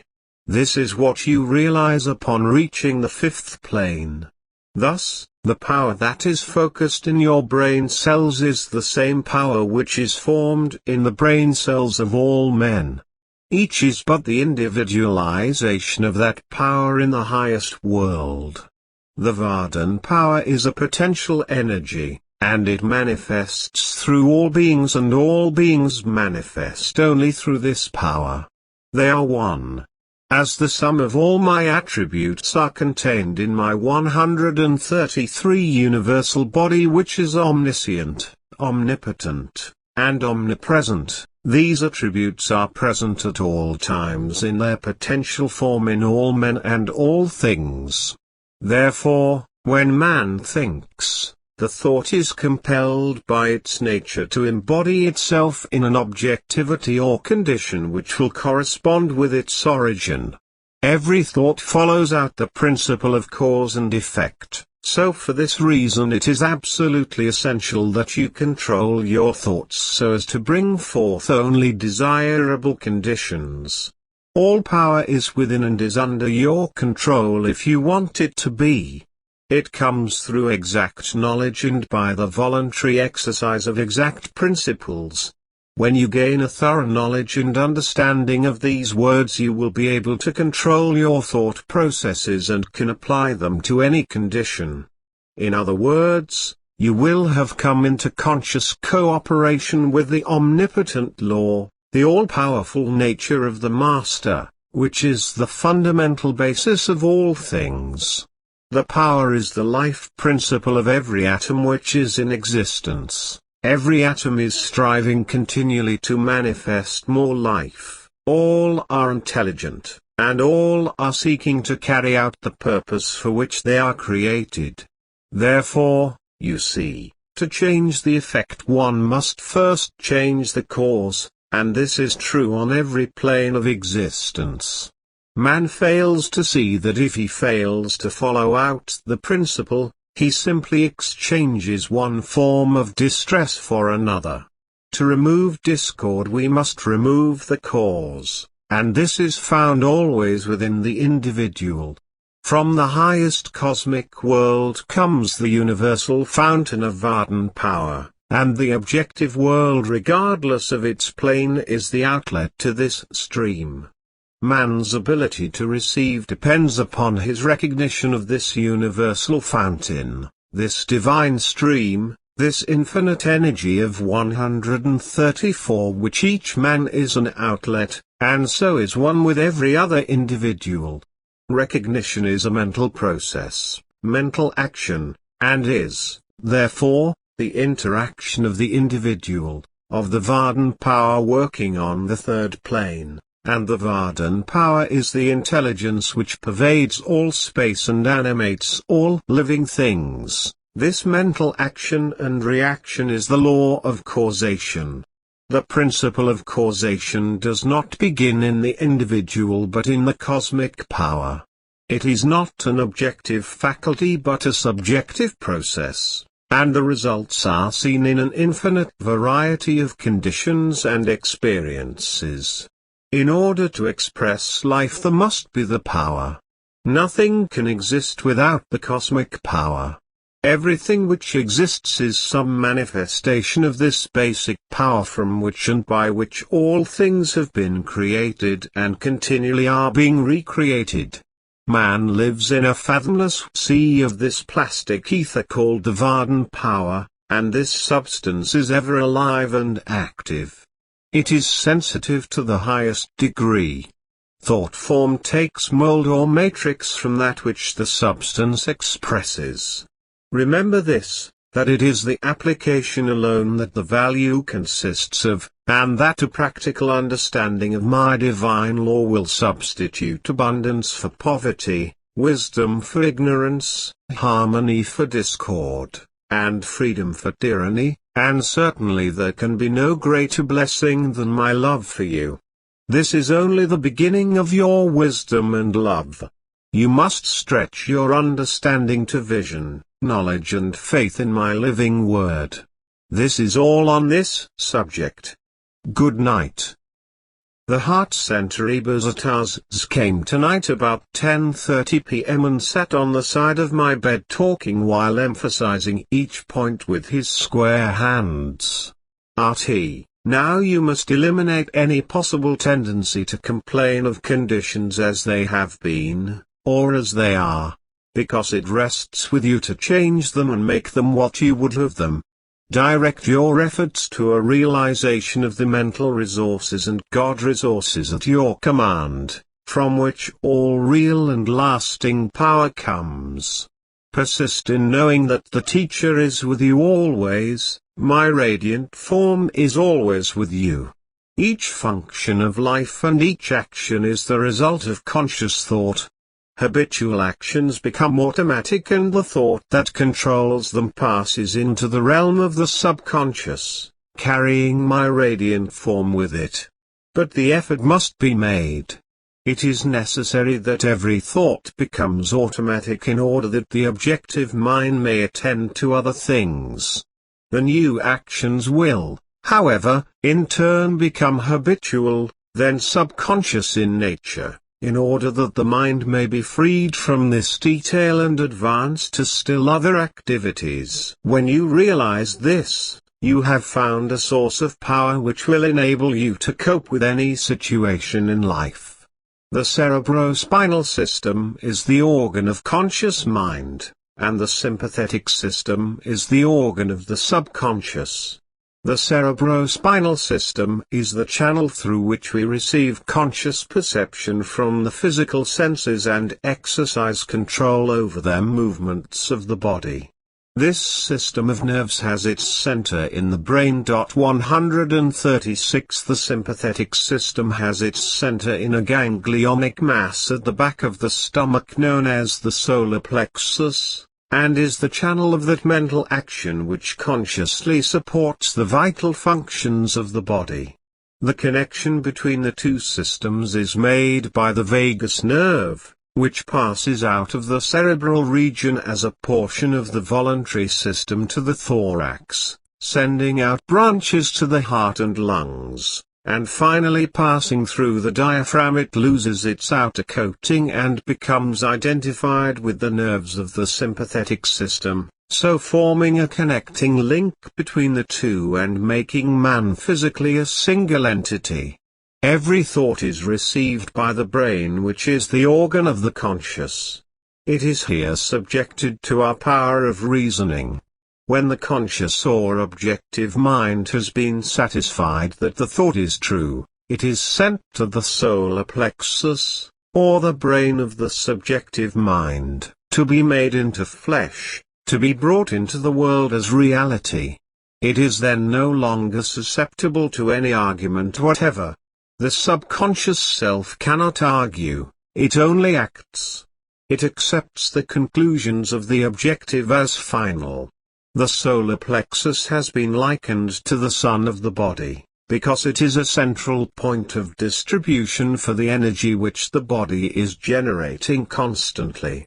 This energy is very real energy, this sun is very real, and the energy is being distributed by very real nerves to all parts of the body and is thrown off in an atmosphere which envelopes the body. If this radiation is sufficiently strong, the person is called magnetic. He is said to be filled with personal magnetism. Such a person may wield an immense power for good. His presence alone will often bring comfort to troubled minds with which he comes in contact. Physical illness comes because the sun of the solar plexus 137 or heart center is no longer generating sufficient energy to vitalize some parts of the body. Mental illness comes because the conscious mind is dependent upon the subconscious mind for the vitality necessary to support its thoughts and environment, and the connection between the subconscious mind and God power is being interrupted. The solar plexus, or heart center, is the point at which the part meets with the whole, where the finite becomes infinite, where the uncreated becomes the created, where the universal becomes individualized, the invisible becomes the visible. It is the point at which life appears, and there is no limit to the amount of life an individual may generate from the solar center. This center is energy that is omnipotent because it is the point of contact with all life and all intelligence. It can accomplish, therefore, whatever it is directed to accomplish.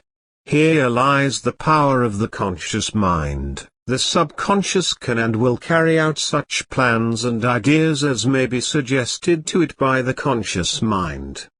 Conscious thought, then, is master of this center from which all life and energy of the entire body flows, and which this center will radiate, thus determining the nature of the experience man has in the objective world. It is evident then that all we have to do is to let the light of this center shine. The more energy we can radiate, the more rapidly man can transmute all indescribable conditions into a source of spiritual joy. The important question then is how to let this light shine and how to generate this energy. Non-resistant thought expands the heart center, resistant thoughts contract it. Pleasant thoughts expand it, unpleasant thoughts contract it. Thoughts of courage, hope, power, confidence, etc. produce a corresponding state. But the archenemy of the heart is fear. 138 When you have destroyed fear, you find you are really one with the Vardhan, and when you consciously can realize this power by a practical demonstration of your ability to overcome any adverse condition by this power, you have nothing to fear. It is man's attitude of mind which determines the experience he is to meet. If he expects much, he shall receive the greater reward. But the man who knows that he has a heart center will not fear criticism nor anything else.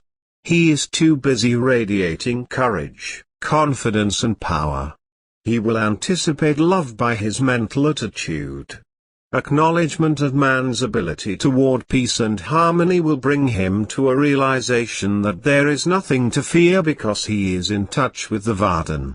The most natural way of making the desired impression is to put your mind to the Nuri Sarup, then you are impressing the heart center on love. This is the direct way and the way in which best results are secured for joy and peace of the mind and soul. The subconscious mind is a part of the universal mind. The universal mind is the negative principle, or force, of the universe.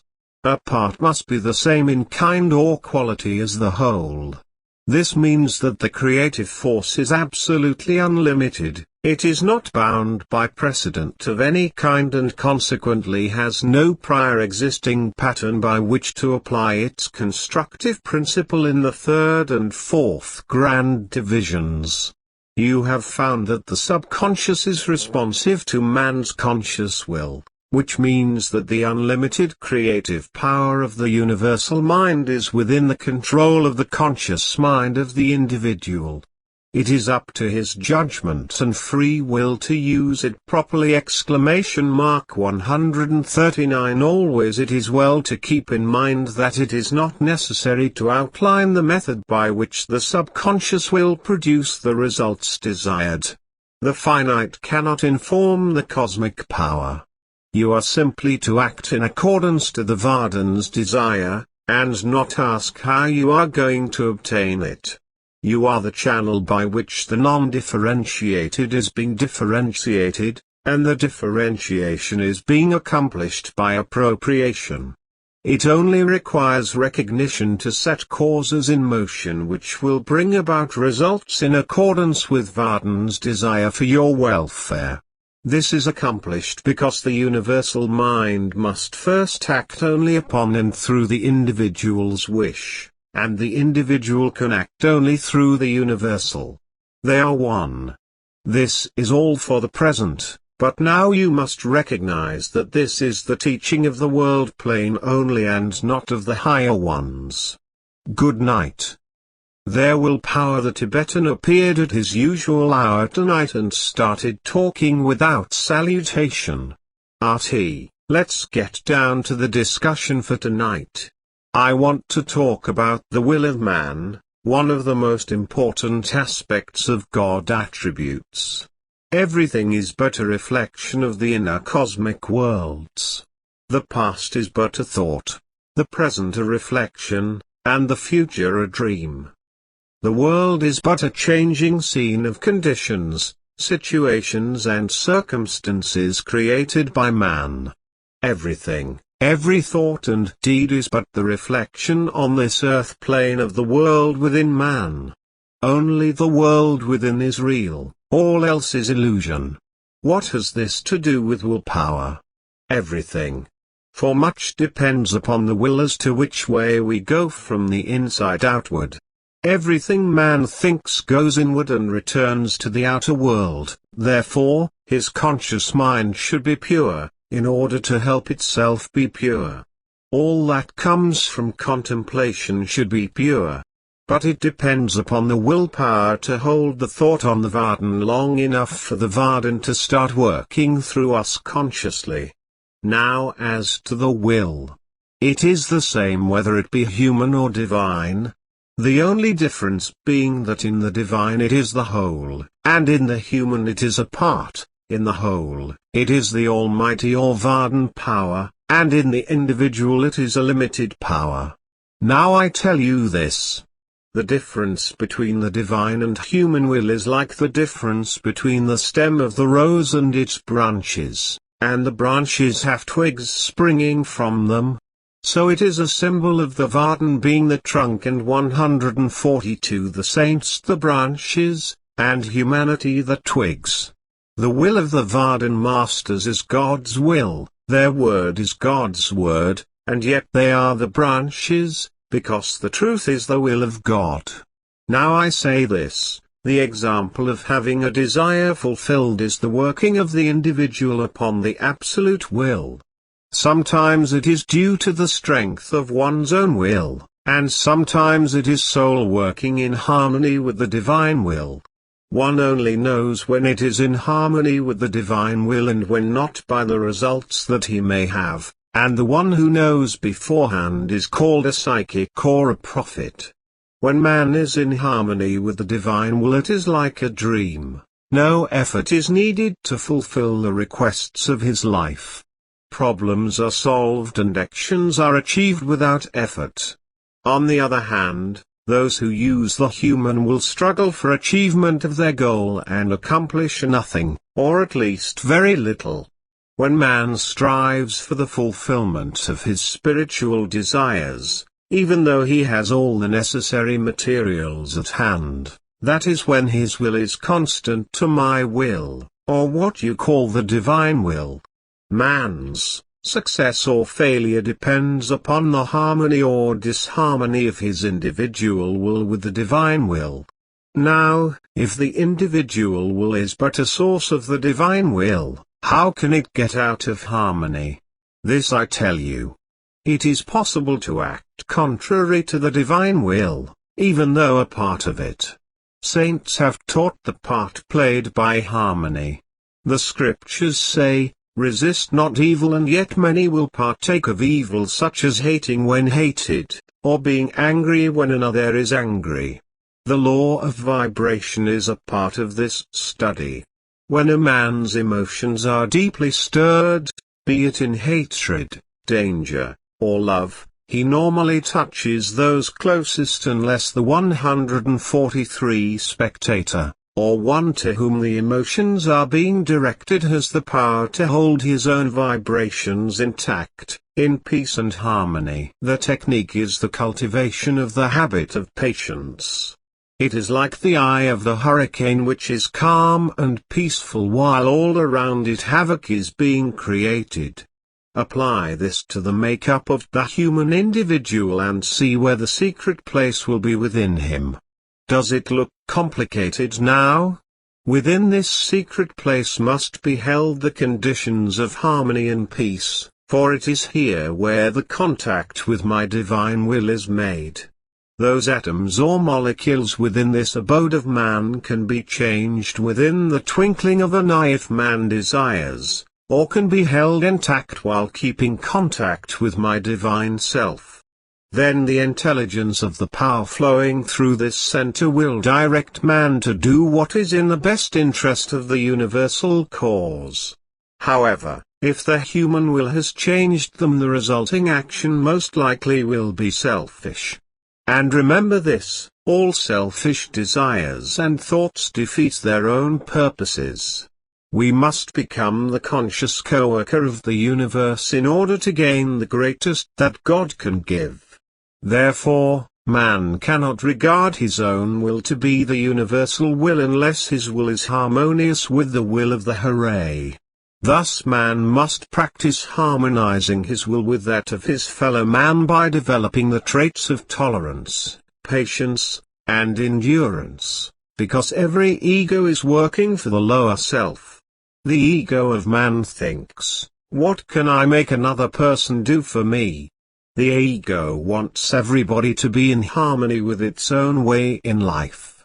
That is why there is a world of rebellion.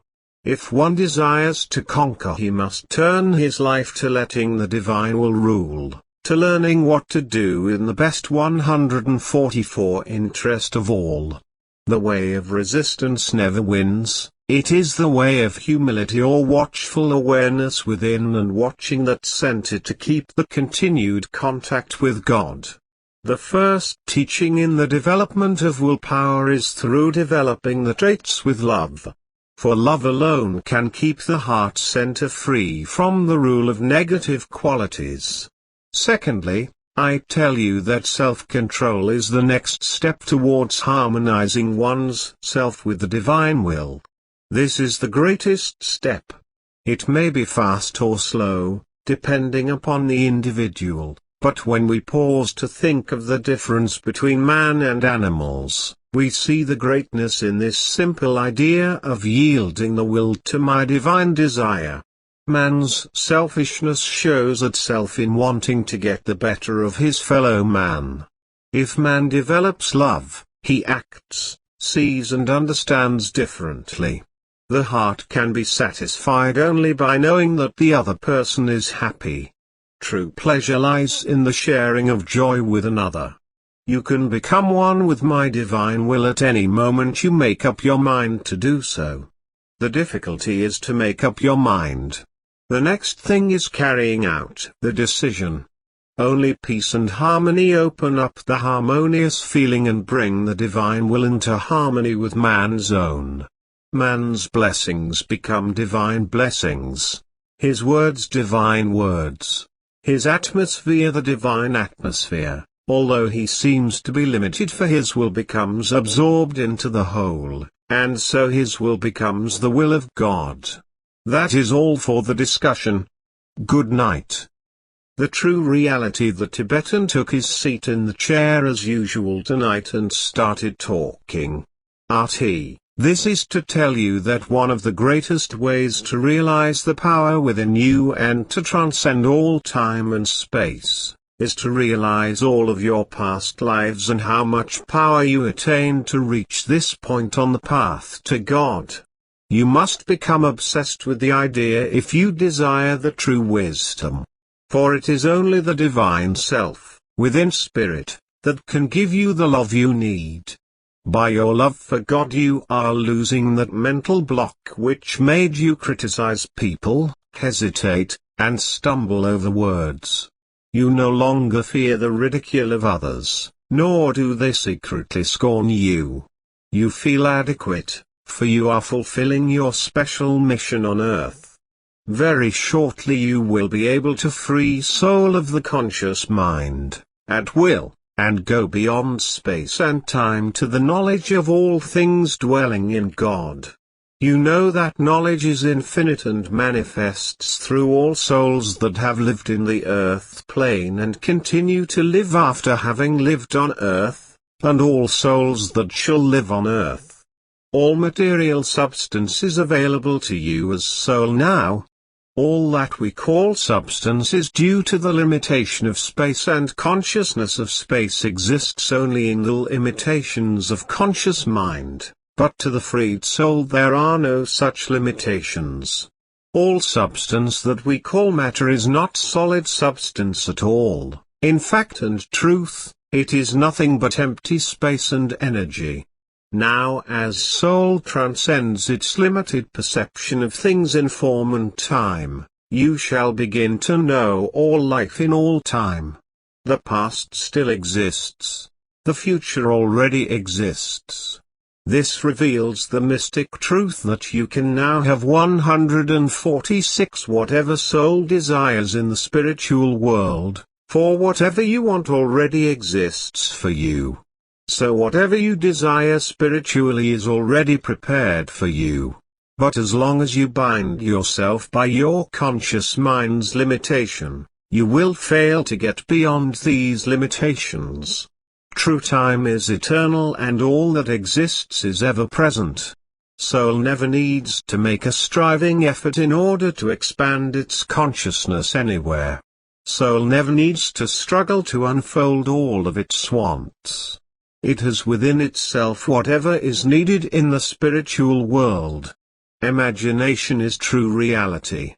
Not the imagination mortal man thinks about, but true imagination in the other worlds. This is anchoring your mind upon my Nuri Sarup, and thinking around this point. Think of me as love, then use your imagination of tenderness, kindness and happiness. Have you any idea of what I am trying to say? Then look at it this way.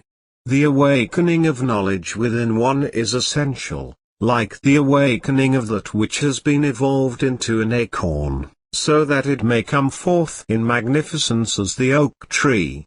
The secret of spiritual attainment then lies in the knowledge of spiritual power. If you know the truth in doing good, then you are working towards the reality of God. This comes in training your imagination, within the mind, always to keep looking to the good. Keep looking to me, I, your master, who can take care of you in all circumstances, spiritual or otherwise. You have a great spiritual talent and can use it easily and readily. This gift God has given you. Furthermore, you can fill your mind with great love and vibrations. You have this ability which can be used in my work on the earth plane. I will be back soon. Good night.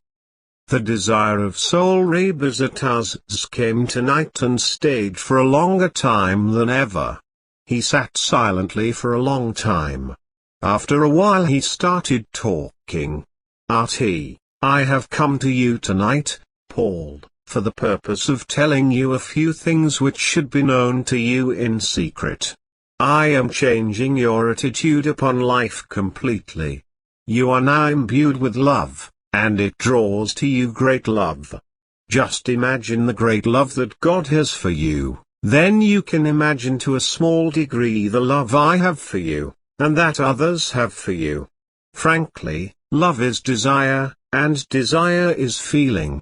Therefore, when you have a deep feeling, you have a desire for something. I ask you this. What is this desire for? Is it to injure your fellow man or to bring him misery or trouble, or is it to give him good wishes for his spiritual and material welfare? This is your free will choice. If you take the negative approach, then your life becomes confused and erratic, but if you send out love vibrations, then love is returned and your life becomes harmonious and runs with the ease of a machine. Now I tell you this. Love is absolute, but the conception of love varies with the individual consciousness. Therefore, no one can say when the individual consciousness has developed to the point where further development is impossible. On the other hand, love is not a matter of belief. It is a matter of demonstration. It is not a question of authority, but a question of perception and action. The inexorable requirements of growth demand that we 148 exert the greatest degree of love for what is perfectly in accord with us. Man's highest happiness will be best attained through his understanding of, and conscious cooperation with, the divine law. In order to possess vitality, man's own thought processes must be impregnated with love. Love is the product of the emotions. It is therefore essential that the emotions be controlled and guided by the intellect and reason. It is love that imparts vitality to man's mind and heart, and thus enables love to germinate. The law of love will bring to you the necessary materials for your spiritual growth and maturity. Therefore, if you require love, try to realize that the only way to get love is by giving it, that the more you give the more you get, and the only way in which you can give it is to fill yourself with it until you become a magnet of love. Simplified, the mechanics of love is this: thought is a channel of emotions and is carried by the law of vibration, the same as light or electricity. It is given vitality by the emotions through the law of love. It takes form and expression by the law of growth. It is a product of soul, and hence it is divine, spiritual and creative in nature. Now I tell you this: that the principle which gives thought the dynamic power to correlate with its object, and, therefore, to master every adverse human experience, is love. This is an eternal and fundamental principle, inherent in all things, in every system of philosophy, in every religion, and in every science. There is no getting away from love. It is feeling that imparts vitality to thought. Feeling is desire and desire is love. If you are impregnated with love you become invincible. Thus I say that the way to develop love is to educate your desire for love. Educated desire is the potent means of 149 bringing into action the law of love. Now for the sake of going on record let me say this, that there are people who have by solid inaction allowed the delicate brain matter to harden and ossify until their whole life is barren and fruitless. We find this truth emphasized wherever the power of love is understood. The divine ethers are not only intelligence, but substance, and this substance is the attracting force which brings electrons together by love so that they form atoms. The atoms in turn are brought together by the same law and form molecules. Molecules take objective forms, and so love is the creative force behind every manifestation, not only of atoms but of the worlds, of the whole creation of spiritual life, of everything, of all of that which the imagination can form any concept. It is the operation of this marvelous law of love which has caused man in all ages and all times to believe that there must be some personal being who responds to their petitions and desires, and manipulates events to comply with their requirements. It is the combination of thought and love which forms the irresistible laws of gravitation, or electricity, or any other law operating with mathematical exactitude. There is no vacillating, it is only the channel of distribution which may be imperfect. If the law of love seems imperfectly demonstrated by an inexperienced or uninformed person, man cannot conclude that the greatest and most infallible law upon which the entire system of creation depends has been suspended. He rather should conclude that a little more understanding of God is required, for the same reason that a correct solution of a difficult problem in mathematics is not always readily and easily obtained. 150 Man manifests more and more life as his thought, or inner self, becomes clarified and takes higher planes. This is obtained with greater facility and he uses word pictures that are defined clearly, and is relieved of the concepts attached to them on the lower planes of thought in the astral worlds. It is with words that he must express his thoughts, and if he is to make use of higher forms of truth, he must use only such materials as have been selected carefully and intelligently for the purpose in mind. This wonderful power of clothing thoughts in the form of words is what makes man different from the animal kingdom. We know that God thought has for its goal the creation of form, and we know that the individual thought is likewise forever attempting to express itself in form. We know that a word is a thought form, and a sentence is a combination of thought forms. Therefore, if one wishes his ideal to be beautiful and strong, he must see that the words out of which this temple is to be created eventually are exact, and that they are put together carefully. Accuracy in building words and sentences is the highest form of architecture in civilization and is a passport to the spiritual kingdom. Believe in the Hooray. Believe in the Vardhan Master, for I am the Vardhan Master, and no one else but he. That is all that I ask of you. I will leave off here for tonight. Good night. 151 The pure mind Rebazar Tarzs came tonight. He took a seat on the edge of the bed and talked on small points for several minutes. He seemed to be preparing me for something. Arti, you must have complete faith in my word, for I, only I, can give you that of the Vardhan. I nodded in agreement. He rose from the bed saying, Come now, I want you to go with me. Taking my hand, he pulled me off the bed. The walls suddenly disappeared into nothingness. We seemed to be standing in a green field covered with a blanket of strange flowers. I have never seen anything like them. We walked up a sloping path where tall trees made a cathedral aisle, and the light and shade were a sweet pattern against the earth. I noticed it was strange that neither the master nor I made shadows against the ground from the bright sun. We entered a small vale where stood a brown stone monastery. A solid-looking man in a maroon robe, bald head, dark eyes, swarthy skin and a wide mouth sat on the lawn in an easy chair. Several people were seated before him upon the grass. Rebazar Tarzs smiled as he made a low bow. I realized we were in the presence of the great Vardhan Master Yobil-Sakabi, in the spiritual city of Agamday.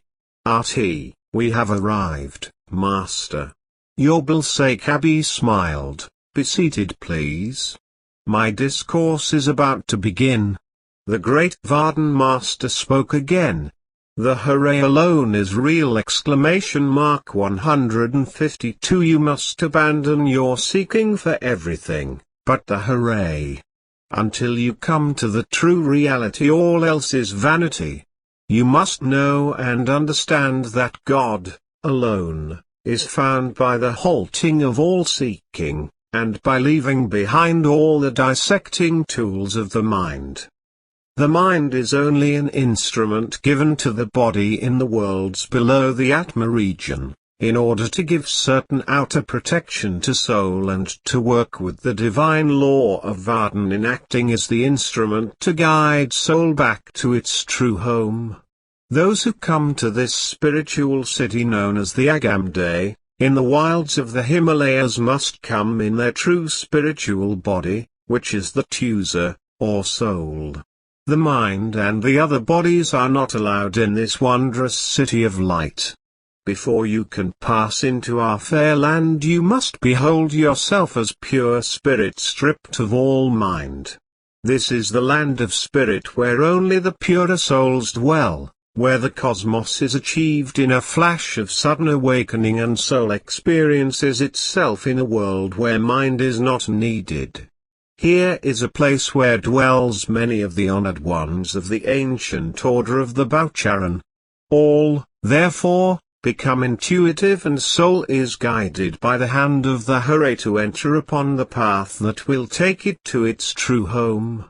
The Shariat Ki Hare says, emptiness is within, emptiness is without, emptiness is in the worlds below and above. So we must know that soul is emptied of its emptiness and has become filled with the Hare. Mind of itself and its illusions are self-contradictory. The truth of the Hare is beyond any kind of human thought. It is beyond all verbal expression. Masters are aware of the teachings of the lower worlds 153 on these matters, but in our compassion we can only communicate a little understanding here and there, for the true purpose of the Master is to lead his devotees to the step on the path whereby they can grasp this in a sudden awakening. Words will answer the questions on the true nature of the Hare. But you are gradually lifted into that state of awareness so that the real difficulty lies not so much in your unanswered questions but the continuation of that unfoldment that leads out of this state of confidence in the power of analytic reasoning, into true spirituality. As high as you set your goal, so high do you unfold, and it is by raising the standard of spirituality that soul rises up into the highest heaven, says Laitse, the Vardhan master of the etheric world. When we find the place where true spirituality begins, all the holy ones and all beings are nothing but the Vardhan power, for nothing exists but the universal body of the Hare Nit's pure element. What you see that appears to be a brilliant sun, in the strength of 12 suns, is only the reflection of the great ruler of this plane. And the sound of the violin, or the flute is heard, and you may bathe in the lake of nectar which washes away all sins, and become pure in spirit. Then you will no longer hanker after material things but yearn for the divine, and the downward pull is lost. The spirit self of man there is inborn and indestructible. It has no age, no classification in accordance to earthly measures, and can transcend time and space. This self is the substance you see before you, and if you reason or analyze it you at once fall into error. It is like the boundless void of time which cannot be fathomed or measured. This universal self is Vardhan, and there is no 154 distinction between Vardhan and man except that man is attached to forms and so seeks Vardhan in the sensory world, in a sensory way. By his very seeking for Vardhan, he produces the opposite effect of losing it, for that is using Vardhan to seek for God, and using mind to grasp mind. You do not know how to stop the thoughts and forget your anxiety. God is directly before you, for this very power, the Vardhan power, is God, and God is in all living things. God manifests in the lowliest as well as the highest. What good does it to you to practice any spiritual exercise since you are fundamentally complete in every respect? And it takes only self-surrender to the Mahatma, the living Vardhan Master, to become quiescent and realize your divinity. If you are not convinced that the power itself is God, and willing to be attached to forms, practices and performances, then you must stay in the lower worlds until your realization is achieved, be it 1,000,000 years according to your earth time. But you are the chosen one, as was I in my little world of ancient Egypt when my master came for me. The power is God, and the way is God's way, and there is no other power nor any other way. God is that which is like the void, having no form or appearance whatsoever. To make use of God, so to speak, in the ordinary sense, is to use God to become attached to forms. God which has always existed does not attach itself to any form or appearance whatsoever. So I say awaken to the Vardhan power, and realize that there is nothing to attain. This is God.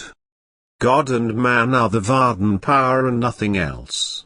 The power is not a mind, and is completely detached 155 from form. If you detach yourself from reasoning and questioning, you will accomplish everything. Then you will have God when you no longer need God. This is what might be called in the physical world reacting to facts. Respond to a fact and you are at once in sympathy to it. Respond to worry brings fresh cause for worry. So the great law is that neither seek it, nor be against it, for the struggle for and against it is man's worst fault. Therefore, God realization is, in all truth, nothing which can be apprehended with senses.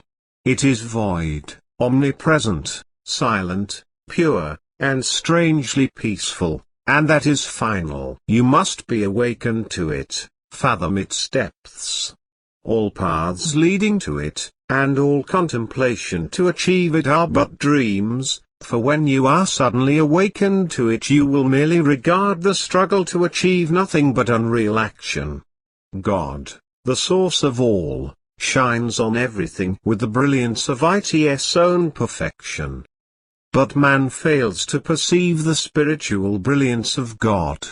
If you could eliminate all intellect, then God would manifest itself like the sun, illuminating the whole in such light and sound that all mankind would swoon. In man's existence upon earth he must use his sense of perception. He need not cut off his right hand because it does not lead him to God. No, I say that reasoning of God will not bring you to God. Do not abandon your senses in reaching for God, yet do not cling to them, nor dwell in them, but exist independently of them, and of all that is about you. The way does not lie below, or above you, nor to the left or the right of you.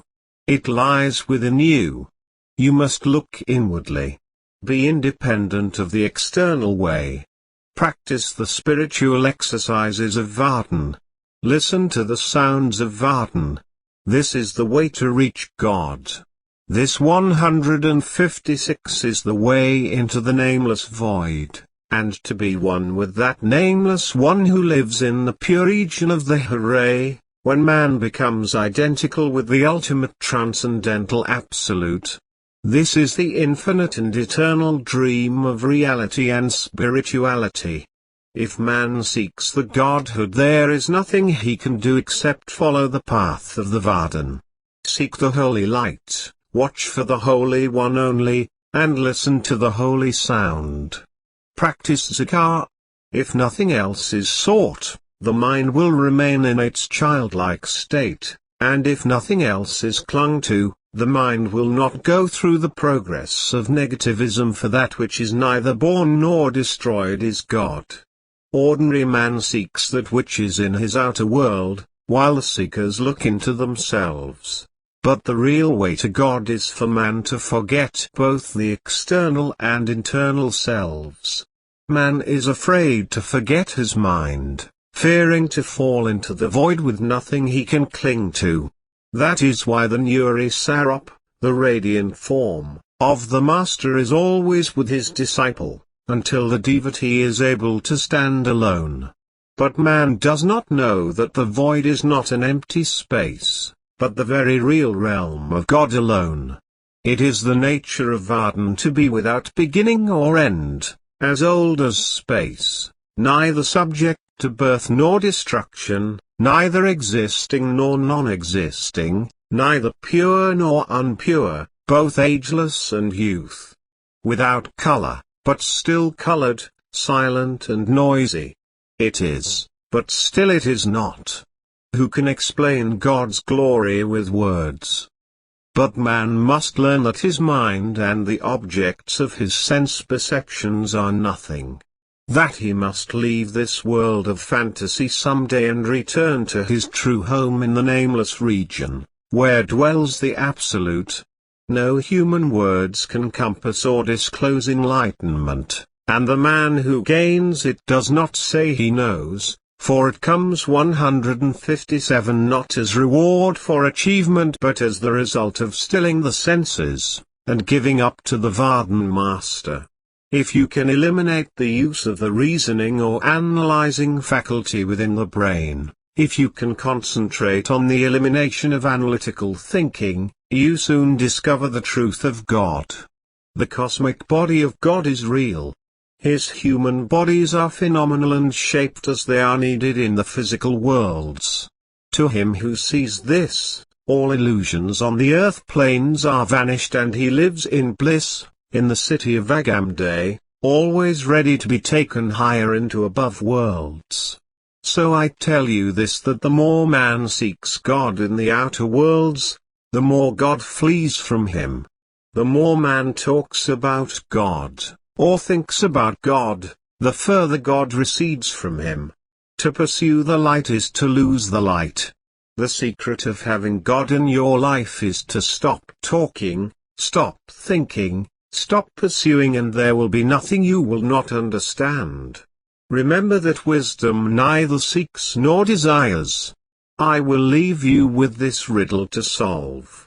The centipede was happy, while the frog in fun said, "Which leg, please, comes after which?" This raised her doubts to such a pitch, she fell confounded in the ditch, not knowing how to run. My eyes opened to find Rebazar Tarzs standing at my side in the bedroom. He smiled hugely as if he had a secret joke. "Artie, now, dear one, do you understand the ways of God? Do you know that I can take you to any place, anywhere, at my own desire? This is the beginning of many journeys you will have in the inner worlds, and I promise that your future will be interesting and busy." Becoming God. Rebazar Tarzs, each time you give away something old, you gain spiritually, and I put in your way something to replace it. You are me, and I am you. How can you ever be without anything? God takes care of you, me. Grasp that, you, me. God, me. God and self, or God and soul. Now take this a little further. What is soul but only that part of God which is a ray of pure power? Therefore, it is no longer God the Absolute. See now, God is all. God the overall. That self you call you is not true. It is Maya. Instead it is God. So henceforth, you understand that you are God, the divine, the self of the universe. Since I am God, then I am you. You operate upon this physical plane a separate body than this physical body because of Maya. But in truth that entity is only myself as an extension of God. You are simply a part of me, moving at my own discretion when and where I desire to move. Understand?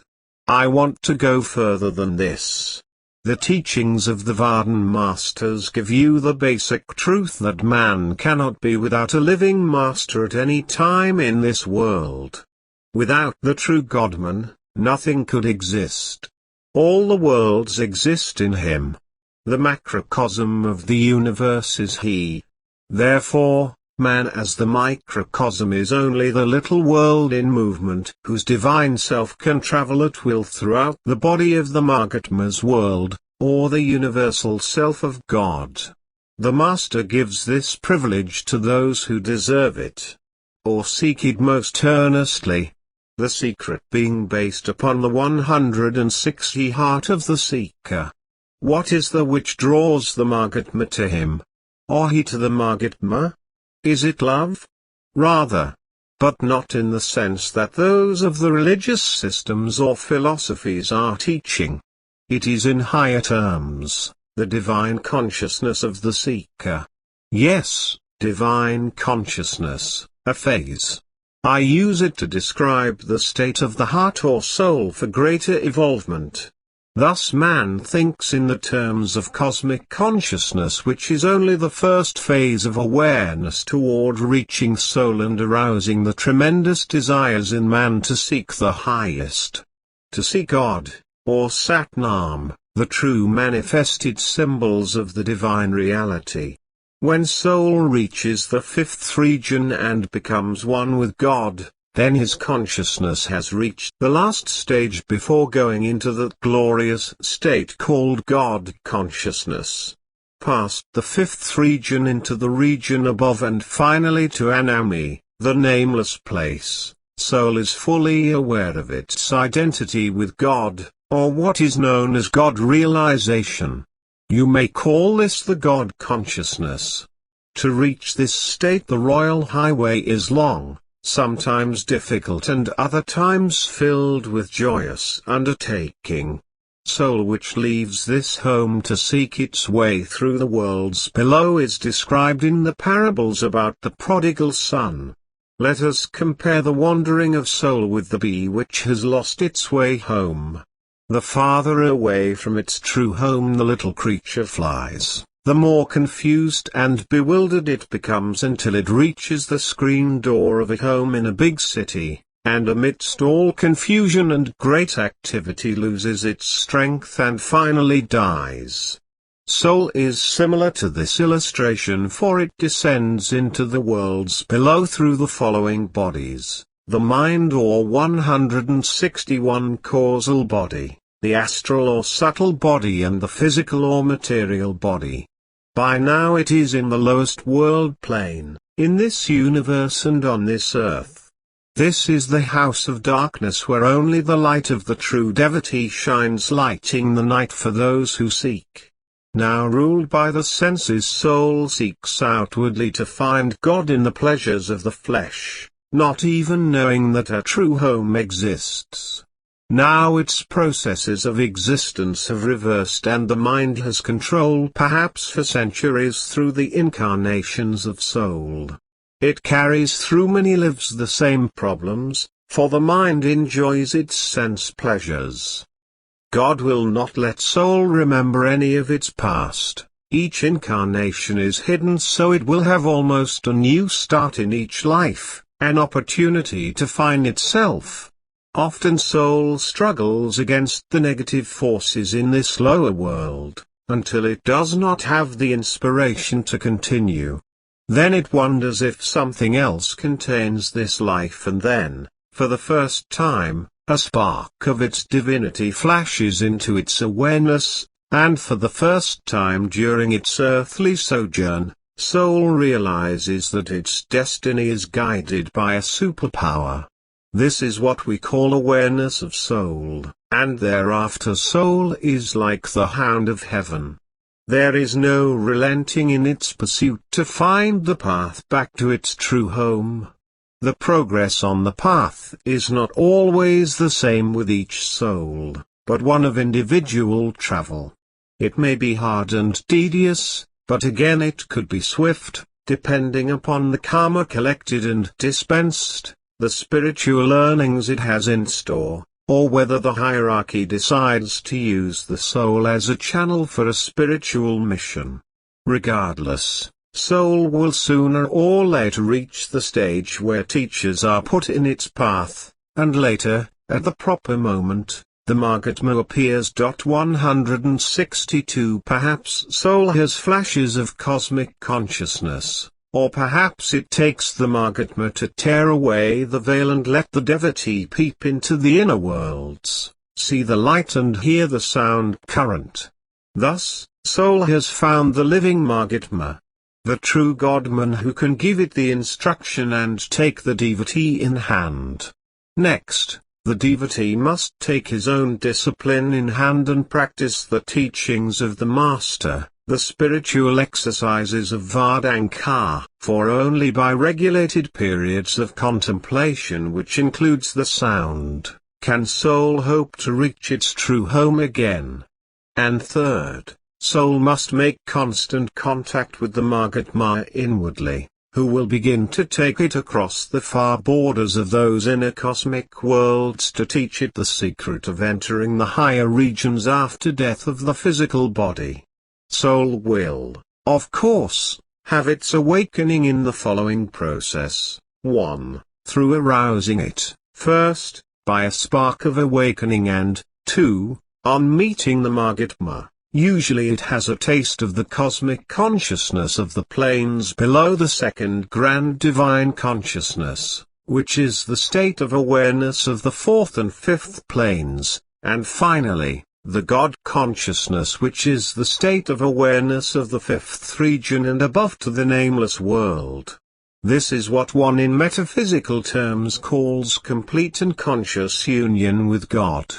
To those whose eyes have not yet been completely opened, the difference in the states of awareness are jumbled and cannot be fully comprehended, but after one has traveled the inner planes, they are aware that this is one of the first secrets revealed by God, so soul will know, understand and appreciate each state. It is a measuring stick for soul to judge its fellow souls by. 163 The Mahatma offers the definite solution to salvation. I tell you, it is true that you may have the same spiritual experiences as myself. But you must listen to my word and do as I say, not as I do. You call me an adept, because my ways are not understood. However, there is no mystery shrouding my life or my teachings. Man as well as all other living entities is endowed with soul and mind, beside the physical body. The origin or the creator in myself is called the Hare, Lord, God, or any name you desire to call it. I am omnipresent and omnipotent, and all forms reflect and emanate from my universal and absolute form. The individual soul emanates from God, and is designed to merge again into it. The mind is an instrument, not merely the sum total of thought and feelings, through which the individual soul establishes contact with, and works in the universe through the universal mind called Brahm or Kala. Man is the complete microcosm reflecting the macrocosm. He is in the macrocosm and the macrocosm is in him. As I said before, God is in him and he is God. The Supreme Soul is in the individual soul and the individual soul is in the Supreme. God pervades throughout the macrocosm by name and word, or Vardhan or the great sound current. God similarly is present in the microcosm. The sound current, or Vardhan, though all-pervading, cannot be experienced by the physical senses of man. The path of God is the audible life current, or Vardhan. It is the vital teachings which distinguishes Vedanta from all other philosophical sciences.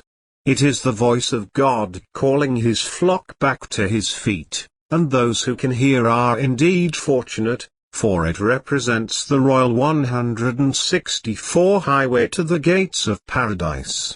The light and the sound are the essential of this faith. The road is not like a river, as the scriptures would have us believe, but more like radio waves flowing out into every direction from a central broadcasting station. It comes from God, the supreme center of the universe of universes. Now the sound current or wave has two aspects, an outward or centrifugal flow and an inward or centripetal flow. Moving out from God and returning to God again. Moving upon that current, all power and all life appears to flow outward to the uttermost bounds of the universes, and upon it, all life must return to its source. However, we are concerned only with its centripetal aspect, for upon that wave we have to depend for soul's return to its true home.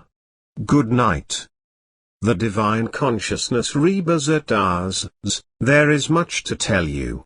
Impatience sets up counter vibrations and you are set back. You can never hurry anything in which soul has control, for it is never in a hurry. It has all of eternity in which to do its work. Every thought you think is a creation of a force or entity. As you think and send out good thoughts to every person, they return, but laden 1,000-fold with good towards you, and for you, and remain in you to be sent out again on these errands of good. Now do not allow your vibrations to be disturbed, for remember, you are holding the omnipotent power of God within you. To throw that mighty force at anything with anything but love, or toward any person, is more than likely to cause them pain and perhaps instant death. Think peace, love, happiness and plenty to all. You see? What am I trying to tell you? P. I am not certain. RT. I am going to speak to you about the light. That which comes to you and gives you understanding. With it I speak also of the sound. You see? Who are the God-realized? They who have seen the face of God, the Varden Masters, are the God-realized. You ask what is the face of God?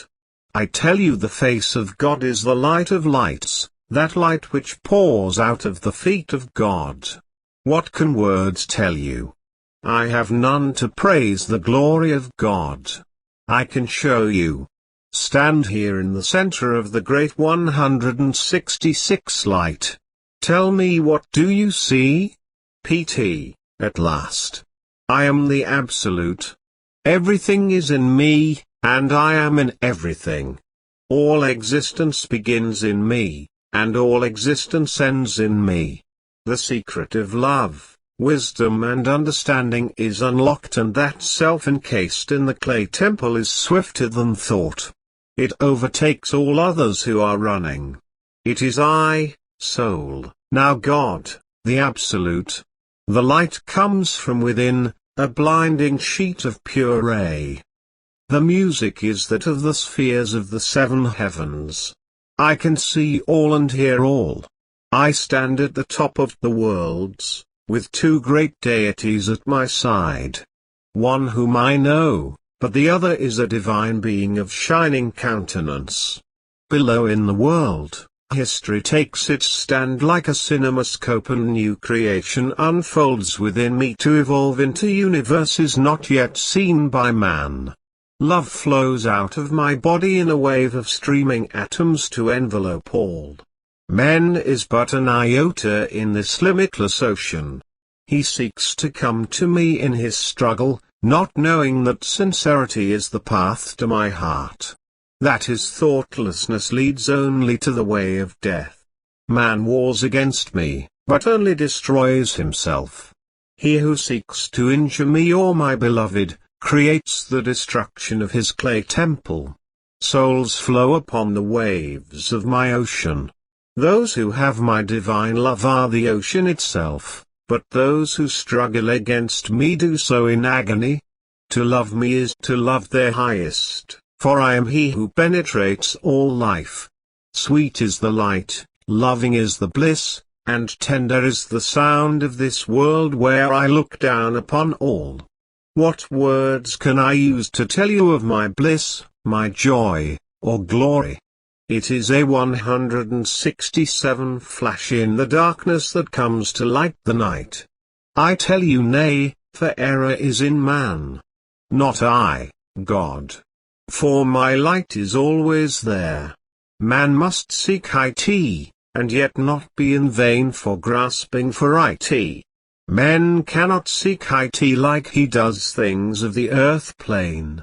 The light is not a manifestation, but the power of myself pouring life into the worlds.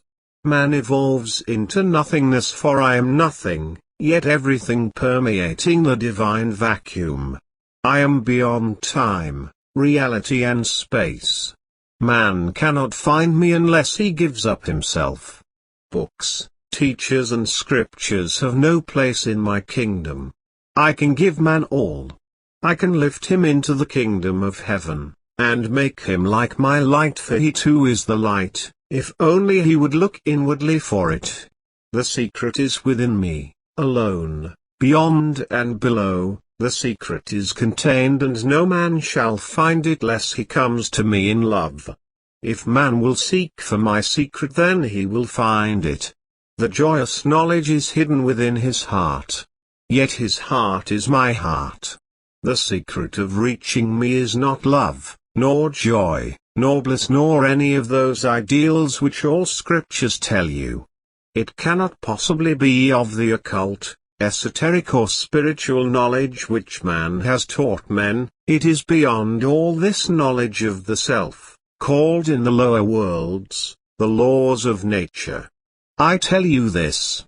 The voice of God is that which reveals the secret to you. That is my voice. I can whisper it in your ears should you listen closely. The secret of all secrets which man seeks for and never learns, is because it is concealed by illusion and self-delusion. Until man learns the true transcendental knowledge of my teachings, which show how to be liberated from mind and matter, to come in contact with my divine spirit, he will 168 never know this secret. Come closely. I will whisper into your ear, O man of the earth. The secret of the realization of my divine spirit is simply power. The absolute power. Man does not know that power is the way to his true home. That space within my heart. Yet this is not the power which he knows in the earth plane. It is that transcendental self, the divine knowledge, the use of soul for my power to become his power, the unity with my divine self, the absolute state of Godhood. Who can explain in words what this divine power is for man's understanding? In the simplest terms, I tell you that divine power is that which flows out of my universal body to sustain all the worlds. Call it light and sound. Men is sustained by it. Vardhan is it's name, for it represents both the light and sound. Man must seek this and contain it, master it, subdue it and make it his servant along with the rest of his united, individual self. I know the secret, and tell man of it. For neither does religion nor metaphysics nor any of the mystics yet realize the true worth of the mastership of Vardhan. Believe in it, for it is the way I speak to man, yet it is no more supernatural than your other senses. Therefore, I say, refuse to give it unlimited sway, and never allow it to be the tyrant of the other senses. Let the divine consciousness live in harmony with the old self. Love my worlds, my creatures, and all, even though they are to be pitied. Take not refuge in the world of sympathy. Live in the full consciousness of righteous power. He who has realized the hooray cannot be touched by harm. Water cannot drown him, bullets nor knives cannot 169 pierce him. Fire will not burn his flesh, and no man can destroy him by slander nor disturb him by anger. Nothing can injure his flesh or break his bones, bring him death, ill health or disease. No creature of man's world or the denizens of the cosmic planes can, in any way, stand before it's light and power. The soul who has realized the power of God has God realization. He is a true soul. He has become a part of my divine, universal body. He needs nothing in his worlds, for I give him all. The scriptures are but man-made laws, rewritten so many times by the priestcraft. They are moral codes, and rules for the clergy's protection against man. He who has not studied the scriptures of great religions nor the philosophical system is closer to me. He does not have to forget. Many of those who went to earth to preach have not been masters sent by my divine commission. They have been misguided souls who believe the astral plane is the true home upon which the lower wisdoms have been taught. They only believed that their knowledge was of the highest. Listen to my voice.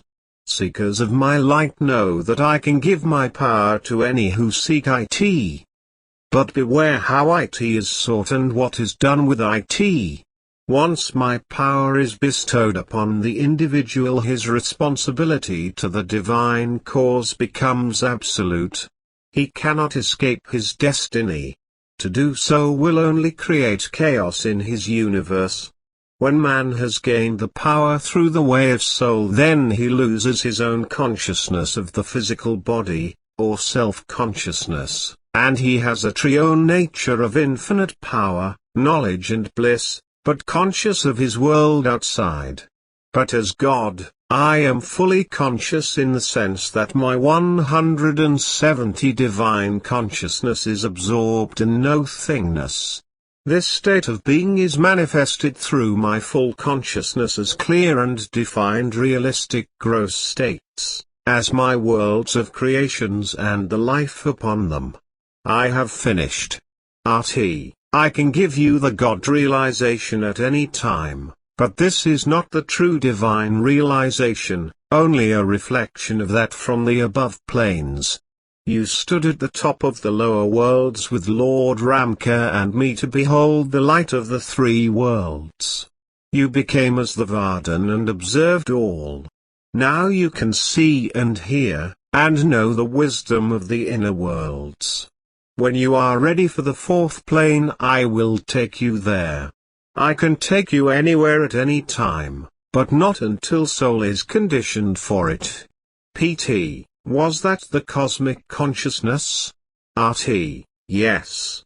The cosmic consciousness is only the realization of the light on the lower planes, especially the astral. Many receive it, and believe they have the full consciousness of God. Many of the ancient mystics went no further than the astral but left great writings telling us of its glory. Yet the world glorifies them in the greatest light. I tell you that man in his ignorance has little conception of the worlds beyond, or the true glory of God in the worlds of the unknown regions. Someday I will give you an experience from the higher planes where God dwells in spirit only. Then you will truly know God. Only a few on earth today have actually had this experience. You can count them on one hand. 171. What is life? Rebazar Tarzs. Now let us begin our discussion for tonight. I am not going to talk about spiritual psychoanalysis but on another subject. What is life? Man seeks God through religions. He asks ever of the skies to vision out what lies behind them. It is fear for the end, a subtler form of selfishness. It is this that breeds the vast number of occult organizations and many so-called religions. Mark my word, each religion claims the future for its followers, or at least, the good thereof. The evil is for those benighted ones who will have none of it. They are seeing the light, which the true believer worships, as the fishes see the stars, but dimly. Religion comes and religion passes, and civilization comes and goes and none endure. World and human nature. If man would see that hope is from within, and not from without, that he, himself, must work out his own salvation. He is there, and within him is the breath of life, and a knowledge of God as God is to him. Thereon let him build and stand erect, and not cast himself before the image of some unknown God, modeled like his poor self, but with a larger brain to think the negative thing, and a longer arm to do it. Man is faithful to God so long as temptations pass him by. If the temptation be but strong enough, then will man yield. Every man, except the strong seeker of God, like every rope, has his breaking strain, and passion is to man what gold and power are to woman. The weight upon their weakness. 172 Man can be bought with woman's beauty, if it be but beautiful enough. and woman's beauty can be bought with gold, if only there be gold enough. The world is a great mart where all material things are for sale to him who bids the highest in the currency of man's desires. Who can say what is the weight or the measure of love? There is only one fixed light in the mists of our wanderings. That light is love. There is only one hope in man's lonely night. That hope is love. All else is false. All else is shadows. All else is wind and vanity. Love is born of the Spirit, and often dwells in the flesh. From it man draws his comfort. For beauty is as a star. Many are its shapes, but all are beautiful, and none know whence that star rose, or the horizon where it shall set. Yes, there is love. Love which makes all things beautiful, and breathes divinity into the very dust we tread. With love the soul enters into eternity, gloriously, with God's voice like some great music that has power to hold the soul on eagle wings. Nay, and again I ask you, is there no man that will draw the veil and look upon the face of God? For it is very beautiful. Unto him who draws the veil God will be and give him peace, and the sweet children of knowledge and good words. Now, I tell you this, that God says, though all those who seek after me desire me, behold, I remain sacred throughout eternity. There is no sin born of woman who can draw my veil and love, nor shall be by death daily. Only can my veil be drawn, O truth. Men can never be contacted with that which his hand may pluck. If a lamp shines for him to light his way through the darkness, straightway he casts it down because it is no star. 173 Happiness dances ever apace before his feet, like a marsh fire in the swamps, and he must catch the fire, and he must win the star. Beauty is naught to him, because there is more than he can hold. Wealth is poverty, because others weigh him down with heavier coins, and a sphere is emptiness because there have been greater men than he. Then what is life? It is a feather, it is the seed of the grass, blowing hither and yon, sometimes multiplying itself and dying in the acts, sometimes carried away into the heavens. But if the seed be good and heavy, it may travel a little on the road toward its source. It is well to try and journey back to the true home of God. Man must die. At the worst he can die a little sooner than expected. Again I ask you, what is life? Tell me, man, who is earthly wise, who knows the secrets of the world of stars, and the world that lies above and around the stars, who flash their words from afar without a voice. Tell me, man, the secret of life, where it goes and whence it came. Ah, but you cannot answer. Listen, I will tell you. Out of the dark you come and into the dark you go.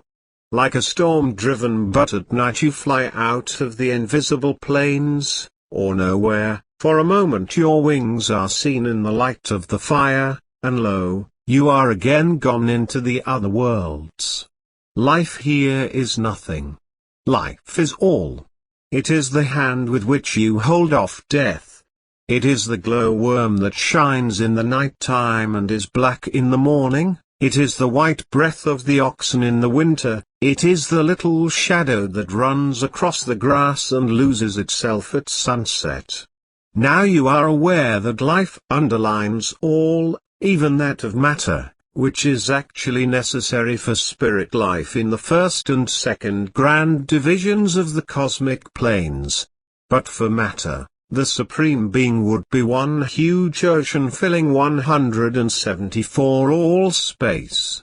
Before creation, spirits lay at the feet of God in unmanifested masses. They need life mixed with matter in order to be of service to God. Hence God started creation for the self-improvement of his own beings.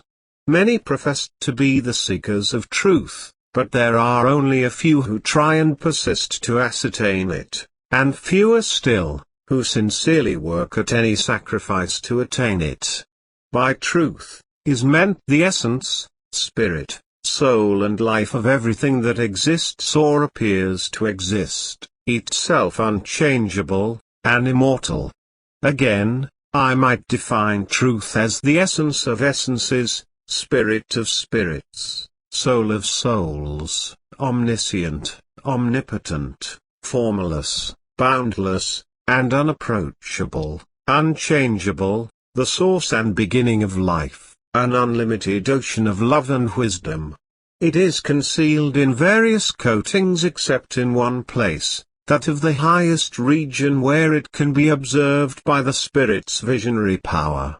It should be clearly understood that instead of sound being the results of vibratory motion, it is really the prime cause, and everything in the universe is also of vibratory motion, which is instrumental in furthering the work of creation in the material regions.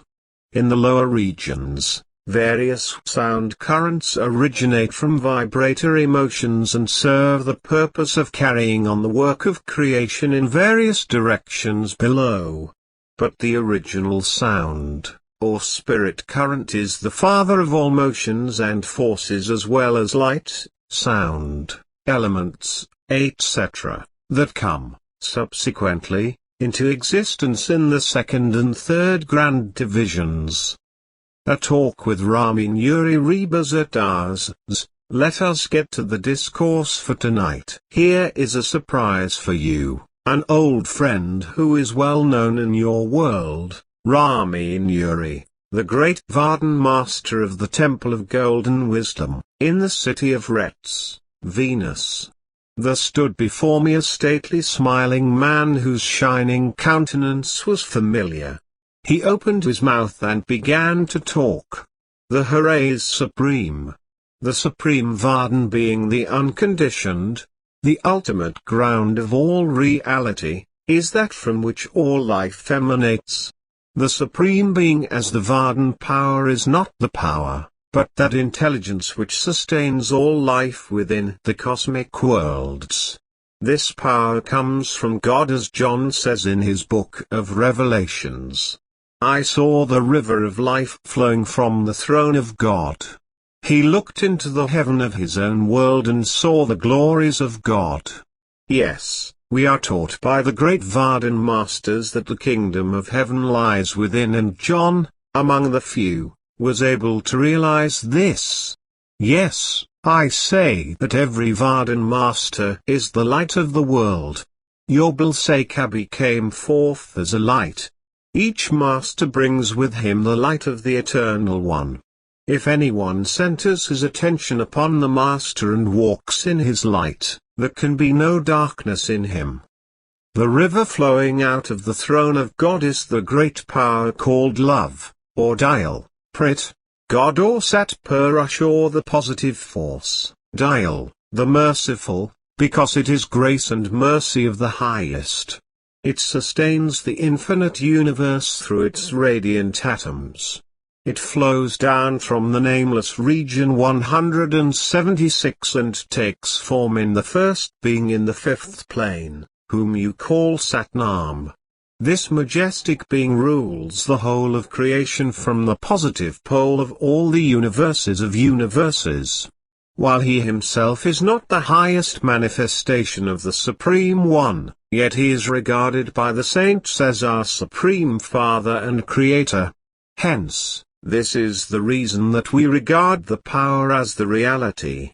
The supreme power being that of the highest force manifesting itself first in what man thinks of as the new to being. The reason is, that the great power being that force which carries the properties normally making up the true self. This is what you call the Vardan power. This is the highest power, this is what we call God, or sometimes love. But this is misnamed. In fact it is Hooray, the Creator to us. It is significant that below the soul plane no member of the grand hierarchy has power to create souls. They have creative power over all, but no power to create soul and to destroy soul. In Satnam, Lord of the soul plane, the supreme creative energy comes into manifestation for the first time in all the upper worlds. In the 6th and 7th plane, the power is so close to God, so slightly differentiated that Satnam is considered the first actual or complete personification of the Supreme One. He then becomes manifest as the supreme executive power of the God creation, and its region, known to you as Sakkhand or to others as the bliss plane, may be known as the governing center of the entire system of universes. Satnam is the sovereign Lord with whom masters have to deal in carrying out their sacred mission of returning souls to their final home. He is the Great Father, the Supreme Guru, the Light 177 Giver. He is truly the Heavenly Father. All gods or rulers below him, we may love and honor, but our supreme devotion belongs to him. For he is the real Lord God of all existing worlds. All rulers above him, and the Nameless One, the Universal, are so utterly incomprehensible, so fathomless and impersonal, that we cannot approach them even in thought.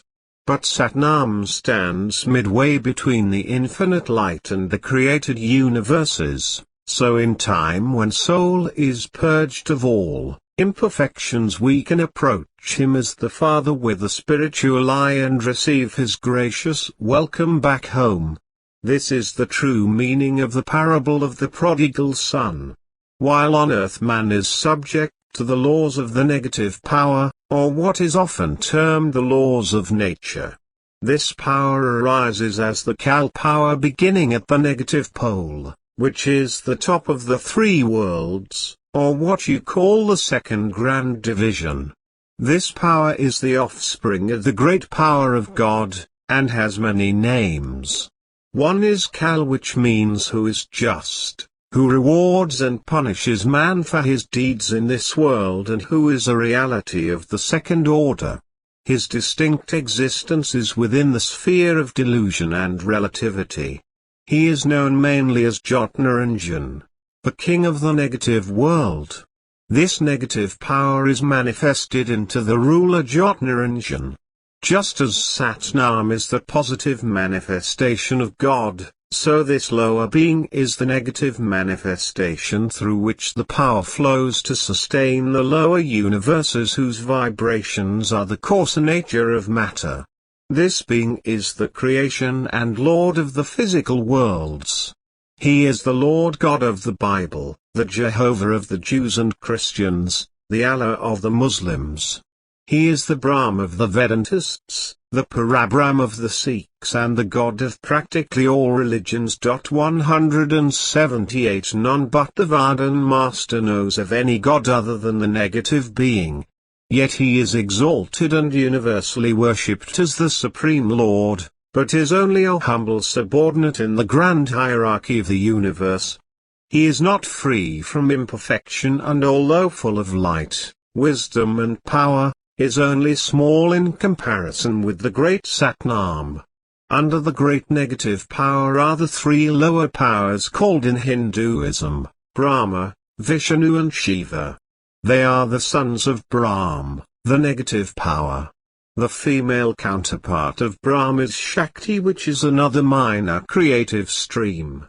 Often Brahm is thought of as the Divine Mother, and sometimes is given that honor.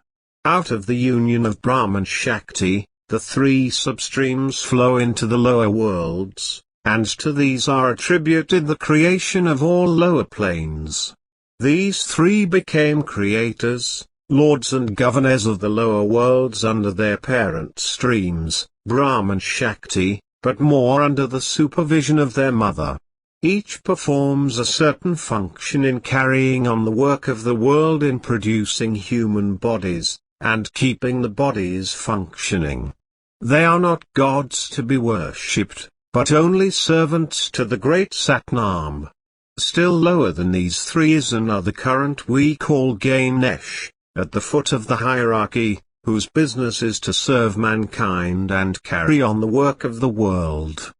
Below these are great hosts of beings called angels, but often known as devas, delas, butts, prets, etc. They are beings about man, and help serve him in many ways. Of course humanity is at the foot of the hierarchy. The great sound current in these planes is Om, the music of Brahm, or what you call Omkar. To give the truth is to tell you, dear one, more than your 179 soul might accept. There is the old saying, none are so blind as those who refuse to see. And this is the case of mankind. By the grace of the Vardhan masters I have been permitted to travel into the beyond to see for myself. But there are many who will neither believe nor desire to do so. Each thinks that his own world is the highest and, therefore, they are halted there. All prophets, yogiswars, yogis, rishis, sages, incarnations of saviors and many others come from the region of Brahm and work with negative powers, which is only another name for the creative power. Their object is to improve the state of affairs in the world of Kala, or Karma, but not to take souls out of their illusion. The mystics of the highest order come from the bliss plane or the highest one, and here I pause to tell you that many of the Christian saints and mystics so highly exalted have hardly gotten beyond the top of the astral or the first plane. Those mystics who have come from the higher worlds do not attempt to reform the world as do the saints of the negative world. They desire to take man out of this sphere to his true home of pure and lasting bliss, absolute knowledge and divine love. So you see the world of karma, that of all below in the second grand division, the three worlds are a big prison with many rooms and cells. The warden is Brahm and man is the prisoner. His true home is in the nameless region above, but Brahm does not desire that, although he wishes perpetual reform going on constantly within his prison. So he sends his saints, prophets, moral, social and political reformers, who are to try to set his world right. But as his agents they act with his power, and do his reform work in his prison. They do not even tell that man's real home is in the Absolute, they hardly know of it themselves. The Godmen, 180 however, come from outside the prison and liberate those willing ones from Brahm's power with grace and mercy to reach their home. Within this world of Brahm the yugas go on like a great wheel, then all is wiped out and then starts again, without true peace. As stated in the Vedas and other religious scriptures, man comes back even from his salvation, although after the duration of a vastly extended period, and man's lot could be either a wretched cell or a luxurious mansion. The illusions given man by the agents of the negative power is fantastic. However, their work is a waste of energy. They deceive man by making him think they have come to take him to the Father in the highest realm. Instead they bind tighter the chains. They come to promote good and root out evil. Their sphere of activity is within cause and effect, or relativity and delusion. Even Lord Krishna told the world of his work as an agent of the negative power. Says he, wherever there is decay of righteousness, O Bharata, and there is exaltation of unrighteousness, then I myself come forth. Also he says, for the protection of good, for the destruction of evildoers, for the sake of family establishing righteousness, am I born from age to age. Thus the incarnations of saviors come into the world from time to time for establishing righteousness, protecting the good and destroying the wicked. Their reform is within the sphere of morality as that of Buddha, Krishna, and hundreds of others. They do not take us to the Absolute, who neither rewards nor punishes, who sees neither good nor evil, for good and evil being relative do not exist there. The Absolute is beyond all relativity and delusion. Krishna was an incarnation of the Kalpa, for he says so himself. God, the Absolute, in the nameless region never 181 manifests himself to destroy and slay mankind. He is merciful to all. He is an ocean of mercy and love.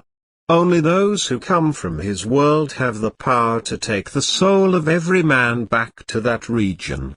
Just as the incarnated ones are the agents of the negative power, so do the sacred scriptures reveal the laws of this prison world. Free men are beyond the laws of the three worlds. The revelations of the holy books want man to give up bad actions and embrace good ones, but so few of them tell how to go beyond good and evil, how to transcend the bounds of morality and the law of karma.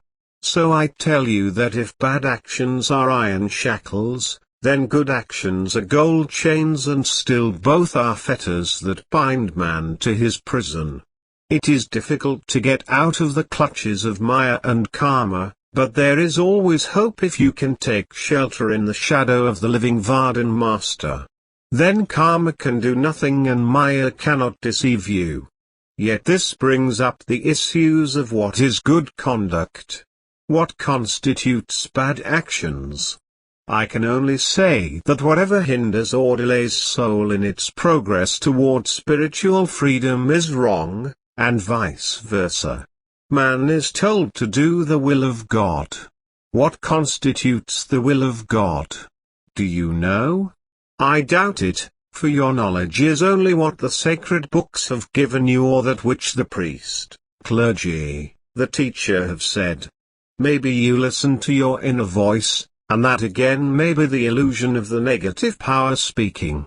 So I tell you, listen to only what the Godman says. He knows the will of God. God is reality, all else is illusion, for without God, light and sound, everything is without cause. I leave you, dear ones, with this thought. I must always lean upon the mercy of God. I am not worthy of thee, my Lord, but I am thine.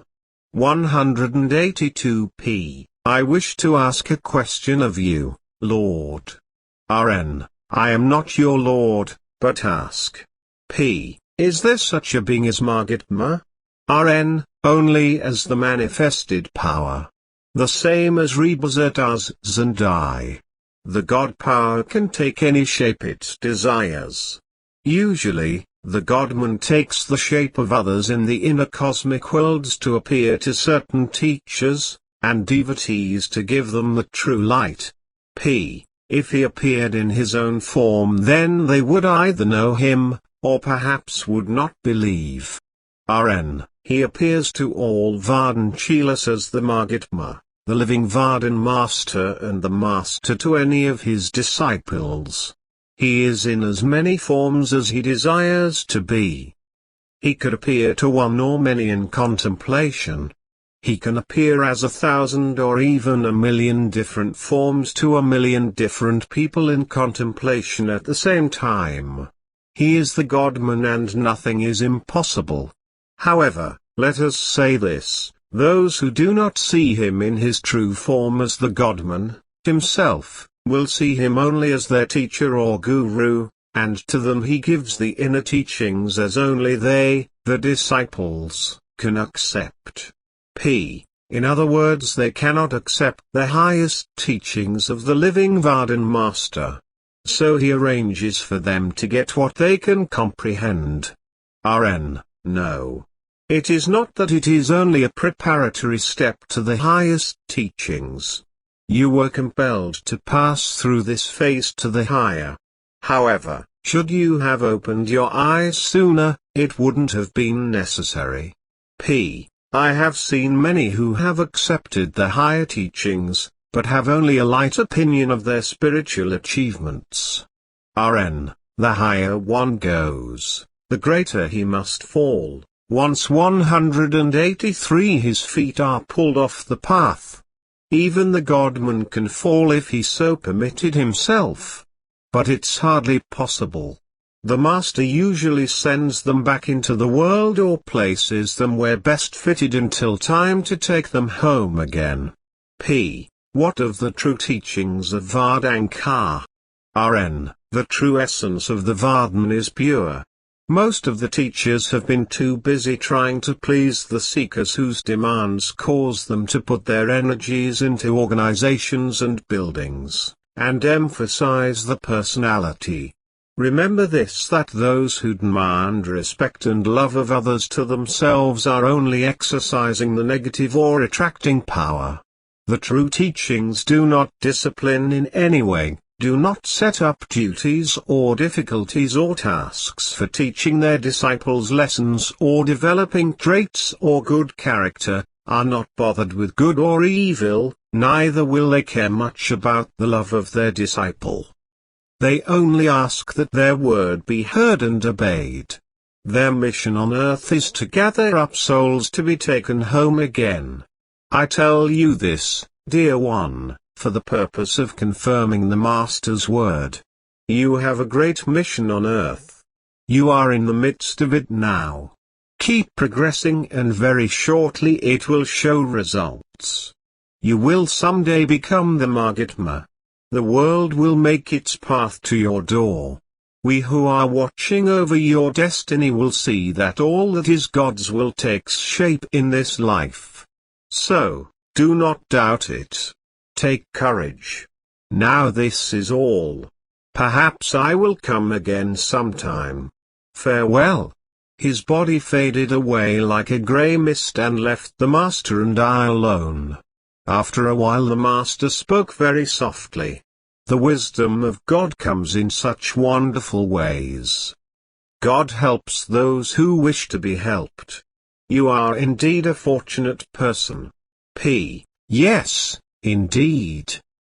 The Lord Soang speaks. Rebazar Tarzs, I am going to take you on a long journey tonight.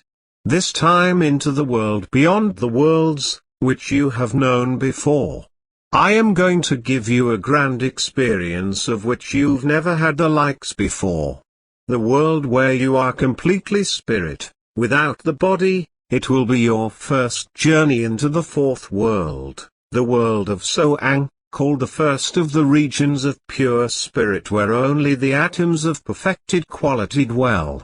It is the entry into the kingdom of God. Are you ready? He took my hand and closed my eyes with gentle fingers. When I opened them we were standing in the center of a strange land where the beauty was magnificent. The light of this world begged words of description. It was beauty of a nature which only a poet could describe in sublime language or that of a Beethoven pastoral.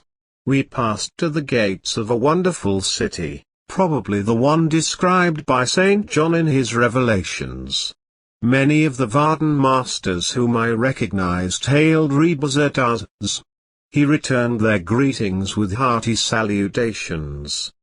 Then we moved into a marvelous palace which looked similar to those in ancient pictures with mosaics on the walls. And we were greeted by beings in great light wearing white robes. We were led into the presence of a soul whose beauty was so extraordinary that words cannot describe his light. Every particle of light danced and dazzled its countenance. Rebazar Tarzs bowed humbly. O great Soang, we come to greet thee in the name of that mighty soul called God, the Almighty Father. 186 There was a long silence, then the escorting angel spoke, the Lord of the fourth world will speak to thee. Listen closely. A voice like the rushing wind spoke. It filled the chamber with a solemn sound of whirling vibrations that shook soul. Man is a spiritual being. The source of this spiritual omniscience, you may not, in your finite intelligence, fully cognize, because full cognition would preclude the possibility of finite expression. The destiny of man is to dwell in his true home. His true home is that nameless world where dwells the true Lord of all infinity. The argument of the saviors of the three worlds is that man's destiny is perfection. Man perfected becomes a god, they say. To become a god in the land of Daswandwar is to become immortal. Let me consider what this means, supposing it to be an axiom of truth. Mortality is subject to change and death. Mortality is the manifest, the stage upon which man in his life plays many parts. Immortality is what the word implies, godhood, and recognized in the mortal I am Uram, the charged word of the Brahman of the world of Brahm. It stands for the changeless, birthless, deathless, unnameable power that holds the worlds in space, and puts intelligence into man. Yet this power is the Kal or negative power as you know it. The Lord of the three worlds Kal Niranjan, Parambram, or whatever name you desire to call him, does not have the power to hold soul immortal. As the sacred books tell us, these worlds are wiped out after a millennium of time, and 187 replaced again. The cycle goes on and on into eternity. This power is not pure spirit. It has its roots in matter, yet it is not able to create soul, only the form or manifestation of flesh, mineral, plant or other matter. Yet to the beings of the three worlds it is the unknowable, the absolute. Om, therefore, is the sound current, expressing the omniscient, omnipotent and omnipresent power of the worlds below the second grand division.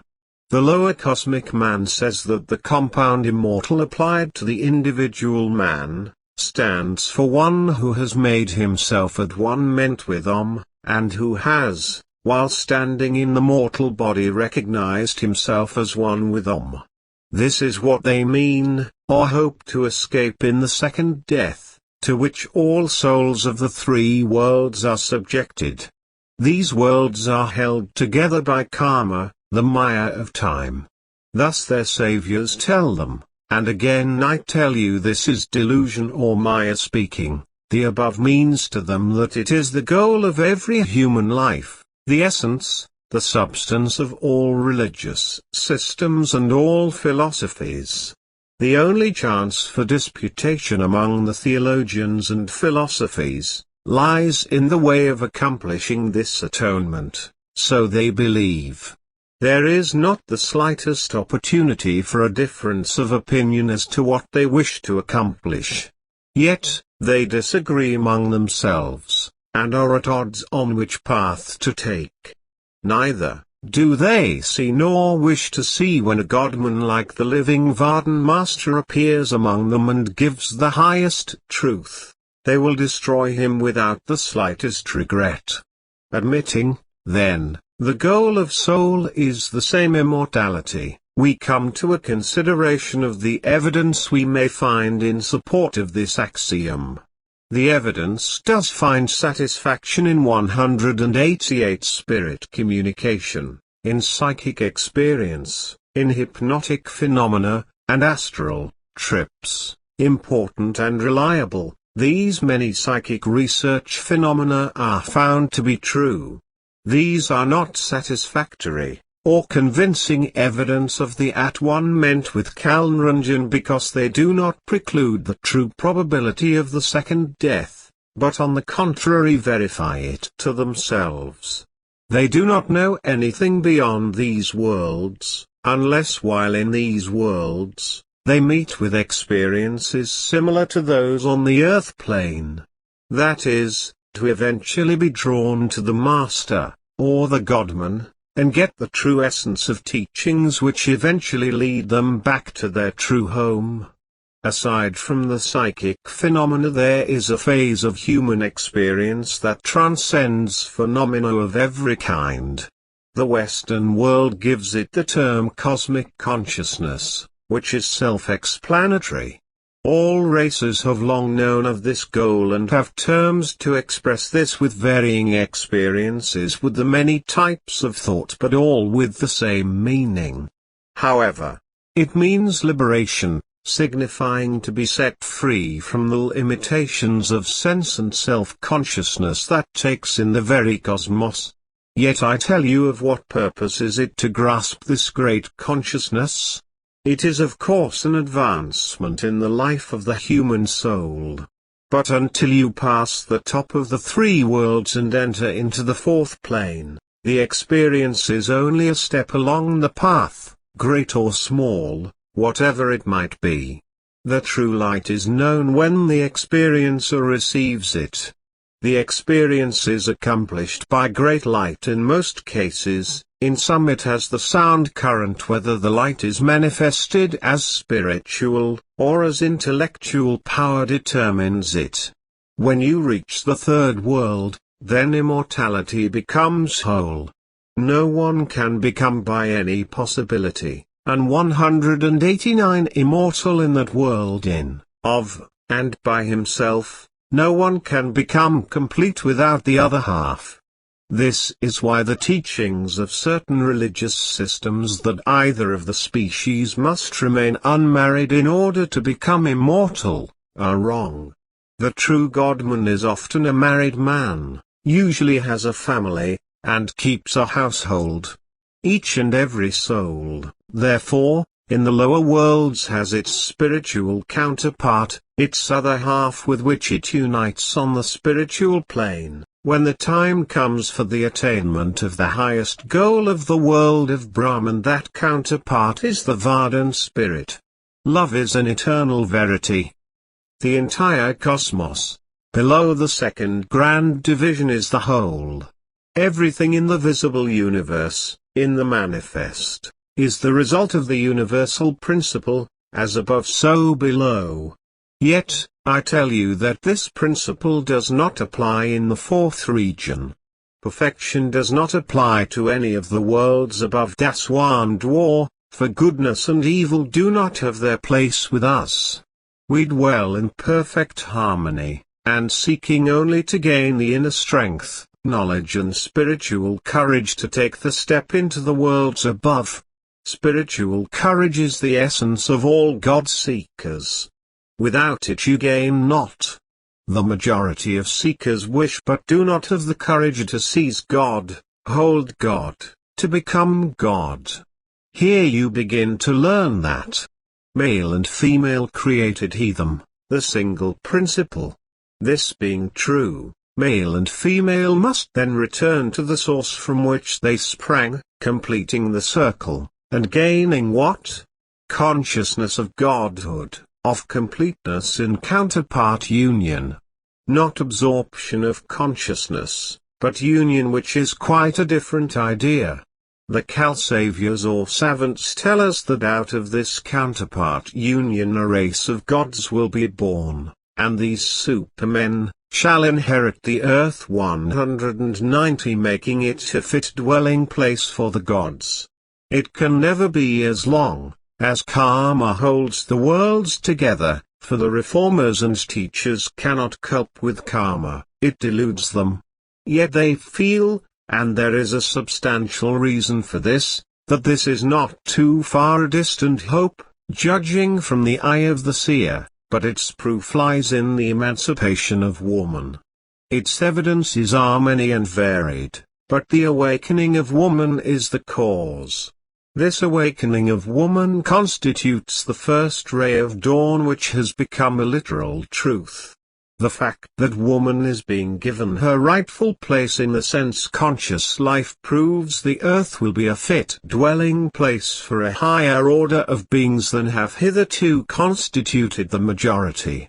The numerous instances of illumination or cosmic consciousness which is forcing attention at the present time prove that there is a race awakening to the realization of unity with the sound current of Om. The so-called revelation is neither a personal discovery nor any special act of a divine power. God spake thus, and so to me, is a phrase which the self-conscious initiated employs because he has lost sight of the cosmic light or because he finds it expedient to use that phraseology in delivering the message of the cosmic consciousness. If the term initiation is substituted for the term revelation, you will have a clearer idea of the truth. This is why the Mahatma uses the term initiation when he gives you the cosmic light to bring you onto the path. A broader concept given means he accepts the responsibility of taking soul back to its true home. For the most part, the word revelation used in religious systems implies that the plan of the cosmos was unfinished and that the Creator, having found some person suitable to 191 convey the latest decision to mankind, natural laws were suspended and the revelations made. It is to correct this view that I emphasize the distinction between the two words. The cosmos of the three worlds is complete. As in the beginning, it is now and ever shall be worlds without end. A circle is neither with beginning nor end. Man in his individual consciousness may traverse this circle, but his failure to realize its completeness does not change the fact it is finished. Man cannot add to the universal consciousness of his negative world, nor take away therefrom. But he can extend his own area of consciousness from the narrow limits of the personal self into the heights and depths of the world soul. Who shall set limitations to the power of his God, the higher self, when it has attained at one ment with his Om sound current? He knows not of the worlds beyond, so here he stays until his knowledge through initiation becomes greater and knowledge is gained of the other worlds.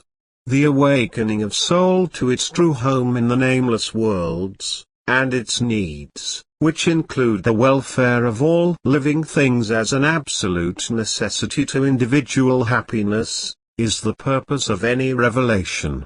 Therefore, in your worlds, O man, altruism is not a virtue, but a means of self-preservation. Without this degree of initiation into the boundless area of the cosmic worlds, you may never escape the karmic law. The revelations, therefore, upon which are founded the numerous religious systems, are comparable with the many and various degrees of initiation. They represent the degree which the initiate has taken in a lodge. This fact of individual initiation into the ever-present truth of being, as into a lodge, offers no proof that the three worlds will ultimately become the heaven, as many of the so-called masters have learned after passing into the land of Brahm. 192 It may be best said that they represent the outer lodge rooms, and there will never be a sufficient number of initiates to make the earth a fit dwelling place for a higher order of beings than now inhabit it. All hope tends toward the fact that it is coming under the regenerating power of God, or illumination. All lower world prophecies embody this promise, what the materialists call evolution, and occultists name the uncovering of consciousness. All of which points to the time when God's will shall be done on earth as it is in heaven. All who have attained to cosmic consciousness in whatever degree, have prophesied a time when this blessing would descend upon everyone, but the difficulty in adequately explaining this great gift seems also to have been the burden of their outcry. I ask, why do you desire to live in a world where darkness dwells? The truth of the statement above does not ring true. For the Master's purpose is to take all souls out of it and return them to the nameless region. Many have sought repeatedly to describe the cosmic wonders to his audience, but they had not the breadth of mind to listen. A number of disciples were capable of receiving the light and sound, and a larger number are capable of attainment now. But your religions and science point to a time when your Earth planet will know freedom from strife and suffering. But how can this be as long as karma exists, and as long as man inhabits that world, there shall be karma, unless the Vardhan Master receives him.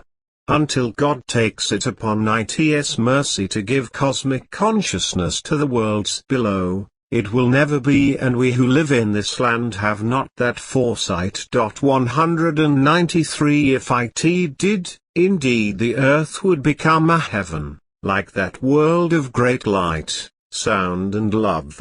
For here all problems of soul are dropped. There is an elimination of all negative attributes, for we have only universal happiness and well-being far beyond the concepts of man's mind. He finished, and Rebazar Tarzs led me away. Then we were standing in the bedroom at the house. He smiled and bid me good night. 194195 A discourse by Gopal Das Rebazar Tarzs. Before we get into the discourse for the evening, I want to tell you that your mind is becoming completely alert. You've now a fine alert mind with penetrating power, the ability to see deep into life.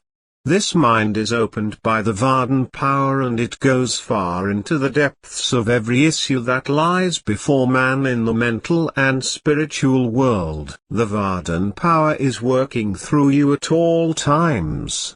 Your mind has developed a deep, penetrating power which can move swiftly to the source of the question at hand, which can pierce the veil of anything which comes before you, at any time. You are freed of all negative loads which have been on your shoulders. Now let us move along tonight into the astral world to meet with an old friend of the Western world. Come. Rebazar Tarzs closed my eyes with his fingers, then took my hand, and when I opened my eyes I saw a strange bright land of the inner region. We were standing in a beautiful garden where a tall, slim man stood watching us. He had such a dazzling countenance, I could hardly look at him. His eyes were flaming swords, and his beard and hair of deep molten gold. His beauty was radiant, and beyond the essence of words. Who can explain the beauty of this soul? Swiftly, he moved forward and embraced the Master, like a long-lost brother. The Master shook Gopal Das' hand. Gopal Das looked compassionately at me, but I could not face him, so great was the light and beauty which poured from him.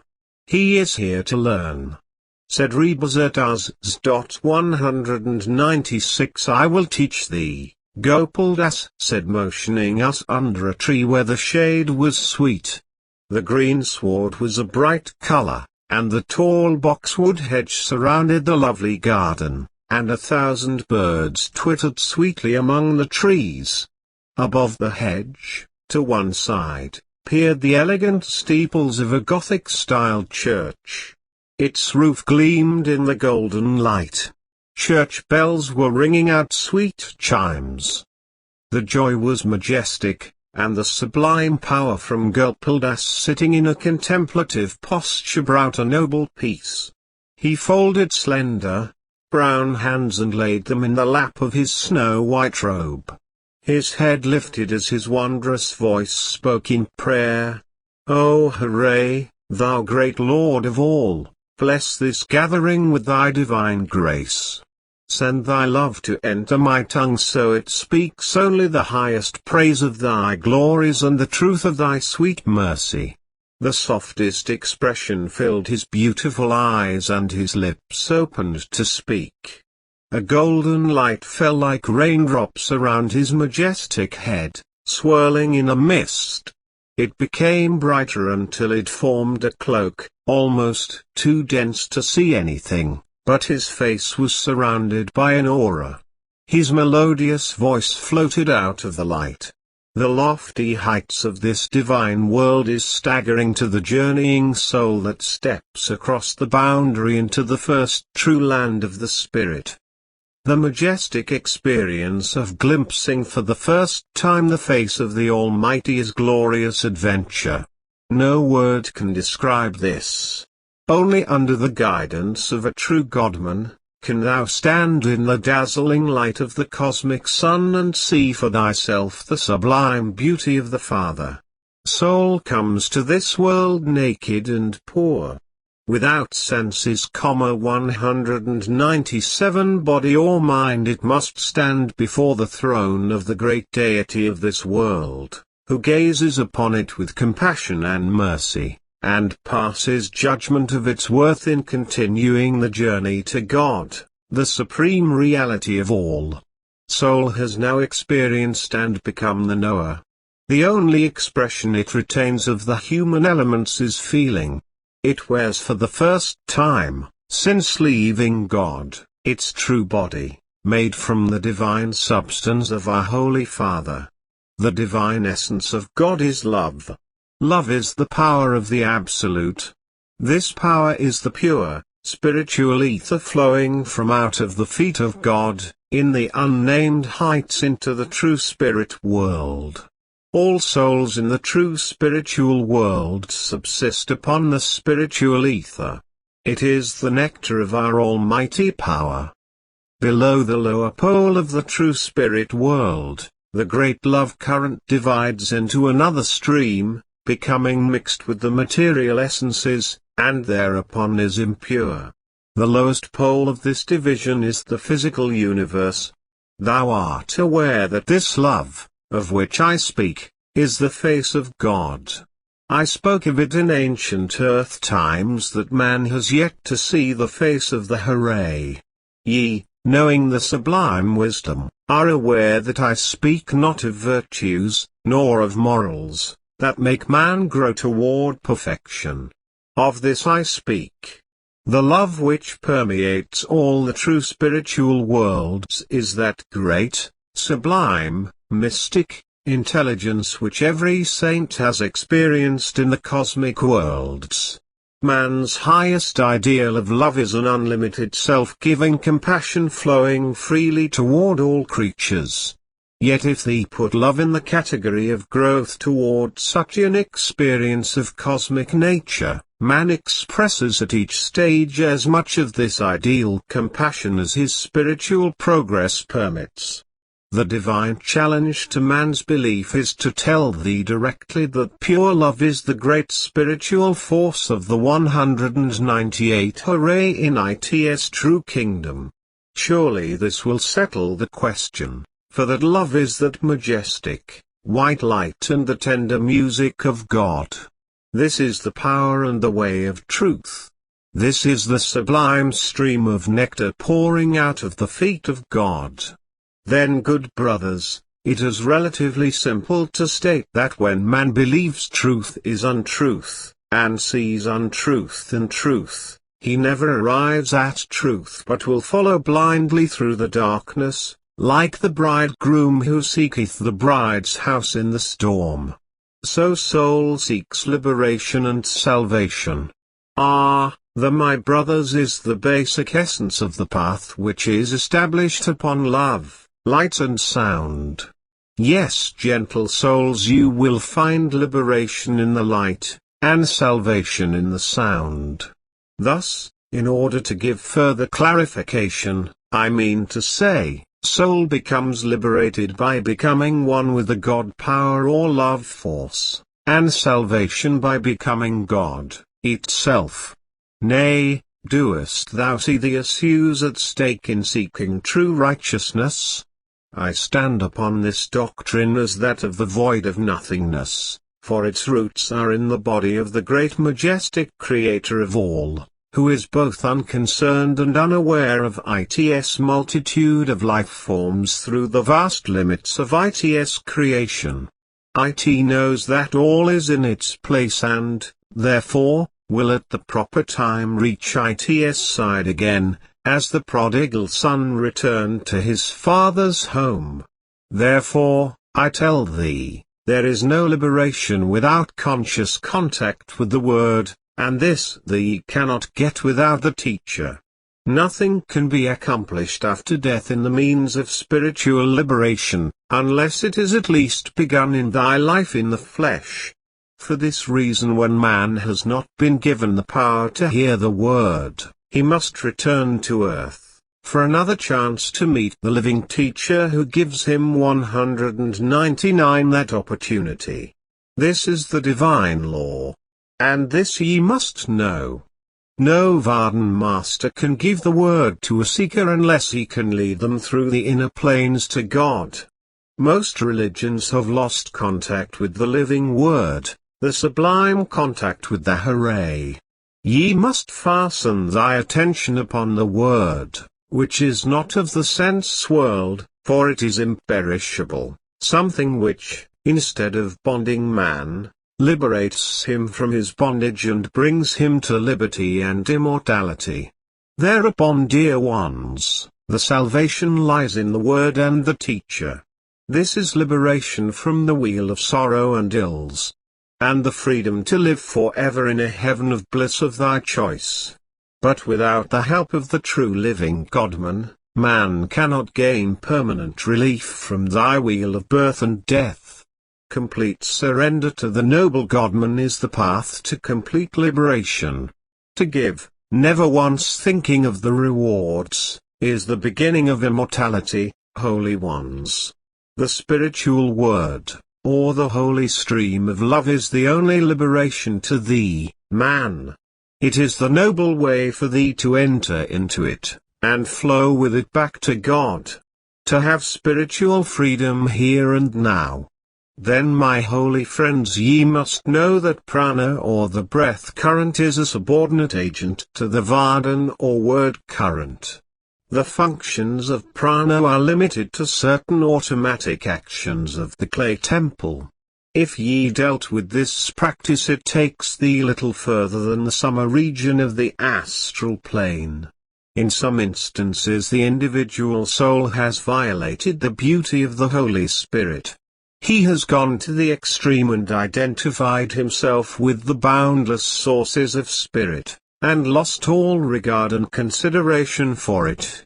He has become extremely selfish and proud of his existence, which is a mere 200 drop from the ocean of spirit and love, a ray from the Supreme Sun, the life and light giver of the whole creation. These have become so infatuated with this thought of being God, they adore nothing. In their ignorance shall they stay in the flesh temple until the true Godman appears to help them. The Word was the first manifestation of the Hooray, and the rest of creation, including ethers and other elements, was created by the Holy Word. It is the life and soul of everything that followed its first manifestation. Again I tell ye that the holy word of the Varden current is the prime mover and the first impulse which came from the Hooray, the first cause of motion, color and form. The vibratory motion of the word is confined to the spheres where matter exists in subtle, or pure, or less pure, and coarse form.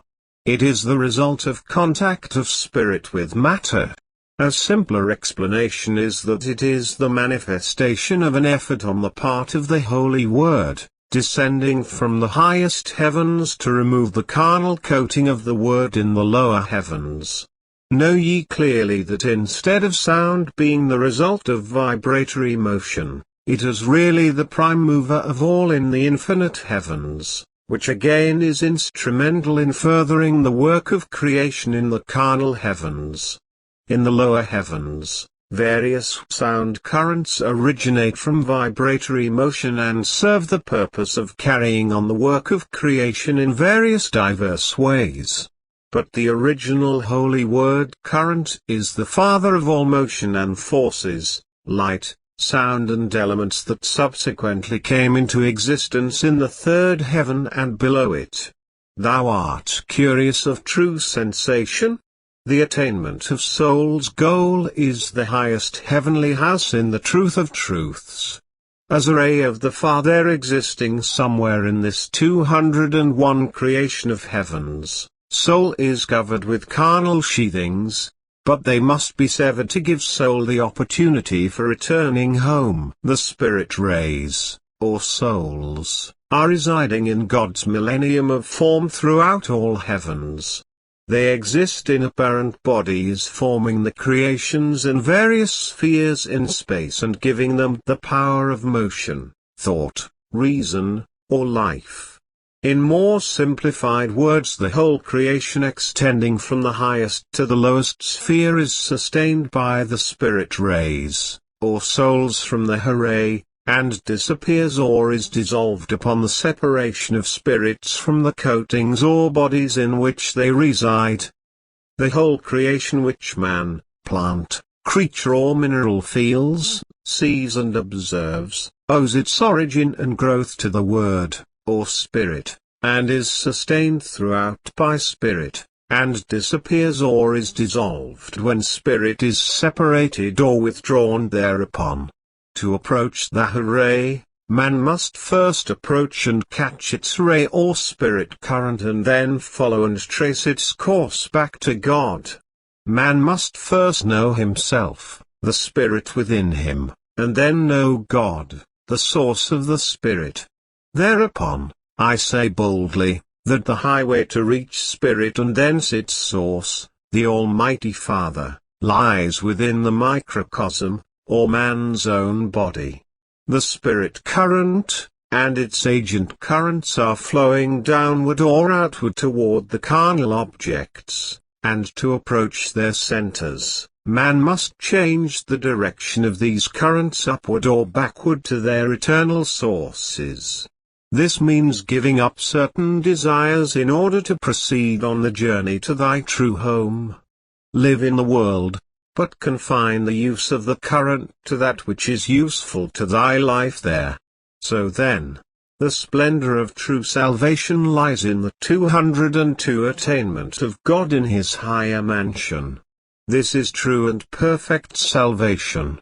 Many stop on their way to God's mansion in one of the other lower heavens below the third world, and regard it as the mansion of God.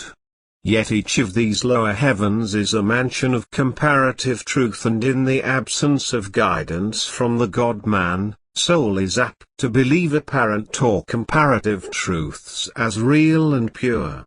They unwittingly remain there to die, to be reborn after long periods.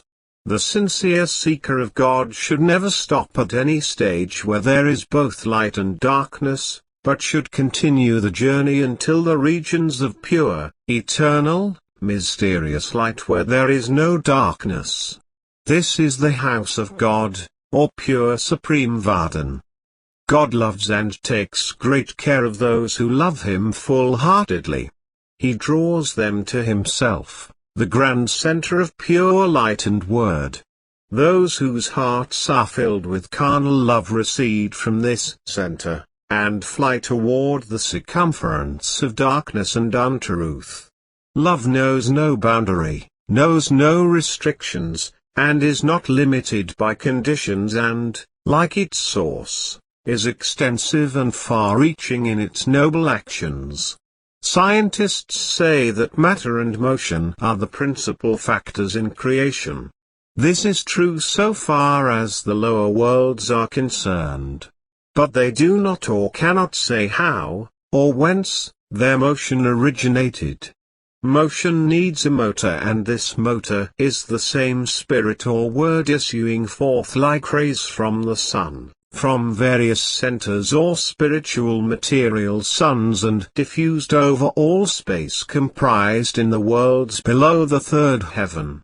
An energy atom is in itself a ray or current issued from a center and is endowed with spirit power, which is called energy by the scientists.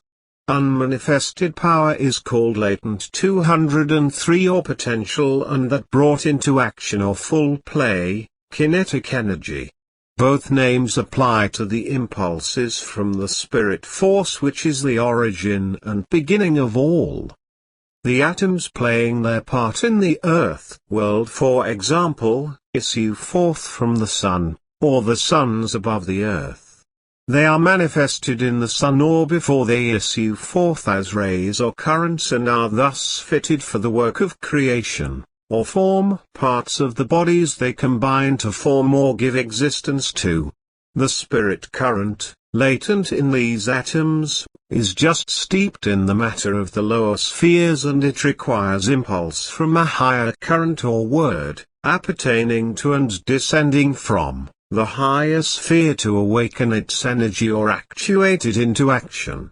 Thus ye see that the spirit power or force is all in all, or it is the principal factor, or prime action in the whole creation. It is the life and soul of everything. The true riddle of God and Spirit is dissolved in this statement. The supreme hooray is a vast ocean of spirit and love and joy that lies in the highest heaven, called the nameless world. From it the original spirit or word current emanated. The spirit or word and sound, the prime mover, creator, nourisher and sustainer of the whole creation, is the original spirit that emanated from God.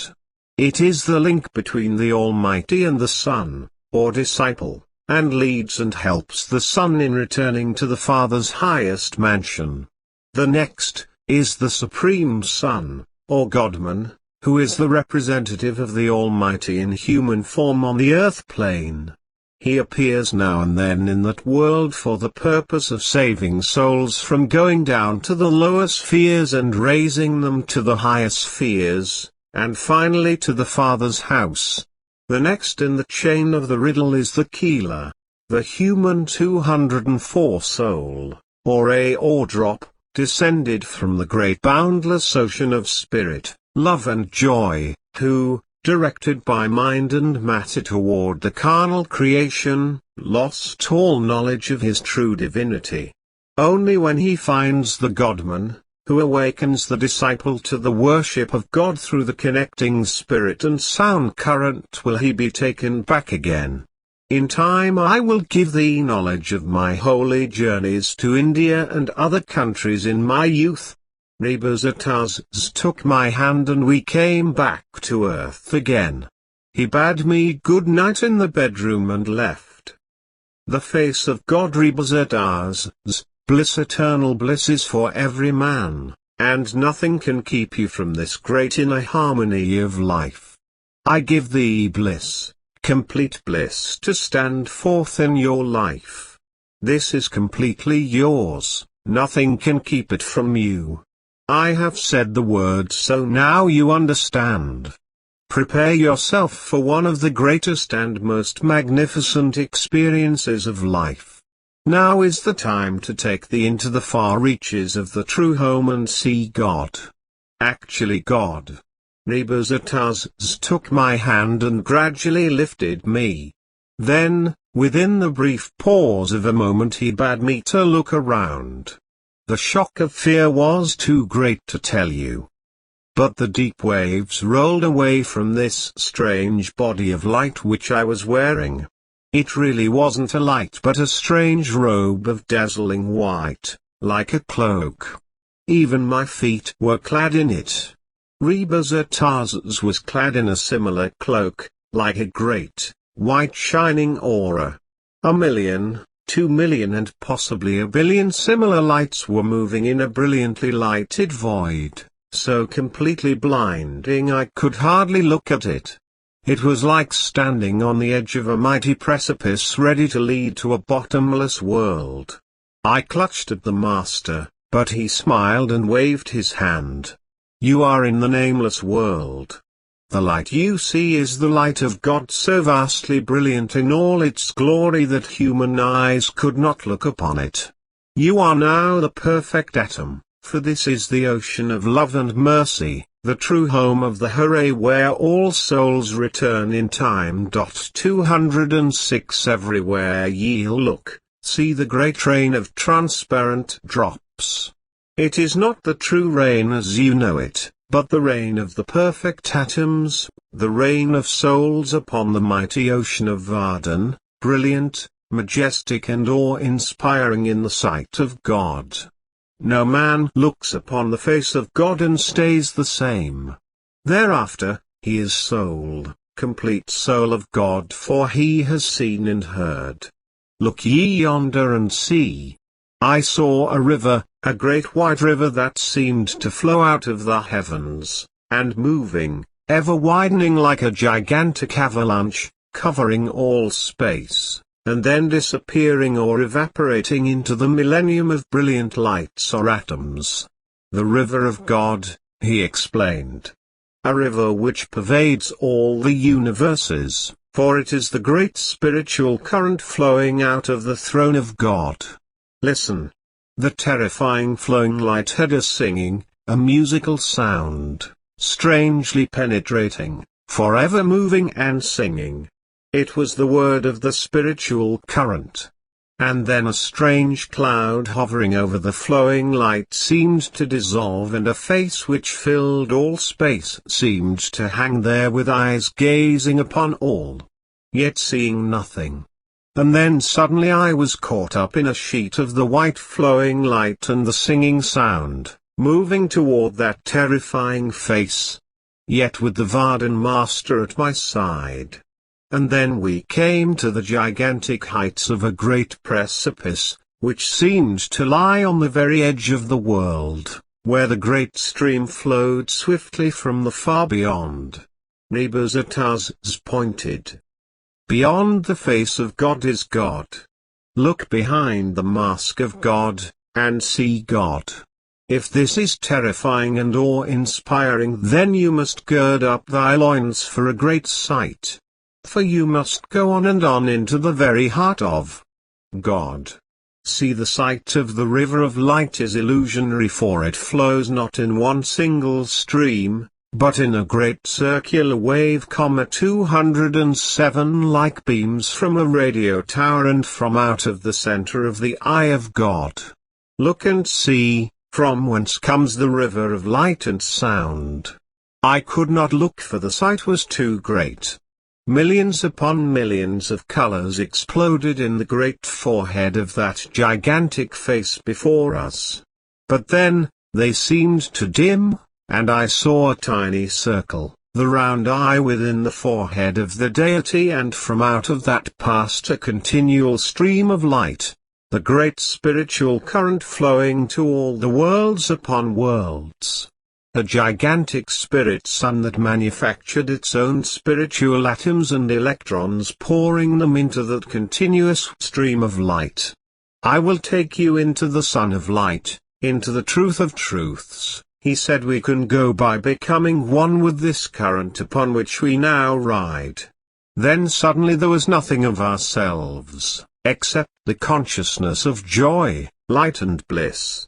No light body. Nothing except the craving of a drowning man for air, and the feeling of great movement toward that gigantic spiritual eye, and then within the moment of featherly floating we seemed to shoot into another world, a world of extreme light, inside a vast reaching electrical ring from which the light itself poured out a Niagara of indescribable sound. And there was a contingent of light, where the stream began from a pair of feet so large that I cannot describe them.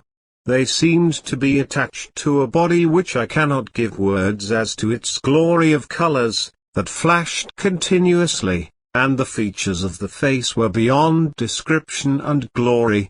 It was the cosmic body of the Nameless One, and around him were multitudes of angels so dazzling in color that no eyes could look upon them. I prostrated myself beside him upon the mystic flooring, face down. 208 A melody of trumpets blared and silence followed. A great voice spake from out of the blinding light.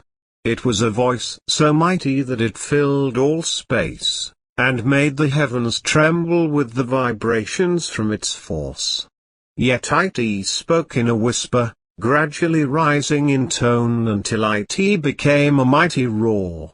Look ye, I am the Lord who speaketh to ye, courageous sons of heaven. Ye are in the house of the Hooray, the abode of abodes, the highest of heavens. Ye cannot go higher, and hear ye, soul, having become at one ment with my divine self, returns to its true self, ever ready with its work in the divine cause. Ye are perfect, O Supreme Son. Ye are the messenger in the worlds below. Thy duty is to return soul to its true home again, so it can be put into service again for my creation. Pilgrims, look ye upon my face. Thy limbs tremble and thy hearts quake. Be not fearful of the Lord, thy Father, for I look upon all creation with divine and merciful love. Ye are the atoms of my universal body. Therefore, ye must serve thy place in the divine cause.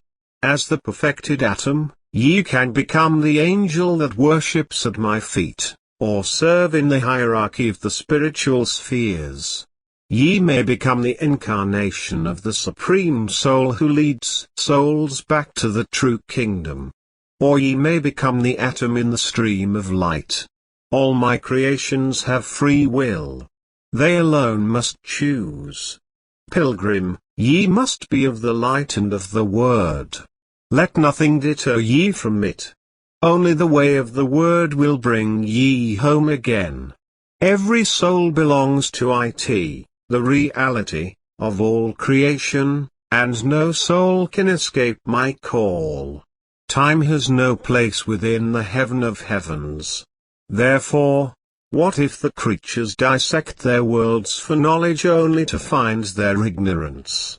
Man in his sensory understanding can find 209 only the sensory answers to his endless quest. Thy mystics find the true solutions, for the truth always seeks truth. The sun of the sky is greater than the sun of the earth.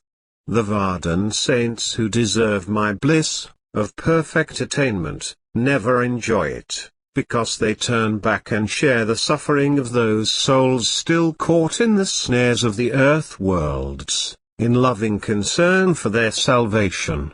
Their glory in my kingdom shall be greater. All others attain a little bliss. I will give ye 3 precepts to live by. First, love me, thy Lord, fully. Love me through my Supreme Son, and then love me through thy fellow man, and through all my creations. The second precept is to be humble before thy Maker, and humble before my Son, and all thy fellow men and my creations. The third precept is to serve my cause without reward, throughout the 7 spheres of heavens. All life begins in my heart, and all life ends in my heart, and nothing can escape living within the heart of thy Creator, O blessed ones. Listen. Serve the cause above all things. Look to the flaming love in the heart of thy beloved and find me there. Ye shall find peace and rest only in my being, and seek not elsewhere. Ye are my being, and ye shall serve with thy pen. Thee deserves not anything, for here soul does not have punishment or rewards. We have nothing but love, the highest love, and standing there in the pure light ye are love. So man, ye must understand. When I want to show the world my highest grace and mercy, I send ye the Supreme Son. This is my greatest gift and boon. He is the sole master and absolute Lord over all, his will is supreme, his word is ultimate, and his decree final, for he represents my power in the 7 lower worlds. O man, ye shall return to the world to do my bidding. I 210 say worship me, the Lord, with a leaf, a stone, or a flower, but worship me. Ye will take up this commission and begin thy work. Ye will obey my commands and the commands of my Supreme Son. Go now, for I have exalted thee in my name. Ye are commissioned by my word. I have spoken. The voice died away in a low whisper and I stood frozen in a trance. staring at the gigantic figure hanging in the sky. The Master's hand guided me away and we became one again with the golden, white stream flowing ever and ever out into the unknown, beyond all time and space. The light became blinding, terrifying and so all-embracing that I clung to the Master. We seemed to shoot out of the light into a darkness, and into a dawn where the light became gradually day. And then the Varden Master pressed me forward, and I looked down through the wall at the body sitting in the bedroom. I disliked to return to that body, but Rebazar Tarzs pushed forward and insisted. Then I entered the dark, clay temple, and opened my eyes. He smiled and held up his right hand. With that he vanished. The Hare speaks. Rebazar Tarzs, I have returned tonight to take you again into the far reaches of the worlds beyond, into the absolute, for you to hear and know the truth of truths from the lips of the Almighty Hare. So you will then know for yourself. Do you feel capable of the trip again into the unknown world? P. Yes, Master. RT. Then you shall step from your body into the robe of soul and follow. I will take you into the realm of God where the ocean of love and mercy abides. Now take my hand. I felt a sucking whirl of the body and there was a pop like a cork, and there we stood together with that strange white, brilliant light of soul shining. Suddenly we were in the midst of a world the likes of which I had never seen before. It was a place of fiery light, which swirled and flared upward into the heights which I could not even imagine. It seemed as if we were standing in the complete midst of a volcanic action where the red molten lava poured in confusion, through a fiery land. I held to him, trembling, but he smiled, and said, "We are on the planet Tarzs. This is only a stop to the realm of the unknown. The planet will become a sun in time, and be one in the chain of cosmic suns. This is the evolution of creation, and the way that planets are created. Let us journey onward." Then we proceeded upward like angels flying to the far skies, through the 5 worlds into that nameless realm, the infinite ocean, a limitless area, where all is all, and soul is only an iota in this ocean, only a bubble in the mighty waves. 212 It was a golden sea of light without an end, a shoreless ocean which we seemed to be a part of, a drop with the light, like fishes within the sea. We stood there within the depths of the gigantic sea of light where the very air was so rarefied that not even the soul was conscious of its breath. Yet perhaps there was no breath. Or does soul breathe? This I cannot say. The Master moved forward through the dazzling light until he came to a tremendous gate, opened by a tall, magnificent man in a white robe, and who wore a wreath of holly around his head. He had brown hair and beard and dark eyes. He greeted Rebazar Tarzs with an embrace, and was introduced as Apollonius of Tyana, the great mystic of ancient times. "Where do ye travel, cosmic pilgrims?" asked Apollonius. "To the land of all, to the top of the world of all creation. Proceed and ye will find the way, my lord." We went through the strange land of marvelous continents and worlds that seemed to be a wavering light of shadowy substances. Then Rebazar Tarzs pointed at the tiny white shining ball in the sky. "There is the destiny of our journey. The we will go and you shall touch the robe of God." We were lifted up and suddenly shot into great heights, and came to rest in a strange area of blinding lights, which encircled us, as though we were trapped inside a mystic blaze of white flames that reached beyond any concept of the imagination. There a lotus flower larger than any building of any proportions I had seen, floated upon a pond of brightly glistening waters, and in the center stood a being beyond description, so rare was his beauty, so wondrous in his attire of light. And from everywhere came the murmuring sounds of delicate music, which sent chills of bliss through my soul. The being had eyes of stabbing fire, long sparkling hair 213 and wonderful features. And then I saw that the pool was a vibratory center, sending off waves of light like radio waves. A voice spoke so rich in quality, so magnificent in tone that I could hardly bear it. The voice said, "I will speak to thee, O soul, to tell ye of my wishes for thee. I will speak to thee, O soul, to tell ye of thy purpose in the cosmic worlds and throughout all eternity. Listen ye, my worthy one.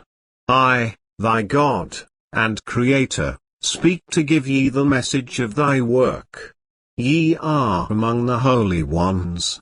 Ye are the highest and must serve to take the message of the divine to all my creations throughout the 7 spheres. Listen, again, O my soul, and hark to my words. Thou art the most blessed of all my creatures. Thou art holy, and filled with my mighty power. I give thee grace to take up the work. Take up thy pen and write, and I will tell thee what to write. Ye must give to the world my love, through thy talent. I grant thee mercy and love, O soul, and the greatness that comes from thy pen. With this I grant thee the devoted love of all souls. All will go with thee into the realms of eternity. I will grant thee the grace of sainthood, but thee must labor for the qualities of this divine state. Ye must become ruler over thyself, and also ruler over all things. I will speak through thee to the earth world, through thy pen, and through thy voice, thy very countenance and actions. Ye are myself, the divine power, and I am ye. All knowledge of the divine wisdom is at thy command. Ye have the understanding to grasp all knowledge within the spiritual spheres. I give thee privilege to take up the ministry of my cause, 214, and in reaching sainthood lead souls back to their true home. The element of thy advancement in time is exceedingly small. So make haste slowly. I speak to thee again, and say, look to thy Creator only. Look neither left, nor right, below or above, but inwardly to thy Creator, at all times. To reach thy Creator ye must travel inwardly, to go outwardly, into the cosmic worlds, to reach thy true home. The only way is through the 10th door, the single eye. Keep this eye filled with light and the inner ear with sound. If ye seek for miracles ye will not find them. Ye are the grand miracle itself. This and nothing more. Look to it for thyself. Soul is my greatest achievement in all the cosmic creations. The existence of soul throughout eternity is the second of my miracles. I speak of its love for the divine self. All souls love and seek the Creator. This is my divine law unto itself. The third divine miracle is the elevation of soul to its highest glory. None can escape this noble achievement, even though it may take cycles of time. The divine riddle of all seekers of my holy heart look in amazement upon whether I existed first, or creation was before me. I was before creation, for I created creation, and created myself to become the holy of the holies. None can deny this. I slept within my heart, before creation existed, and all through the heavenly spheres the divine seed lay dormant until my will was projected. My true reality is in the ocean of love and mercy existing within the true kingdom. Here I lived throughout eternity with my creation until my mercy gave grace to creation in the other worlds below. 215 I created in succession each world from the highest plane to the physical world, populating each with its own unique creation until each was satisfied to live as it is within itself. I made each creation and creature first with its own counterpart in the worlds below the second grand division, so there would always be creation among the plants, animals and mankind. When soul goes above the top of the third world it becomes one, and creation is of its own volition out of one source. Man has become God itself, and thereupon can create without the union of the two selves. As the absolute Father of all, the ocean of mercy and love, I create through projection of my divine will. O soul, as ye see this form upon the lotus blossom, ye are given only an illusionary vision, for as God I must assume a form, be it in this true heaven or upon the physical plane, so each soul can see me. My entirety is too great for even the greatest. Only the masters can see me in all in all, and they alone can know the truth of all truths, the reality of all reality, the divine of the divine. No soul can see me until it comes into the true realization and abides there. This is so little done in the physical body on earth. Then I tell thee, my son of heaven, ye must abide by my law and the word of my supreme Son. Look ye forward to entering into the kingdom, and the getting along with thy divine work. Ye must know and ye must not tell the true secrets of the heart, except to the heart. No man can deceive ye, for ye are wise and filled with divine understanding. Ye are the thrice born. Proceed today with thy divine mission. Establish the mission of God's house where it can be 216 found, and take thy stand from it. Twice I have spake to thee, O son of my heart. Hark and look below thy feet. The voice died away and we rose from our kneeling positions. There was nothing before us, no being, no lotus flower, only the vast sea of dazzling light, within the circle, and we stood upon what appeared to be a vast glass through which we saw billions upon billions of worlds whirling through the magnificent void of light, spinning, weaving and whirling in great speed. Multitudes of colors flashed through the void, from each spinning world, and then I saw that in all, each represented the divine cosmic planes of the holy creations. God has made an illusionary symbol of the spheres of the heavens so thy eyes can see and understand. Look again. The worlds became stationary and dissolved into flat horizontal planes, transparent for the eyes to see through. Each was thickly populated with wonderful creatures moving busily upon some duty, and millions of floral life growing there. I cannot describe the wonders of them. This is enough, said Rebazar Tarzs, and he took my arm. We seemed to drop straight through the worlds without seeing them until a darkness suddenly enveloped us and fear came upon me again. But the great Vardhan Master held me tight and again we stood above the room where my body was resting in a chair. I dreaded going back to it, but Rebazar Tarzs pushed me forward. My eyes opened and saw his radiant form. He said, "You have received the wisdom of God. Now you know thy purpose in life. Don't hesitate but go forward in life and do it with your heart and greatest strength."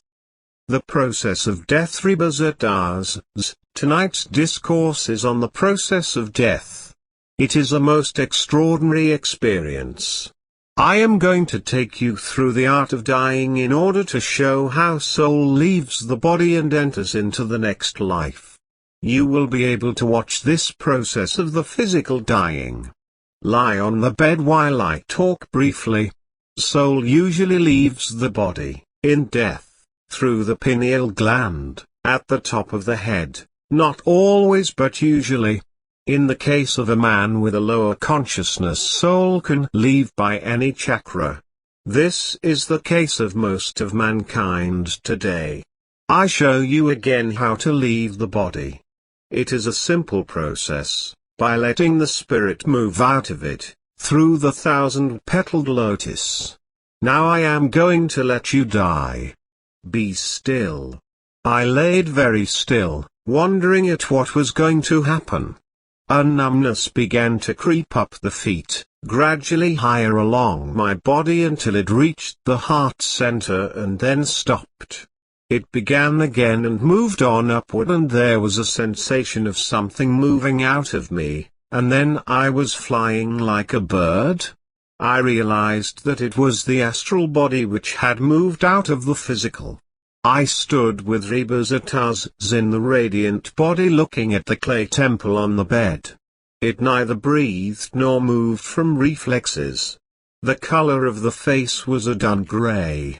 The eyes were wide open, staring lifelessly, and the radiation or aura was gradually fading. You see, said Archie, the temple of man is being 218 forsaken by all. The only growing thing left in it are the nails and hair. They will grow for a length of time and not being nourished will die, too. That was you in the physical life. In leaving the body you experienced a strange feeling of being sucked upwardly. This is normal, for the process of leaving the body is normal, provided that one lets it leave at the top of the head in the manner which I have prescribed in the spiritual exercise. Man is all animal in the physical world. That is, he has a physical body called by the Orientals, Isil-Sharia. Inside this clay temple is the astral body, called Sukshan-Sharia, the subtle body, called Nuri Sarup or light body. When seen it appears to sparkle with millions of little particles resembling stardust. It is lighter and finer than the physical body. This astral body will take shape in harmony with the character of the individual. In other words, no deception is possible in this body. It has 5 senses, and 3 sets of chakras as does the physical body. It goes to the astral world upon the death of the physical body, and acts as an instrument of expression upon that higher plane of life. Inside the astral body is another body, quite distinctive from the astral. It is called the Karan Sharia, which means the causal or mental body. It is here that the real cause or seeds of all things that are ever to take place in the individual's life are found. It is also called Bij Sharia, meaning seed body. This body is much finer than the astral, as the astral is finer than the physical. It may be divided into 2 or more stratas, each of which is given a different name. It is a portion of the mind acting as a sort of sheath around soul, very sensitive to impressions from soul or spirit. Its functions are to receive and transmit impressions 219 between the mind and soul, on one side, and between mind and astral body on the other side. A perfect record of every experience of man throughout all his existence in life is recorded here. Out of these experiences character is formed, and from that character all actions flow. The causal body or Karan Sharia also has 5 senses, and the 10 chakras in the causal body is man's highest and finest instrument of action, except the mind itself. Here, I pause to tell you that there are 22 spiritual valves or openings in the brain which man has not yet been given complete knowledge about, for he knows so little about the other bodies. It is through the mind that soul controls all the lower levels of life working through the other bodies. It is hard to distinguish between the 2 mind bodies. The mind itself lies closest to soul, a sheath covering soul. Both are the same, only each have a slight difference of function from the other. Both are derived from the universal mind in Turkuti, the top of the third world. Both belong to and are taken from the universal mind, and both must eventually return to the universal mind. Both have extremely high vibrations, and both are full of light, and endowed with great power which is taken from soul. The mind is the fourth sheath, or body in man, more subtle and finer than the mind-body, endowed with the greatest of powers, for it is closest to soul.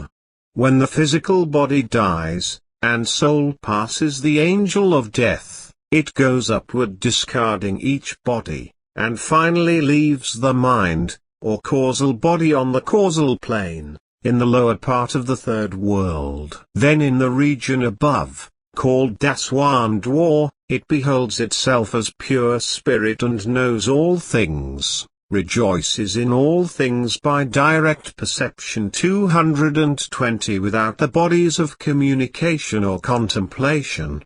Soul does not need the mind or material bodies. It knows by direct perception. All knowledge is opened before it without the need of material bodies. I will not take up the mind study here, but will do so in a later discourse. The last of the bodies which the individual being comes to is that of soul. This is the divine spark from heaven which has been sent to earth to receive experience and return to God. All power and consciousness resides in soul. All below it, even the mind, is unconscious, automatic and mechanical in action. Soul is so extremely fine, that it cannot contact the lower worlds without the protective sheaths. And it is for this very reason that the Supreme Being itself cannot manifest in these material worlds for instruction to man.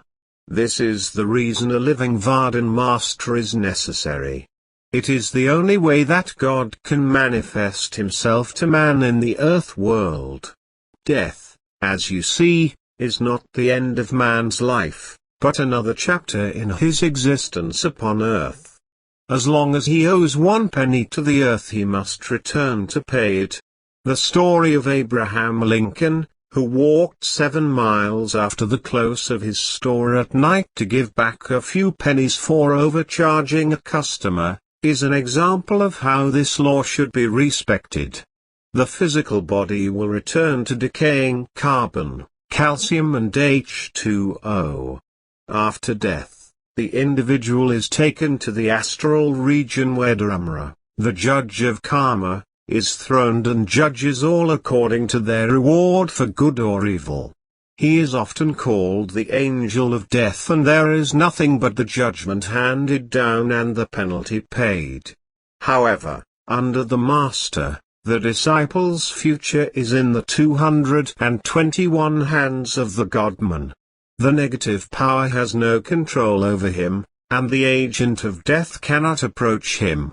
The master will administer the disciple's karma as he thinks best. In the mental plane death much resembles sleep and its actual arrival imperceptible, but in the deeper realm of the mind, there are often signs of a great awakening. An expression of ecstasy often overspreads the dying one's face. Sometimes there are recognitions of friends who have already passed out into the astral or other planes. In some cases there is a great extension of memory, and frequently the dying one will express the thought that his soul is flying upward, which is true, for soul is really leaving the body as you often do in contemplation. The path which soul is to start upon is the only path to God. The experience is enormously interesting. The inner body, now encased in its sensitive astral body, is often seen leaving the body and going through the walls. There are wonderful visions and voices calling to it to come, but if under the master nothing can affect it.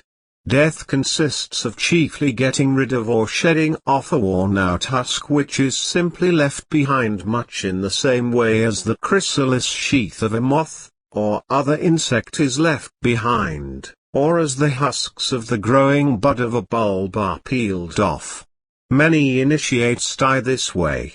The body has little or no disturbance, or conflicts, but simply withers up, and the spiritual body, which is in the act of leaving the physical self, grows luminous and shining. There is no painful rendering apart, but the spirit returns to the heart center in the initiate, then withdraws upward to the skull, and peacefully retires. The same process starts in the body of the dying uninitiated, but at the same time the unit of the self is torn apart by the physical becoming rebellious and introduces 222 serious conflicts into the body. In the case of aging, diseases spring up in the mind, violent passions, greeds, anxieties, and rigid habits. Thus forming independent centers, they fight through a period of time and rend the body and mind until death supervenes, not as a voluntary withdrawal of the spirit to the other worlds, but simply through the destruction of the organism in which the person functions. This is likely to be painful, undignified and repulsive. These souls often leave the body in the lower chakra of the spine, instead of the natural means, through the spiritual eye, as taught you in contemplation. Normally to the individual, death should be no more painful than birth. The art of dying can be practiced daily as you already do, by passing the gates of death on the inner planes by voluntary effort. To die is a wonderful experience, for you awaken on the other side to find soul. The real self pervades the mountains, heights and stars, and is a part of your body, and you are in touch with the souls of all creatures. It is to be assured that you are immortal, and can sit with God in paradise. You are now learning what real freedom is. Yet not too soon, for you are still in your astral body, and unless the Master desires that you shed it, you will stay in the astral world for rebirth or to study there until the Master believes you are ready for the higher planes. Through death each soul has a gradual rising to the consciousness of the God soul, a gradual liberation and self-discovery of the divine germ within itself.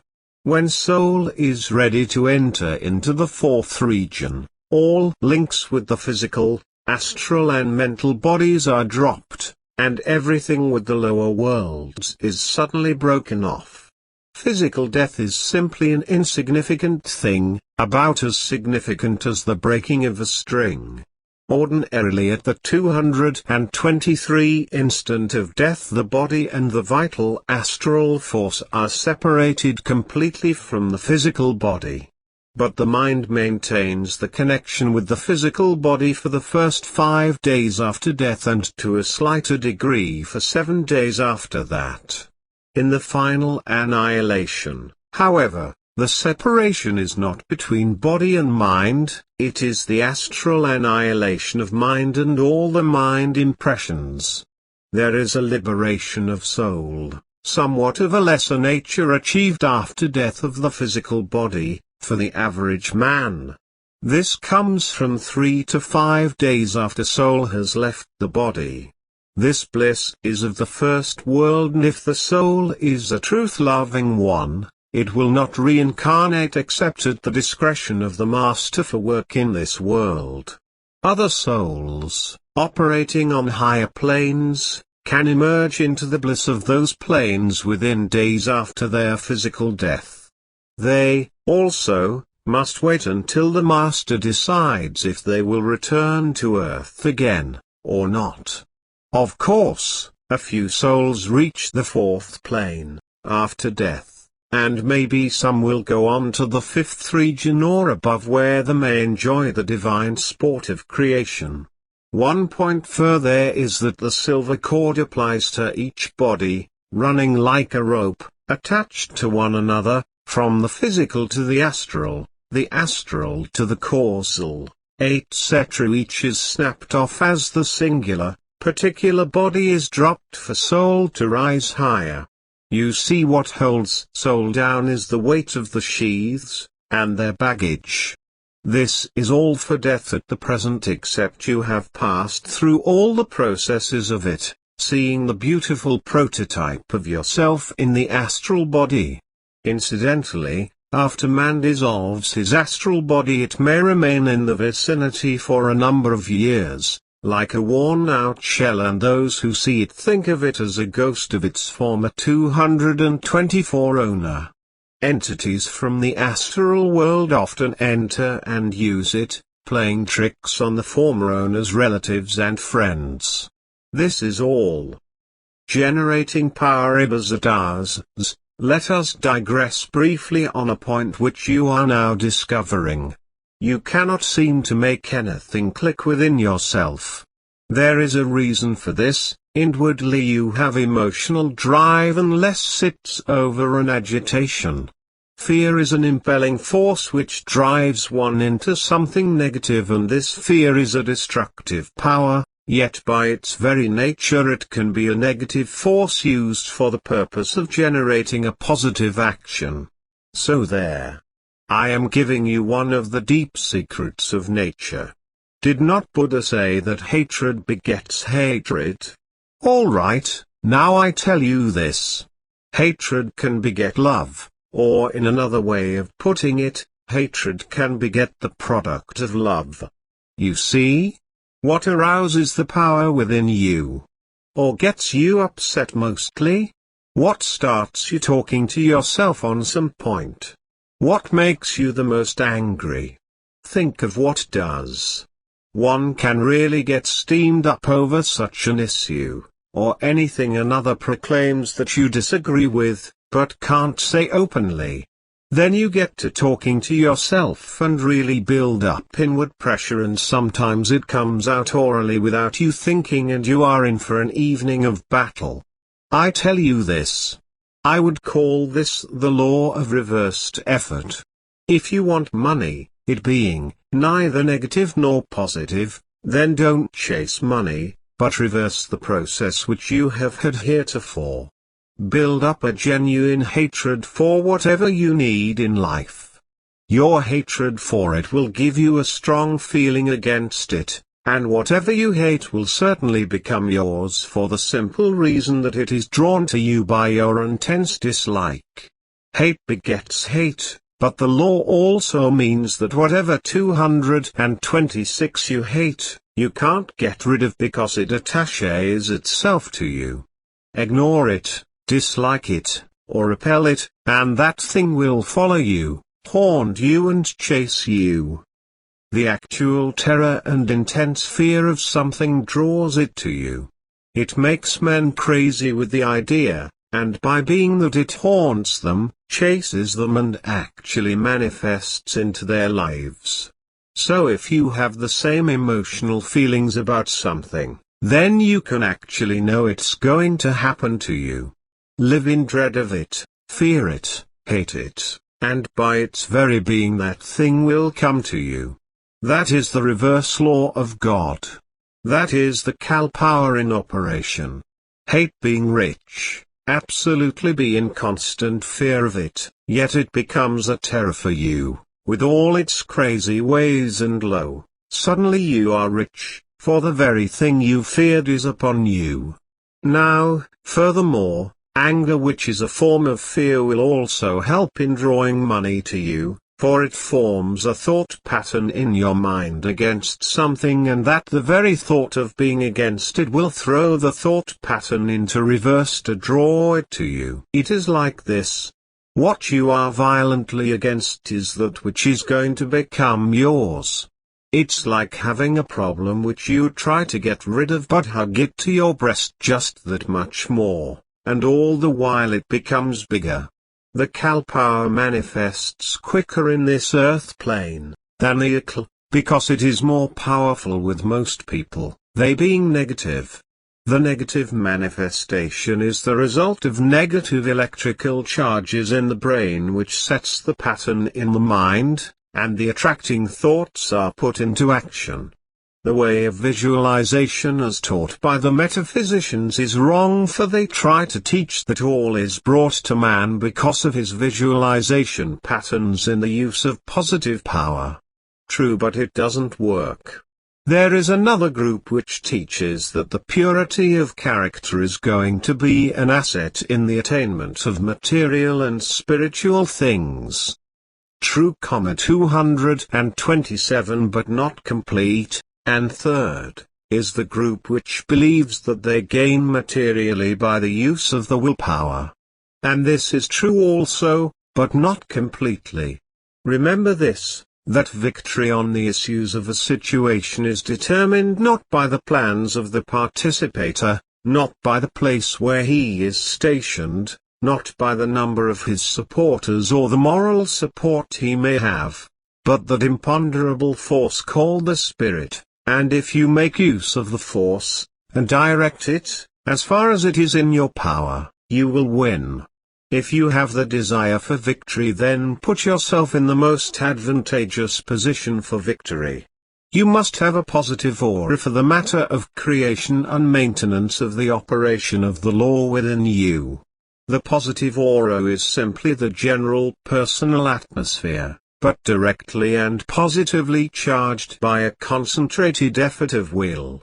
If you should have your real strength of character marred by abnormal self-consciousness, shyness, timidity and sensitiveness, then you would actually suffer from the positive brutality, rudeness and superficiality of the public.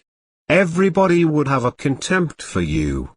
Your aura would not only be negative, but actually attractively negative, that is to say, it would be so negative that it actually would attract more positive natures who would impose on your weakness. This is not unusual, it is a rule of the psychic as well as of the physical world, among animal and men. If you would use a mental command at those people to move out of your way demanding respectful attention, then you would get it. You would adopt a mental attitude and personal atmosphere of a person, with great confidence. Find out your weak spots of personal atmosphere, and then proceed to build up the opposite qualities of mind and 228 character. Find out your negative points of attraction and then proceed to build up their opposite positive qualities. Overcome any fixed and stubborn points that anything is wrong with your mental makeup and proceed from there. Once you have filled yourself with positive courage, your degree of concentrated force will be generated so powerfully you can actually be felt in passing through a room. Always be direct and positive in your approach on all things. Put all your spiritual force behind your smile, behind your replies, and behind any mental command and flash it right to the point, squarely into the mentality of the persons you wish to work with. Two things I would like to point out at this point. First is that you must always edit your thoughts, and see that the other's feelings are your chief concern. Secondly, do not be led into confusing the possessions of ideas with intelligence. This world is the theater of the intellect. This is the play of the mind. However, there is a vast field beyond the mind in which only the developed soul can enter. It is beyond this world of light and shadows, positive and negative forces, where lie innumerable worlds of intense light, intense color, beauty, rhythm and joy. This is where you wish to dwell constantly. The master leaves the limitations of the body and travels in these higher worlds in full consciousness and returns to report what he has seen, heard and experienced. Therefore, death is only an illusion as all this world is. When you leave this world, stepping through death's door you can go on to the higher worlds. You must attain mastery over the higher faculties to move freely in the other worlds. Whenever anyone believes that the union with God is to dwell fully in conscious contact with the light and sound, with extreme joy, they are putting a limit on their concept. We go completely beyond this -229, for this is only a symbol of God's light and sound in the highest region. I desire for you to become efficient enough to travel upon your own through the inner worlds in order to gain wisdom, knowledge and love. Illusion or Maya is the cunning cloud of glamour which the negative power has set to trap soul and hold it prisoner in his empire. The world of illusion will have a downward pull on the senses of soul to enslave it. This is all under the law of karma, or cause and effect. All you do in this world with physical action is the indifferent pure phenomenal reflexes of the Vardhan transcendental essence, that is the self not only of yourself but of all things. Do you understand this? The one and only self is made to seem multiple by the deluding force of your own inborn ignorance. Indeed, in highest truth, an elephant is non-real. Nevertheless, you and I are as non-real as that elephant. Everything is God, the infinite, pure and real, boundless and beyond the pairs of opposites, devoid of differentiating qualities. This is the final meaning of all wisdom. God is the sole reality. That divine one may be found in everything, unaffected by suffering or any fault. Everyone, including you and me, is its abode. Every form is an obscuring figuration within that acting activator we call the Vardhan. The object of showing you the illusion of life is to give you the difference between the universal principles and limited knowledge. The flow of the God power is a tide and ebb flow. It operates in both directions. If you perceived this great truth, you are one with the Spirit. You will never recognize your power, force, life or everyone as being separate from the 230 source of God's attribute. You are never apart from it in thought or action. You recognize no barriers to the illimitability of your supply. While fully cognizant of your individuality, you do not conceive of yourself as a unit and act in accord with that acceptance. Man is a center, the center in the body of God. Where is the center? Everywhere. So as long as you continue to think in unity, the center projected into a line of extension is connected with the primal power. When, however, you lose the sense of that connection, you admit the appearance if not the fact of duality, and the great illusion possesses you. You thus picture yourself as cast adrift from your moorings in mind. This is the great illusion. You dimly perceive reality, but at a distance. You live in the reality of soul abandoned to its own weak, isolated and detached case. You are helpless in the midst of all power. If you see only the physical world as reality, you deliberately cut yourself off from reality and live in a world of illusion. However true the illusion may be, you are subject to your belief and live in an atmosphere of falsity. When the mind is closed to these appearances, when the reflection of things opens to reality, reality at once begins to cooperate for use. Illusion springs from false beliefs, thoughts, ideas, fertilized by the emotions and made so real the effects produced are factual to your man's limited interpretation. That emotions play a large part in creating a belief in these three illusions is contributory to the idea the great illusion is factual. Now I tell you that all around you, and your own being, is the net of entanglement called Maya, the world creative power. Maya manifests its force through the rolling universe and evolving forms of individuals. To understand that 231 secret, to know how it works, and to transcend if possible, its cosmic spell breaking outward through layers of tangible and visible appearance and simultaneously inward, through all the intellectual and emotional stratification of the psychic, is the pursuit conceived to be the primary and finally undesirable human task. Being of the spirit and God substance which render you higher on the scale toward heaven, you have the power to do anything in this world. This is all for now. 7 Principles of Consciousness. Rebazar Tarzs. Now, I want to talk with you about the 7 Principles of Consciousness. They are as follows: 1.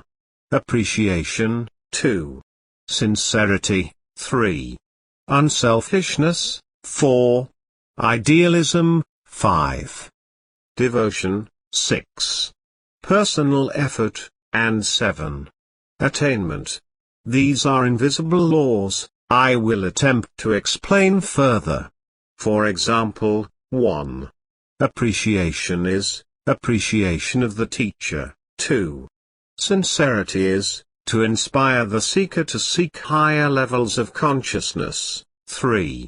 Unselfishness, the willingness to sacrifice the individual self to the universe. 4.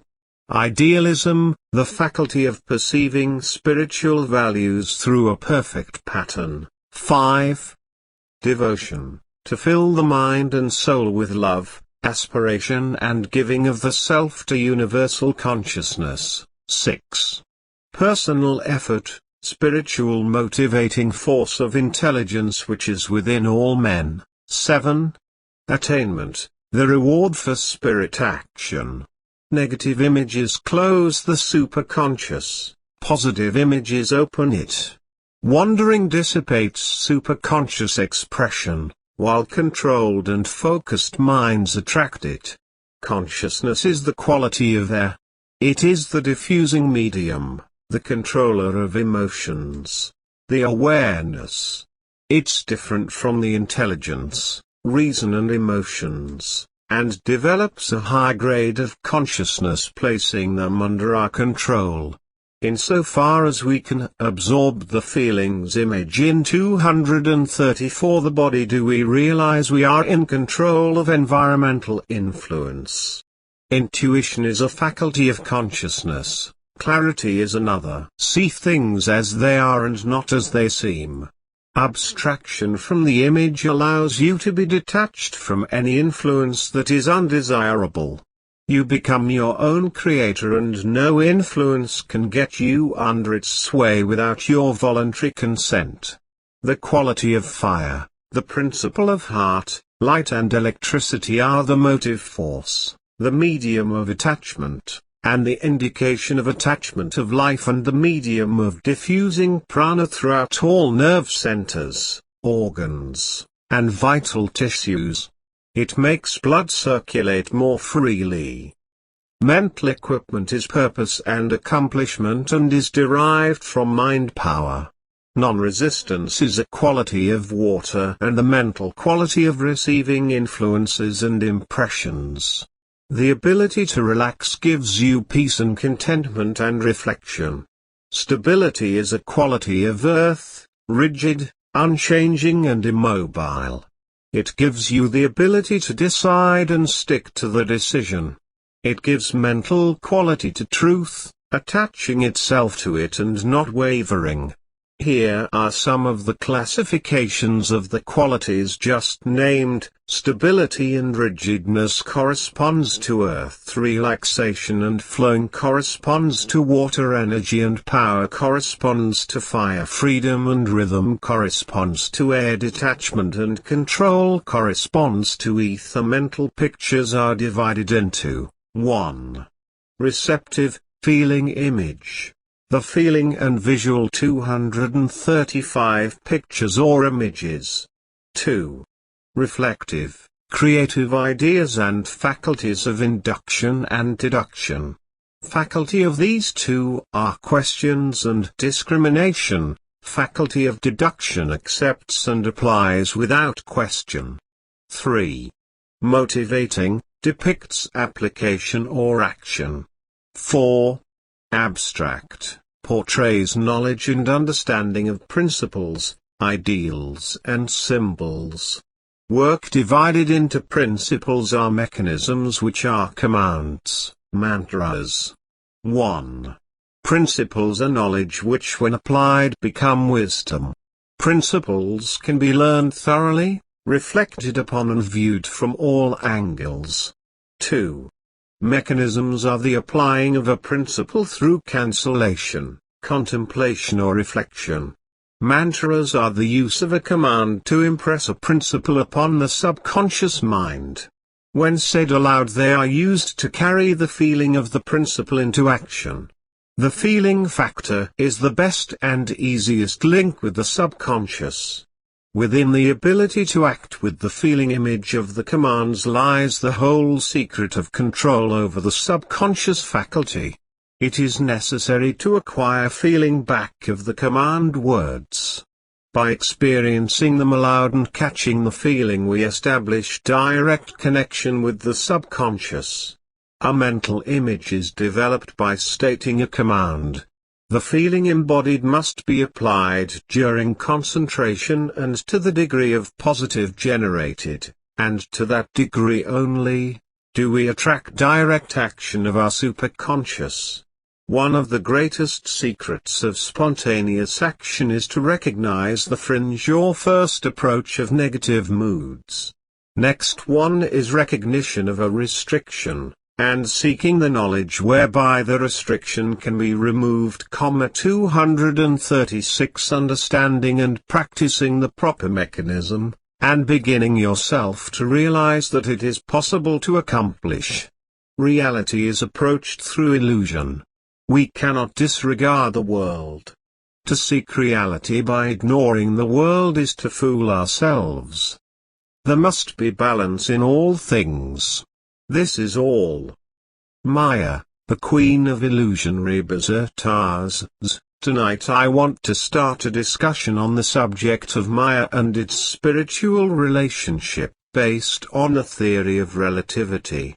Since Einstein formulated his theory of relativity, almost every book on science and philosophy in the West has given some reference to the principles of relativity.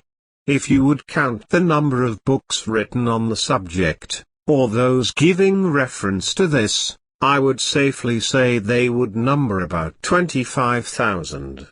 The gain to philosophy by the theory of relativity is the famous doctrine of Maya expounded by Shankaracharya, which you may find difficult to understand.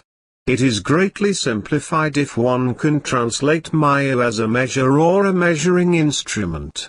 The new physical science definitely comes under the Kal power, or negative teachings. It begins by correcting the instruments of measurement. The subject of study for modern science is not nature itself but our observation of nature. The law of nature tells us little or practically nothing about nature but certainly something about man. Assertions about the world are really assertions about ourselves.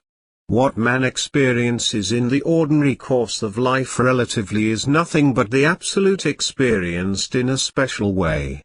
Nature knows nothing of space and time separately, being concerned only with the four-dimensional continuum. Yes, where space and time are welded together inseparably into the product which we may designate as space-time. Man's views divide this into space and time and introduce a false division between them.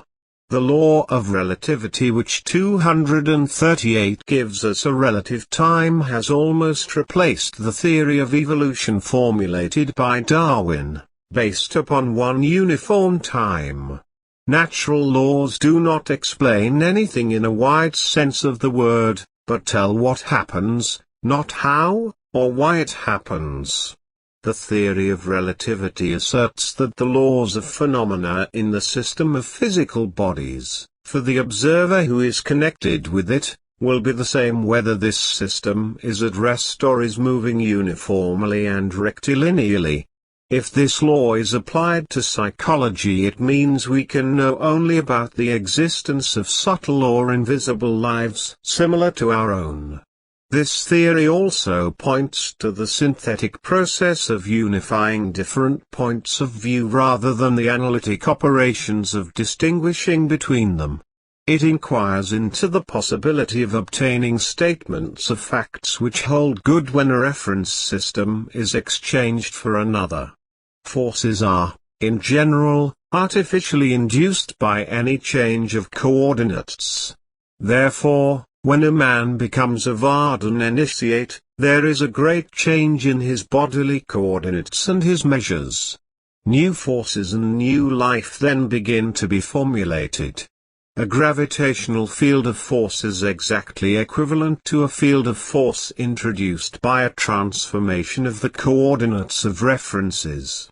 This means that as soon as man thinks about soul, or God, he creates or enters into a new reference system, or life, and his being as man in his former coordinates, or life, begin to change completely. Gravitational forces and the geometrical properties of the regions, planes, places or fields in which these forces occur are but different aspects of the same thing. This means that gravitational fields and fields of forces artificially introduced by change of coordinates, or life, are equivalent. A gravitational field may be compared to the Sarup of the 239 Magitma. The field or force introduced artificially by his bhakta devotion through change of his former life becomes equivalent to the gravitational field. The beginner on the path of devotion must remember that a natural gravitational field cannot be transferred away from where attracting matter exists. Therefore, he must give up attraction and repulsion and surrender to God before he can hope to ascend to a higher gravitational field. The theory of relativity shows that the course of a ray of light depends upon the geometry of the space through which it moves.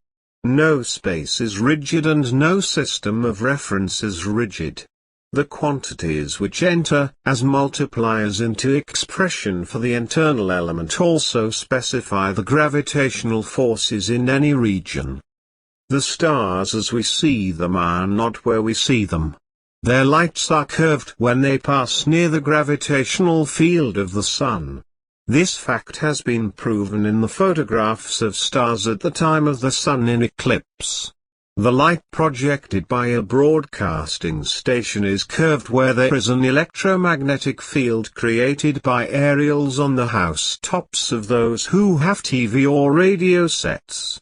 Similarly, the light of soul is also curved when we are in the company of those whom we like or dislike. Matter also has a wave structure. The more matter there is in the universe, the more curved space there will be. Therefore, those who have large families and who are attracted to them get into more curved spaces. This is what Shankaracharya calls buddhis. The more the space is curved, the more rapidly it will bend back on itself and, as a consequence, the smaller the diverse will be. Just as a circle which curves rapidly becomes one which curves more rapidly. The tendency of modern physics is to resolve the whole material universe into waves and nothing but waves.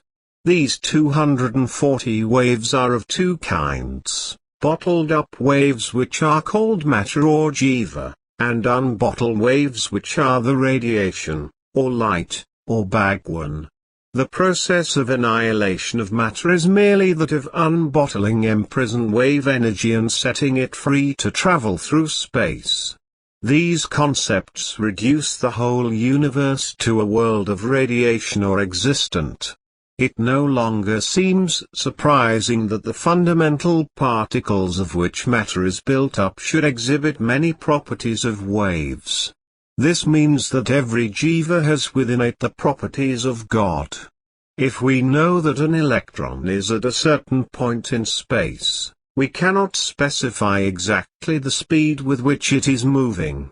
Therefore, A jiva which is attached to the body does not ordinarily know its power to spread anywhere. In the same way, if we know the exact velocity of an electron, nature refuses to let us discover its exact position in space. Therefore, God cannot be located at one place, and if you do as is sometimes done in Sagana and Upasava 1, you cannot perceive its infinite motion and omnipresence at the same time, or you cannot know its Nuri Sarup 2 at the same time. Matter and radiation are found equally to resolve themselves into waves. Therefore, the omnipresent God is more real than God located at one place. The relative, jiva or matter, is not present in the absolute, it is but the absolute experienced in a different way. Thus, there is no reason for the relative, no origin or cause of it, it has no purpose and serves no end, and in no way does it increase the glory of the absolute, since it is always the absolute. One highest understanding one can have. To the Hare true body, ocean of love and mercy. 241 When you make objective relatives out of things which are but relations to man, then we have created monstrosities which henceforth will ever haunt our philosophical atmosphere. Good and evil are real enough as relations of things to man. To absolutize them is to create insuperable and insoluble problems. The absolute is truly beyond good and evil. Relativity reigns everywhere in the three worlds. What is right for one is wrong for the other. Nothing is right or wrong in itself.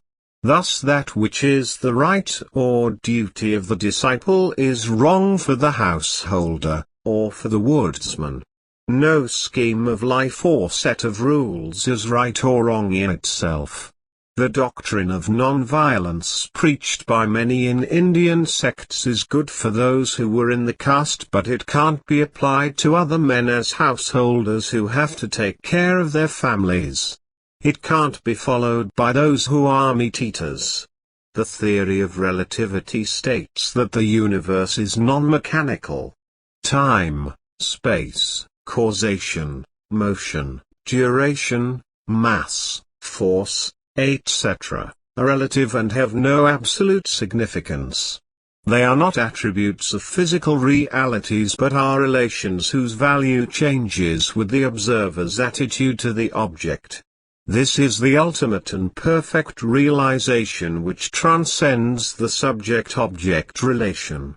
As change of coordinates produces a gravitational field, our center of interest must be transferred to the system as a whole.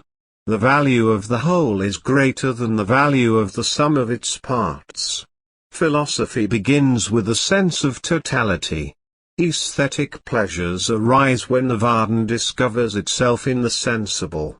Therefore, gross objects and unseen soul are one. Death and decay will exist in our midst, for us, if we ignorantly consider ourselves as human beings, for the Atma, soul, is all there is ever in immortality, other than God. 242 Things are not what they seem. There is an absolute thing in the world, but we must look deeply for it. The things that first present themselves to our notice are, for the most, relative. The beautiful hues which flood our consciousness under stimulation of light waves have no relevance to the objective reality. For a color-blind person, the hues are different. Man knows nothing about the real nature of the constitution of an atom. All that he knows is only the radiation that comes out of it and never the sources of the radiations. We can never identify an electron at one time with the electron at another, if in the interim the atom has radiated energy. The electron ceases to have the property of a thing as conceived by common sense. It is merely a region from which energy may radiate. Radiation, too, is only a series of events of which the last perceptible ones are occurring in the observer's brain. Radiation moves like water but breaks up into grains of photons, light quanta, and appears as particles as soon as it encounters matter. Therefore, when you see something which is not your true self, that something is changed into matter and the observer is also changed into jiva. When we see God everywhere, there is no obstacle and radiation is not obstructed. Radiation waves are mere mathematical waves. They possess no physical reality. The event of constituting light waves are only known through their effect upon our eyes, optic nerves or brain, and these effects are not themselves. They are logical constructions of our mind. Nature is honest at heart and she only resorts to these apparent shifts of concealments when we are looking for something which is not there. Separation in standpoint, or in order and level, is knowledge tending to supersede the 243 motion of separation in existence. To turn space into a variable is to make a mental factor enter it. The universe requires reinterpretation. There are as many truths in the physical world as there are possible ways of looking at a thing. To think of objects apart from the men who study them is to think of abstractions. It is like two ends of the same stick.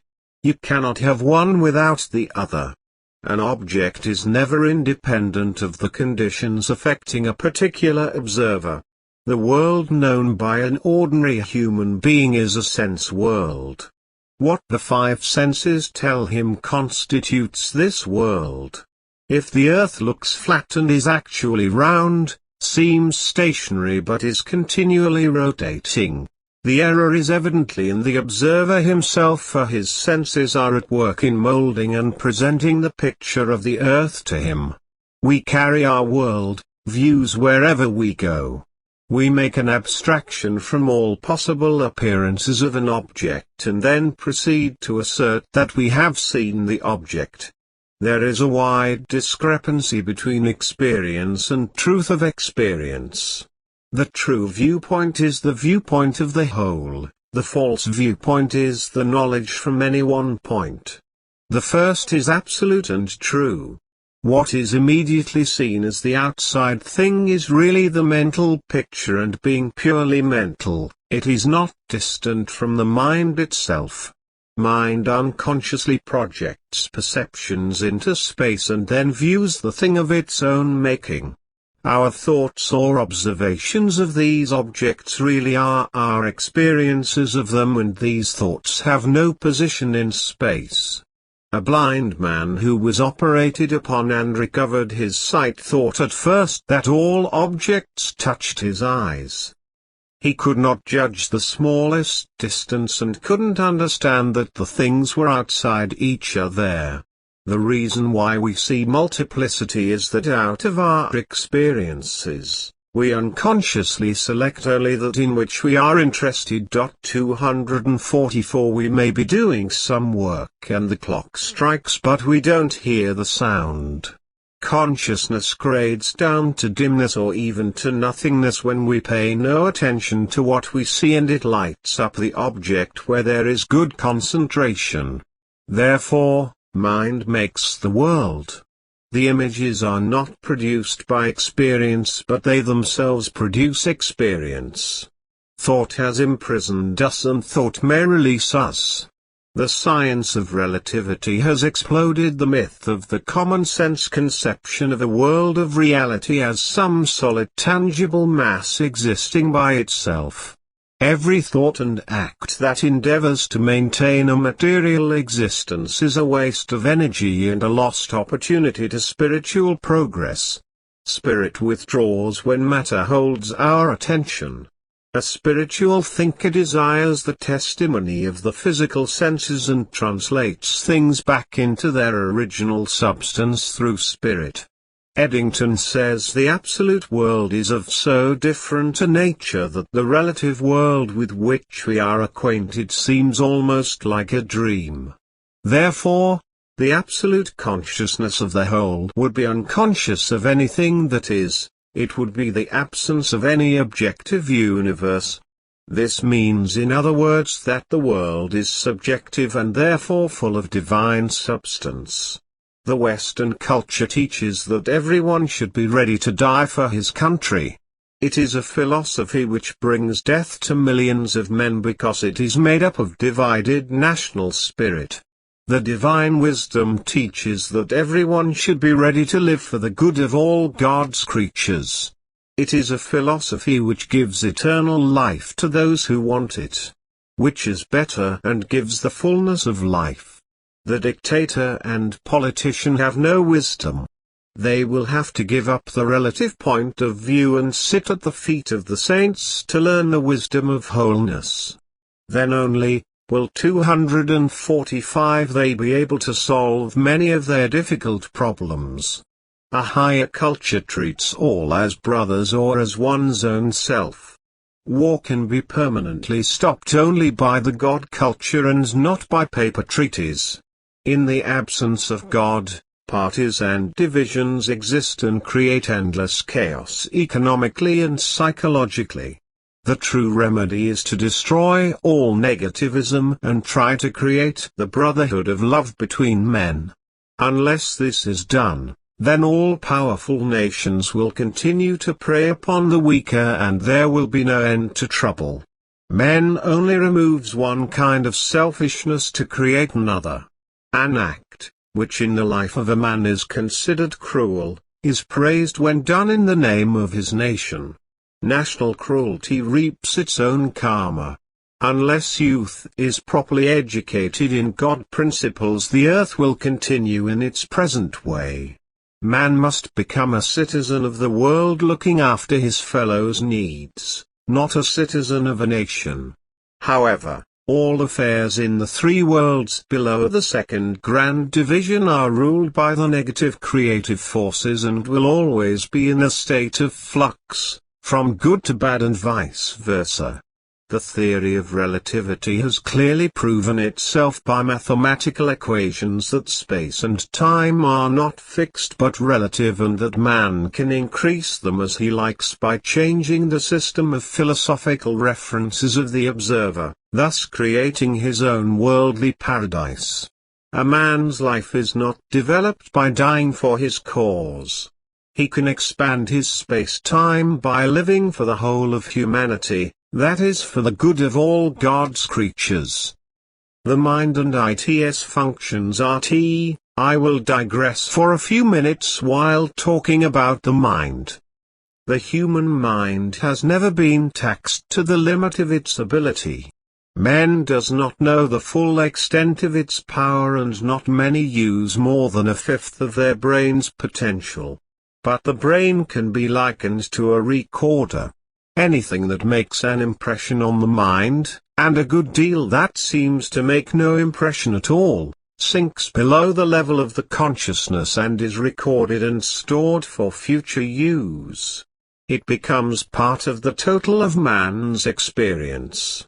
Hence, your encounter became a part of your experience. Furthermore, he tried to establish an association of ideas of himself in your mind which stimulates a recall-response pattern. It is a complicated, continuous process, hooked up to the activity of your sensory nervous system. The response pattern used here and described is to relieve the objective mind of the burden of constantly being aware of all the trivia one picks up during his daily routine. It is largely an automatic or reflex action, and we can be grateful that it is. If it were not, we would never remember anything, nor would we have time to explore new ideas. If most of man's subconscious process were not automatic, if things did not become habitual, the simplest act would be an extremely complicated process requiring intense concentration. A conscious tracing out of the intricate motor movements, such as walking. An unbalanced person usually indulges in fantasies, or even spontaneously acts out the fantasies, some of which may be of a sexual nature. secret memories and suppressed desires are revealed. He may have strong feelings of guilt, or 248 shame, or feel exceedingly hostile because of his subjective revelations. This may overtake the personality and weaken the ego, making it unstable to the point whereby it will disintegrate. The ability to understand God is one that can be learned when one understands the principles it is based upon. The first principle is the law of suggestion. People vary in their susceptibility to suggestion, but all except the most negative people are influenced by it. Advertisers realize the potency of suggestion and the susceptibility of man to it, hence the constant barrage of communication on radio and television, and advertising on signboards, newspapers and magazines. Man's attitude is mostly autosuggestion, but it is the manner in which he uses it that determines its good or bad effect. It would seem that most people have a negative attitude, which is always pouring harmful ideas into the subjective self. A negative attitude is insidious and destructive. People who talk of another's severe illness often find themselves feeling badly. Imagination plays an important role in the effects of the attitude, good or bad. The negative attitude produces inner negative suggestions, and this starts a vicious circle, with a state of anxiety producing symptoms, and increasing symptoms usually produce an increased state of anxiety. You produce cycles of courage and joy as well as the opposite. Too often we are equally aware of the rewards of spiritual failure. Without a negative attitude we could do a better job. Willpower has little or nothing to do with the success or failure of an appointed task. The emotions of the devotee is the deciding factor. Negative suggestions are emotional responses to stress. People have a greater fear of failing than they do of succeeding, and because of negative suggestion, 249 each spiritual success increases the fear of failing, for the higher a man advances, the more he has to lose if he fails. His imagination brings that fact home to him sharp and clear. The vicious cycle continues. But the negative attitude can be controlled by faith in Christian Science, divine science, mental science, magnetic healing, sacred shrines and faith cures. Take for example the absentee healer. The patient is interviewed by the healer and goes home, convinced he is going to get well. At an appointed hour, arranged between the healer and patient, the latter takes his seat with perhaps the healer being 1,000 miles away. Through magnetism or mental telepathy the patient receives the healer's treatment. He may be cured at once, or it may take several treatments. But the truth of the matter is, the healer might be doing anything and the patient, unaware, sitting faithfully at home, receives all sorts of vibrations which he is convinced are emanating from the healer. Most people claim to have psychic powers but are only deceiving themselves. Those proclaiming occult powers often merely create within themselves auditory or visual hallucinations.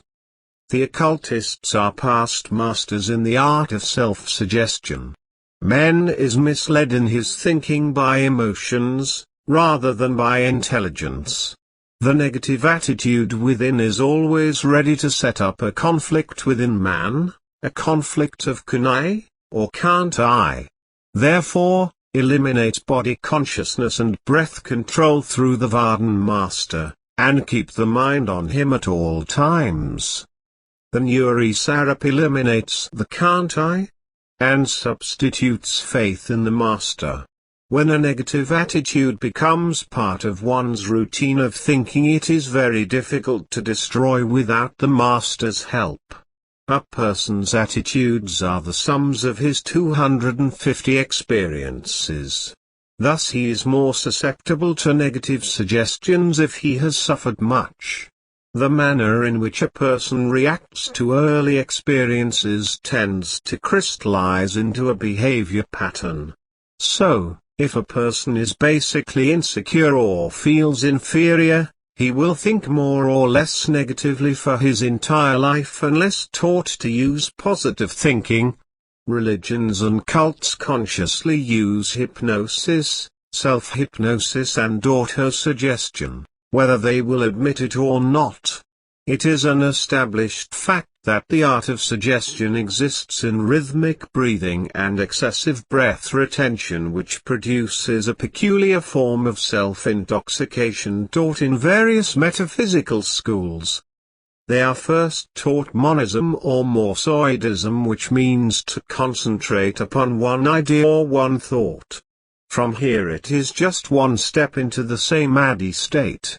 The state of meditation, which the Buddhist monks in Tibet go into, is a hypnotic state, brought about by folding their hands and gazing at their thumbs, which creates within themselves a dissociation from where they are, and to all intents and purposes, splits them off for a time from the outside world. In this meditative state they are able to center their whole attention upon their various problems until they come up with some kind of a solution. Relaxation is the key to the elimination of pain. You can be either a victim of negative suggestion or a master of the positive approach. You can be psychologically prepared to suffer pain. Often when we have a tough job to do, the ego will try to lead us away to a more pleasurable subject. If allowed to have its own way, the ego would send the body on an endless search for pleasure. It is governed by the pleasure principle. It cannot weigh pro and con what is best for the individual. 251 Because it cannot reason. The objective mind must do that, and must control the pleasure-seeking ego. With the right attitude toward work, work can be a pleasure that is sought by the ego. Whether or not you get pleasure from work, or are completely bored by it, depends upon your attitude and behavior pattern. If, as a child, you were given no incentive to work, you will have a difficult time applying yourself to a task. But bad behavior patterns and wrong mental attitudes can be overcome by a restraining of the mind. A healthy outlook can be firmly implanted in your mind until it becomes a permanent conditioned reflex. A symptom is only the expression of a hidden emotional problem and a severe problem to be dealt with. Often the master will make you go over your problems so often that you slowly become desensitized to them, reacting to them with less and less energy until the saturation point has been reached. You must be continually aware of yourself at all times. You must constantly analyze your actions and motives in the light of what you have learned from the Vardhan masters. You do this until the new pattern of behavior becomes a subconscious process and your reactions are automatic. When you are in deep samadhi, and the Vardhan master has you in hand traveling through the inner worlds, the scene is usually one which appeals to the pleasure principle, seated in the subconscious mind. All suggestions should appeal to this pleasure principle, which is emotional rather than intellectual. The subjective is more concerned with the pleasures of life. It is when those pleasures the subjective mind seeks are desired that frustration results. The subjective self is always seeking some way to fulfill its desires. The first pleasure 252 Principle 1 experiences after birth is satisfaction of hunger. When its stomach is filled, the babe is contented. He thinks of eating as being a very pleasurable event, for it satisfies the basic desire of life, of keeping its body alive. When the babe becomes an adult and other pleasures are denied, the subjective mind may compensate for those desired pleasures by creating a feeling of hunger. The objective mind reacts to this feeling with the thought of food and provides it. It is interesting to see that the food selected is usually sweet, or very rich, which further caters to the pleasure principle. Such people are usually too fat and no amount of exercise will reduce them. The only way is to avoid starchy or sweet food, eating between meals, and only enough to satisfy hunger. Suggestion works best when it appeals to man's pleasure principle. This is why many so-called teachers of truth will work upon this principle, often known as selfishness, greed, or by other names. They appeal to its nature in man. Suggestion to it has force, and once implanted, these suggestions take the form of energy, and this energy must be expressed in action. The teacher may lull his devotees into a light trance so they become suggestible, and their minds are narrowed to one thought or idea. The threshold of their consciousness is lowered, allowing access to the uncritical part of the mind, the subjective. There is one obstacle that might arise when a seeker, who has no master, attempts to train himself in samadhi, and that is the appearance of a defense mechanism which tends to hinder the hypnotic state. This defense mechanism is a sort of resistance the mind creates to defeat the trance effort. It is seen in the form of itching, restlessness, sudden unexplainable anger, or 253 dropping off into regular sleep. Some seekers, when attempting relaxation, will instead of relaxing become more tense, and the harder they try to relax, the more tense they become, so contemplation is impossible. Or they feel an itch on some part of the body and have the desire to scratch. The more they resist, the more intense it becomes, so that it begins to torment the mind. Sometimes contemplation progresses beautifully when there is a sudden surge of anger, or nervousness in the seeker which he can't explain. Other times he may go sound asleep. If the seeker is under a Vardhan master, these conditions will cease and his spiritual endeavors will be properly corrected. During a half-hour radio program, you usually get 3 commercials expounding a certain commodity. Perhaps you do not consciously listen to the commercial, and perhaps you even reject it impatiently, but the subconscious mind, nevertheless, receives the suggestions, and sometime in the future, when you have need for that commodity, you will automatically reach for the brand so named in the commercial you had rejected. The power of suggestion lies in its appeal to man's emotional rather than his intellectual natures, for if man were to evaluate a suggestion he would destroy much of its power. However, man thinks emotionally, and a suggestion, if presented consistently and sincerely, though rejected by the objective mind, passes into the subconscious where it takes root. Then, when the objections and resistances to the suggestion are finally broken down, the suggestion rises to the conscious mind and the individual acts upon it, completely unaware that he had at one time rejected the idea, or, if he is aware that he had once rejected the suggestion, he 254 will go through a process of rationalization in which he finds an acceptable reason or excuse for acting upon it. Rationalization is the emotional process of thinking. It is designed to protect the ego from feelings of guilt, or to be more specific, it is the process whereby the ego protects itself from guilt by justifying the act which is committed or contemplated.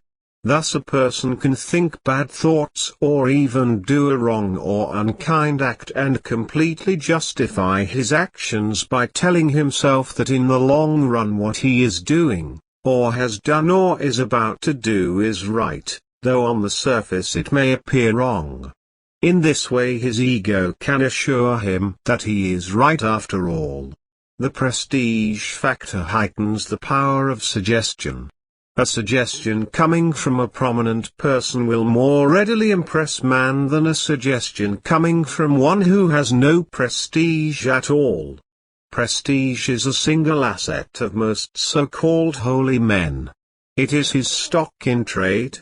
He convinces you that he is, and will take your affairs in hand, and you are impressed, to such an extent that you fall under his power. Most people are hypersuggestible in every way, and the so-called holy ones know this. And from the minute you enter his aura, his will is working upon you. He even has catchlines and slogans in his literature which usually refers to him as the greatest in the world. He is even surrounded by his local pitchmen who sing his praises and are trained to move at his command. His personality completely dominates at all times. His movements are flamboyant and well-timed. He is quick and sharp, and always on top of the situation. Confidence exudes from his every movement, and he keeps his devotees off balance and confused. 255 He is like a stage hypnotist who has many tricks up his sleeve which can be used instantly. But now am I trying to get over the point of prestige? One of the tests you can tell whereby the teacher is or is not sincere is by two simple statements he often gives his devotees, especially those who do not understand nor successfully follow his technique of meditation. He tells them you are resisting. You are not cooperating. He never admits that his technique is wrong or he himself is at fault. It is always the devotee who is wrong. In this same manner, when he fails to convince a seeker that he is their teacher, then he assures the seeker in a gentle, indirect way that it is his fault, that he is not seeing the truth, that he is subconsciously resisting truth and not cooperating, or concentrating. And he always assures the seeker that if he attends his class just one more time, he will know that his is the only path to God.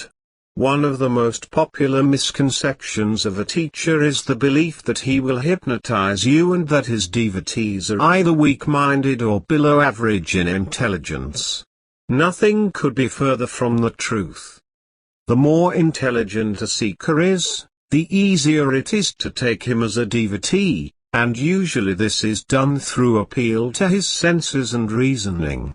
It is extremely difficult to give the truths to a normal person, or a skeptic, for they have not the grasp of understanding or the staying mental power that others have. The belief that unworthy teachers can rob the devotee of his willpower is also erroneous. Instead, the unscrupulous neatly turns the seeker's willpower to work for his cause and makes use of it in an unscrupulous way. Then it seems that the teacher has complete power over the seeker. Instead, the seeker has been tricked into the use of his stubborn nature. 256 Reverted to an ideal which only hinders the teacher's intentions. There are several degrees in samadhi, varying from the light state of relaxation to the suspended animation that the Hindus achieve, where the pulse rate and heartbeats are slowed until they are almost imperceptible and there is no visible sign of life. This state is virtually impossible for Occidentals to obtain, although with training, they can go into a very deep somnambulistic state where there is the cosmic consciousness prevalent. While in this state the objective mind is set aside, allowing direct access to the subconscious and the cosmic mind in man. Then he is under control of the master power and receives divine wisdom which pours through into the subconscious and is stored up for release into the conscious mind at the proper time, or a light trance is brought out into the conscious mind for immediate release into the world. Trance or samadhi is a valuable aid to writers and artists, allowing them freer access to the mass of material stored into the subconscious mind. Actors can profit by being relieved of that tension known as stage fright. Their memories improve so they can remember their lines easily and reduce the true lines from their memorized scripts. The relief from the symptom may be only temporary when the emotional conflict causing it has not been dealt with, and there is always the possibility that the symptom will reappear in the matter of days, weeks or months, perhaps in a totally different or exaggerated form. These symptoms can make an invalid of the devotee if they are severe enough. The symptom is a crutch upon which the patient leans, and this is considered his karma. The master knows that if it is removed, as in severe cases, the personality tends to 257 collapse, or disintegrate. Without the crutch the devotee can no longer maintain his balance with society, and unless he is under the master's care, he could destroy himself or commit aggressive acts against his fellow man. The symptom is more bearable to the patient than the underlying problem he is repressing. Symptoms manifest themselves symbolically, physiologically or both. The symbolic symptom involves the muscles or senses by crippling them so they cannot be used, as in paralysis of an arm or leg. Other symbolic symptoms are convulsions, trembling, loss of sight, hearing, depression, extreme tiredness, and other noticeable physical feelings. When physiologically, these symptoms show up as a permanent state of anxiety and tension, the devotee is usually irritable and easily disturbed. He might complain of stomach disorder and all sorts of pain.